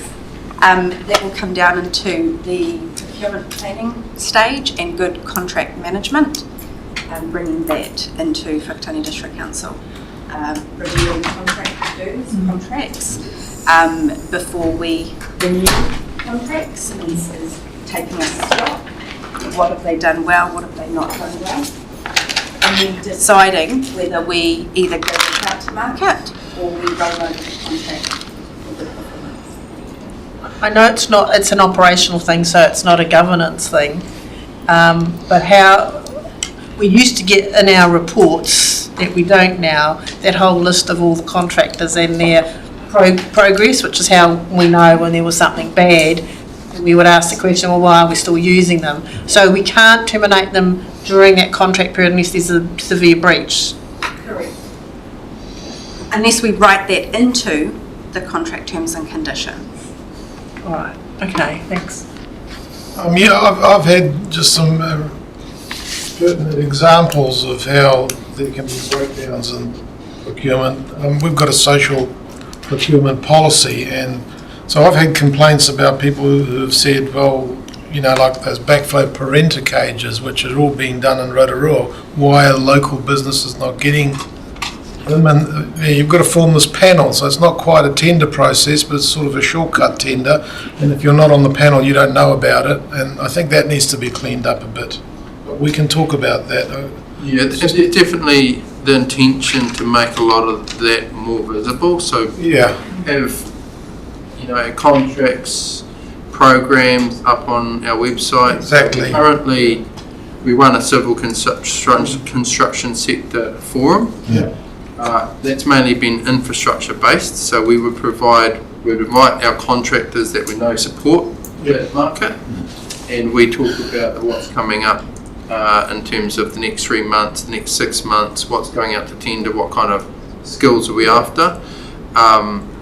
There is work to do around the panels, and we want a way to invite new people onto the panels as they come in. You're kind of a mini get, so at least even a web page has said these are the things that WDC is procuring. If you're interested, and then at least you can say it's there. Everybody knows it's there. If you don't look, that's your problem.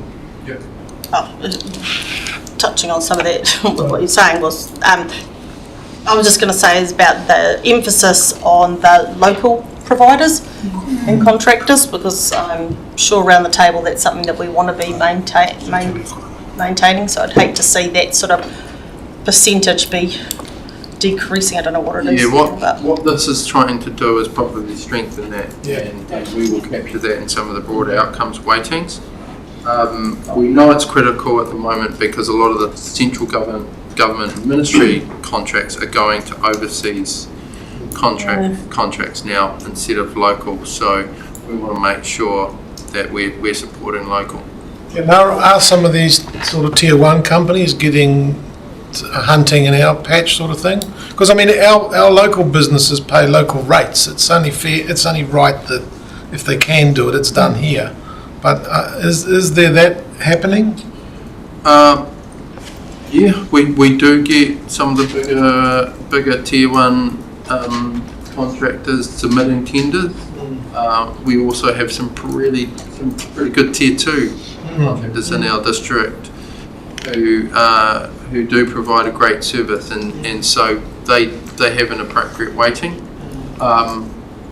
We do get, I think either Higgins or Fulton Hogan's does some of our retail stuff, and that's based on sort of capability and capacity, but the change to the policy will allow us to weight some of the local suppliers if they've got that capability. As Governor, we're meant to be asking the why questions. So, like, this policy hasn't been reviewed since 2012. We don't know, as Governor, that it probably hasn't been renewed since 2012. So, in one way, we've been remiss, but we generally only get to know about it when it comes to us like this.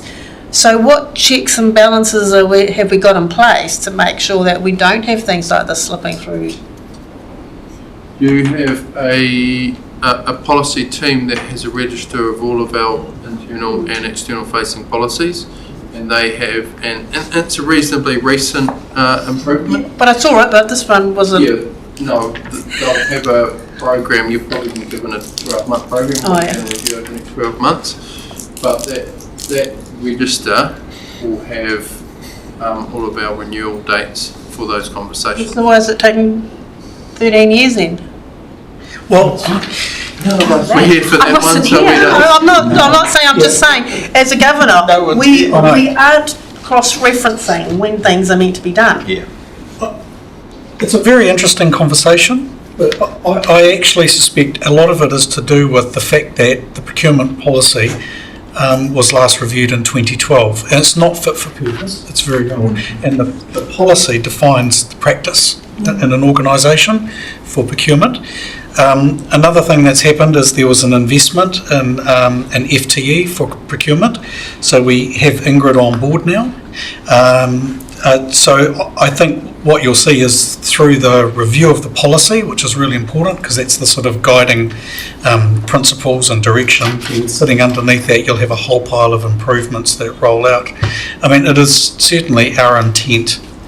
Well, I know the procurement policy is way out of date and it needs to be improved. And actually this workshop is just about getting the policy sorted. The practice bit, I think it's actually kind of great to grab those things that you're talking about, but if we get sort of stuck in trying to talk about, you know what I mean? No, that is part of the policy, not... I suspect what you'll find though is if we review the policy, we make it fit for purpose, then what you'll start to see is a better practice coming out from the organisation. I mean, I recall a couple of years ago we had talked about the procurement policy, and that was I think when we first came on board, particularly When I first arrived, it was that was the thing, that it was going to be looked at, because there was that real sort of emphasis on local, supporting local contractors, and just looking at the templates that are available, particularly on the government's procurement site, where they have templates available for procurement that organisations can use,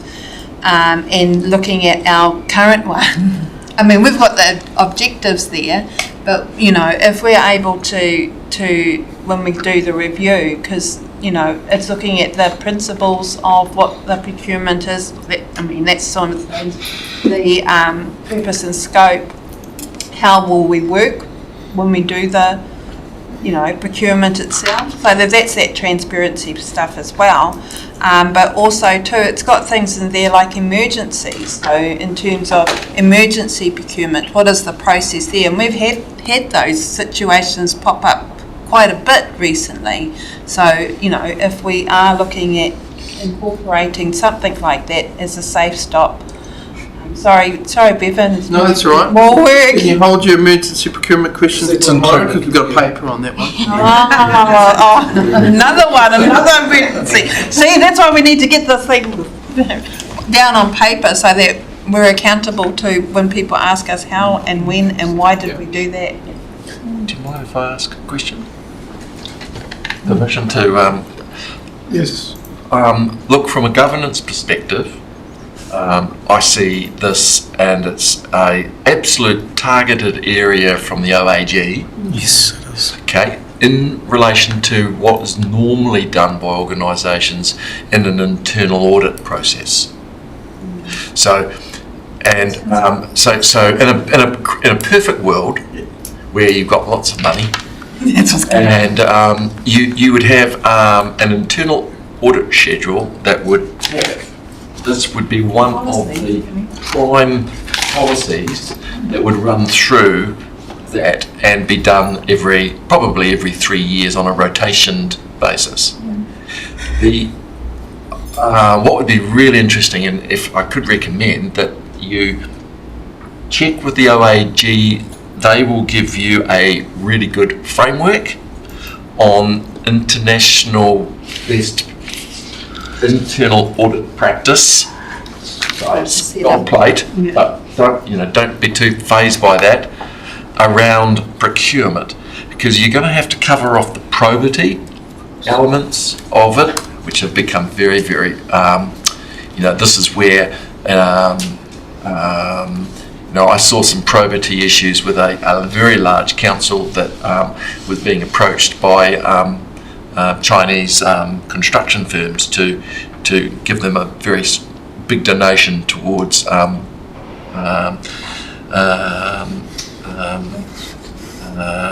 infrastructure, but there was a condition, and that was you used the big Chinese construction company to do the work, i.e. probity within the policy's got to be covered.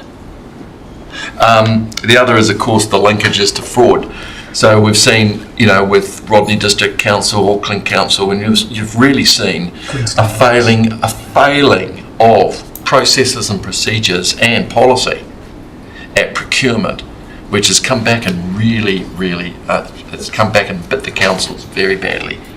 So all I was just saying is that I would normally see this, if as chair of your audit and risk committee, in a schedule, I would say, hey, thanks, Bevan, that's knocked one off. That's knocked one of the deep dives off for internal audit in terms of, say, scheduling 2 deep dives a year.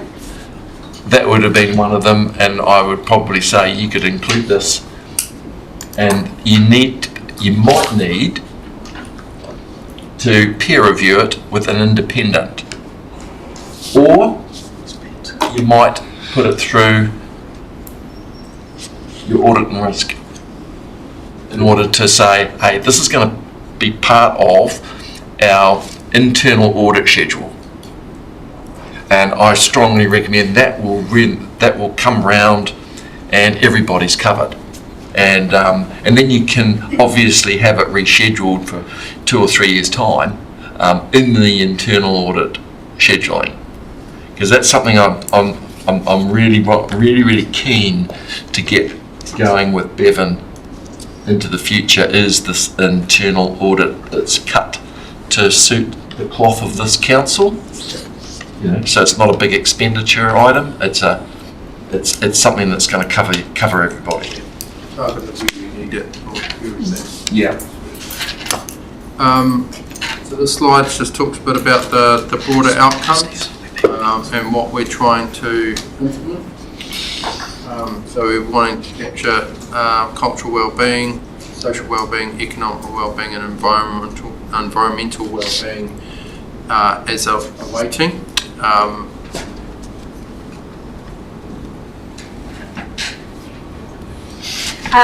So the introduction of broader outcomes, these are obviously the secondary benefits that are generated from the procurement activity. And what we'd like to seek clarification from Council is how strongly do we want to consider broader outcomes in terms of weighting, mandating a weighting in our procurement, or considering, and we are advising on a procurement case-by-case basis whether we strongly advise on including a broader outcome or multiple broader outcome weightings. Weighting would be that, like the social aspect that you're... Correct, yeah. Yeah, definitely. Some of them would. I mean, because, you know... To give them weighting so that we can weight a local contractor over someone else, or an outcome. So if a contractor is, got that wanting to do something that has a greater environmental outcome than someone else, we want to be able to weight that accordingly. Oh, so you want us to set certain weightings? Well, give us a direction. So at the moment, a lot of it's based on price. So what we're wanting to start to capture is, some of a weighting for some of these secondary outcomes. As an example, Tauranga City Council, they mandate their broader outcomes for at least 10%. Whatever broader outcome you choose, it has to be 10% of your overall. Total procurement. Correct. Yeah. So whether that comes off your price, or it comes off your methodology, or however it comes off, you have to have 10% in for broader outcomes. That's one council. Yep. Yes, I guess we do. Do you want an indication today? Yeah, because sounds like you've got direction. Makes sense. I don't know what other people. Well, especially in I don't know what percentage though. especially in the current climate, we're waiting for on the social aspect. I think is critical, and I guess we have to rename the well-being from cultural to broader. You can call them aspects. Cultural aspects. Broad outcomes. Broad outcomes. Yeah. Broadest. I'm just wondering too, because with this, I know that's creating more work, I think. But with the review of this policy, it also will sort of come in line with if we have our finance policy, risk management strategies, or does that our procurement policy or those other policies have an influence already on our procurement policy? To a certain degree. So your risk management will identify procurement as a key risk. And your financing policies, things like fraud and sensitive expenditure will also identify procurement as a risk. This refresh here is about the policy, how we procure, and what we think is important when we're procuring, and then what are the financial delegations which set some guidance and frameworks for the organisation to procure. there will always need to be systems and checks and balances underneath the policy when you're delivering things. So this is one piece of the puzzle. It sort of sits up the top, and then there'll be delegated financial authorities underneath. There'll be the systems where we capture contracts or raise purchase orders and all that sort of stuff, and then internal audits and checks around those. Okay.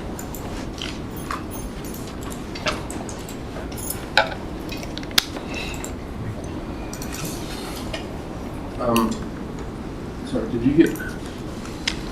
So did we get a steer around? So we want to. Can you show us? We want to implement broad outcomes in terms of the competitive tender outcomes.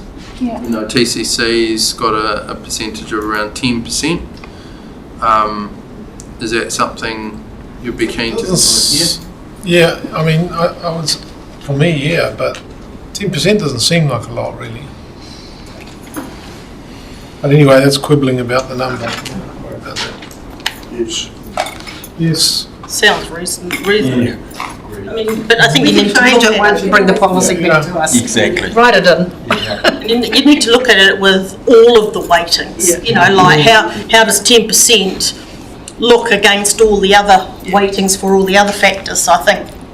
Yeah, and it's going to have to come up with something else. Yeah, exactly. Like the shuffling of the deck chairs. Exactly. So it's either going to come off the weight of the price, or it's going to come off your methodology or something. It's like your councillor remuneration policy. There. But there's no. We wanted a happy drink afterwards. The challenge with going a lot higher is that it does take some time for our contractor market to understand what we're going to be measuring and weighting them on in the future. So it helps to start some education around that first and help them to get processes or measures or reporting underway so that they can submit tenders in response. And also some of those broader outcomes are actually going to be quite hard for them to be able to substantiate as to how, like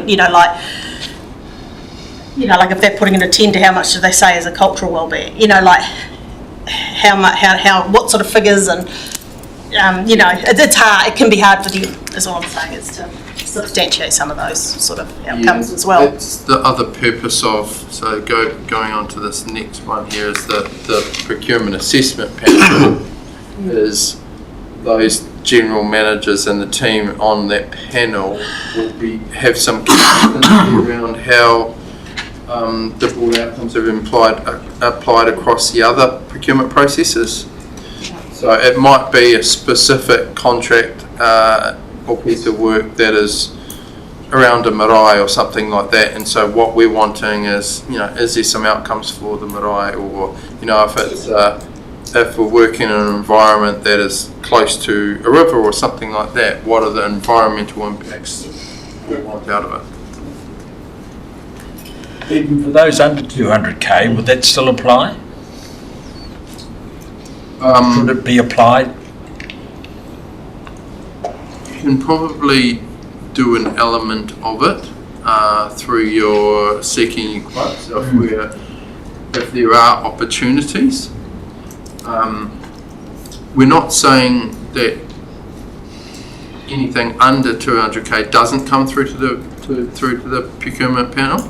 So if there's something that is of public interest or something like that, or we think that there is an opportunity for a broader outcome, that sort of contract can come through to the procurement panel to provide some advice around how you'd and capture some of those broader outcomes into some of those lower value ones as well. But it does create work. Yeah. So having another panel and stuff like that. So we've tried to be quite mindful around, if you looked over the last 2 years at what we've procured, what the value of it was, and the number, what we're trying to do is create a range that doesn't clog block the organisation up with additional processes. You've got preferred suppliers already in the current policy for small amounts. So take a number like 20k in council. If somebody needs to buy something for 20k, what do they need to do? Look on your next slide. Oh, okay. They look on the next slide. Yep. Here we go. There you go. All right. Exactly. So, what we've tried to do here is capture, an understanding of that, actually, what was 20k 4 or 5 years ago when we last reviewed the policy is probably more like 50, 60, 70k now. We're also wanting to look at, the full breadth of procurement and just understanding, what are we enabling the organisation to do by having low limits. It creates a lot of additional work and churn within the organisation. So creating something that deals with the majority of BAU and aligns with the delegated financial authority of those staff that are procuring, and then also a bit in the middle where actually you have some opportunity, you can go out for quotes, you can actually run it through the tender process, but it gives you some flexibility. You still need to follow some form of procurement plan, and that will have oversight of the procurement team. And then for those that are over 200k, we want a full procurement plan, come through the panel. We want to talk about water outcomes and just have that oversight of it. And insist on a competitive tender process unless there's a valid justification for not. There's only one supplier or something like that, yeah. Will we have priority outcome, or is it we're just focusing on the broader outcomes? How do you mean priority outcomes? So ones that may be that the organisation that we're, hang on, I did have it here, sorry, that we're looking at, I suppose that might come into broader things, but one of the things that I saw was around making sure that the organisation or the person the contractor that we're getting in has fair pay or something like that, or pays their organisation, has the proper wages or things like that. Might be one of the things. Or, like if they're related to how our values as an organisation, how we want to make sure that there's safe, whatever environment, or that we have these key things that we drive, that whether or not that's part of relating to our policy as well. So if we're getting an organisation in, that they look after their workers, they hold the same values as us, I guess. We can add that into the social wellbeing aspect in terms of when we go out for tender, we can list that as a rated attribute. Specific examples like must do fair pay, provide fair wages, whatever that is. Will that also include must not be breaking the law or in breach of other things? I'm just highlighting it because it has... You've got to get somebody to work here. Yeah. No, but also too, there's, it has been raised in our public forum meetings around whether or not the council is partnering with or sourcing equipment or materials from certain places that are in breach of other things, or certain organisations that may be in breach with either New Zealand law or international law. There's probably some standard policy, some standard exclusions in some tender documents, but I think if there was known information about a potential contractor or something like that, we would certainly discuss that through the evaluation of that tender. Yeah. So that would be as part of the process that's identified. I don't think it would relate specifically to the outcomes. Oh, yeah. I think that would be a reasonably standard process, and I'd imagine we would consider that sort of stuff.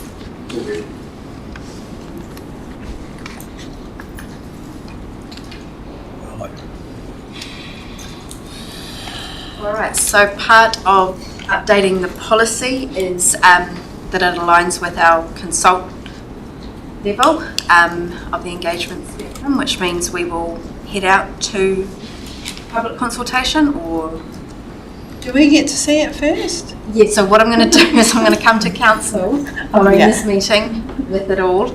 Okay. Plan with the policy, the draft policy. 8th of May. That's on the next step, sorry. Okay. The next slide, to get your approval, and then we go out.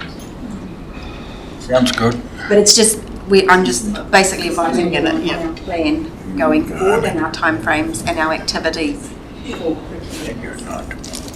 Will we be looking at having part of the policy an emergency procurement? There is an emergency procurement section in the new policy. Just follow on it. So I think at the Civil Defence meeting that Victor and I are going to on Friday, they are looking at emergency procurement across the councils. So maybe just touch base with someone from regional council to say, are they looking at any, and it comes under emergency procurement. Now that you just said that, Tony, it reminded me. I must have read you. How to procure an emergency. Yeah, so we've had an internal audit of our emergency procurement, and that was provided by Bay of Plenty Regional Council. So they'll already be quite. Okay. But that's unplanned events, not. Okay. We have to meet certain rules with procurement, or is that just a standard that is for government, central government?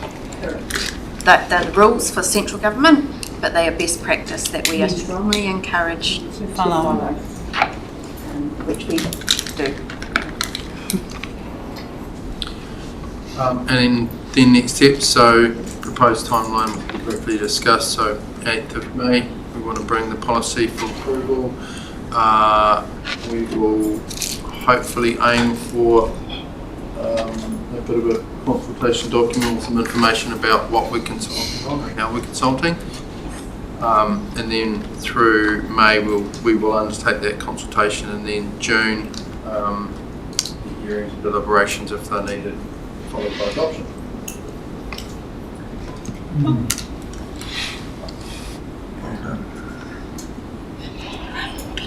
Thank you. Right, lovely. Thank you. Thank you. You get another tick? Yeah. We're seeing it. All right. Well, we've reached the end of our meeting.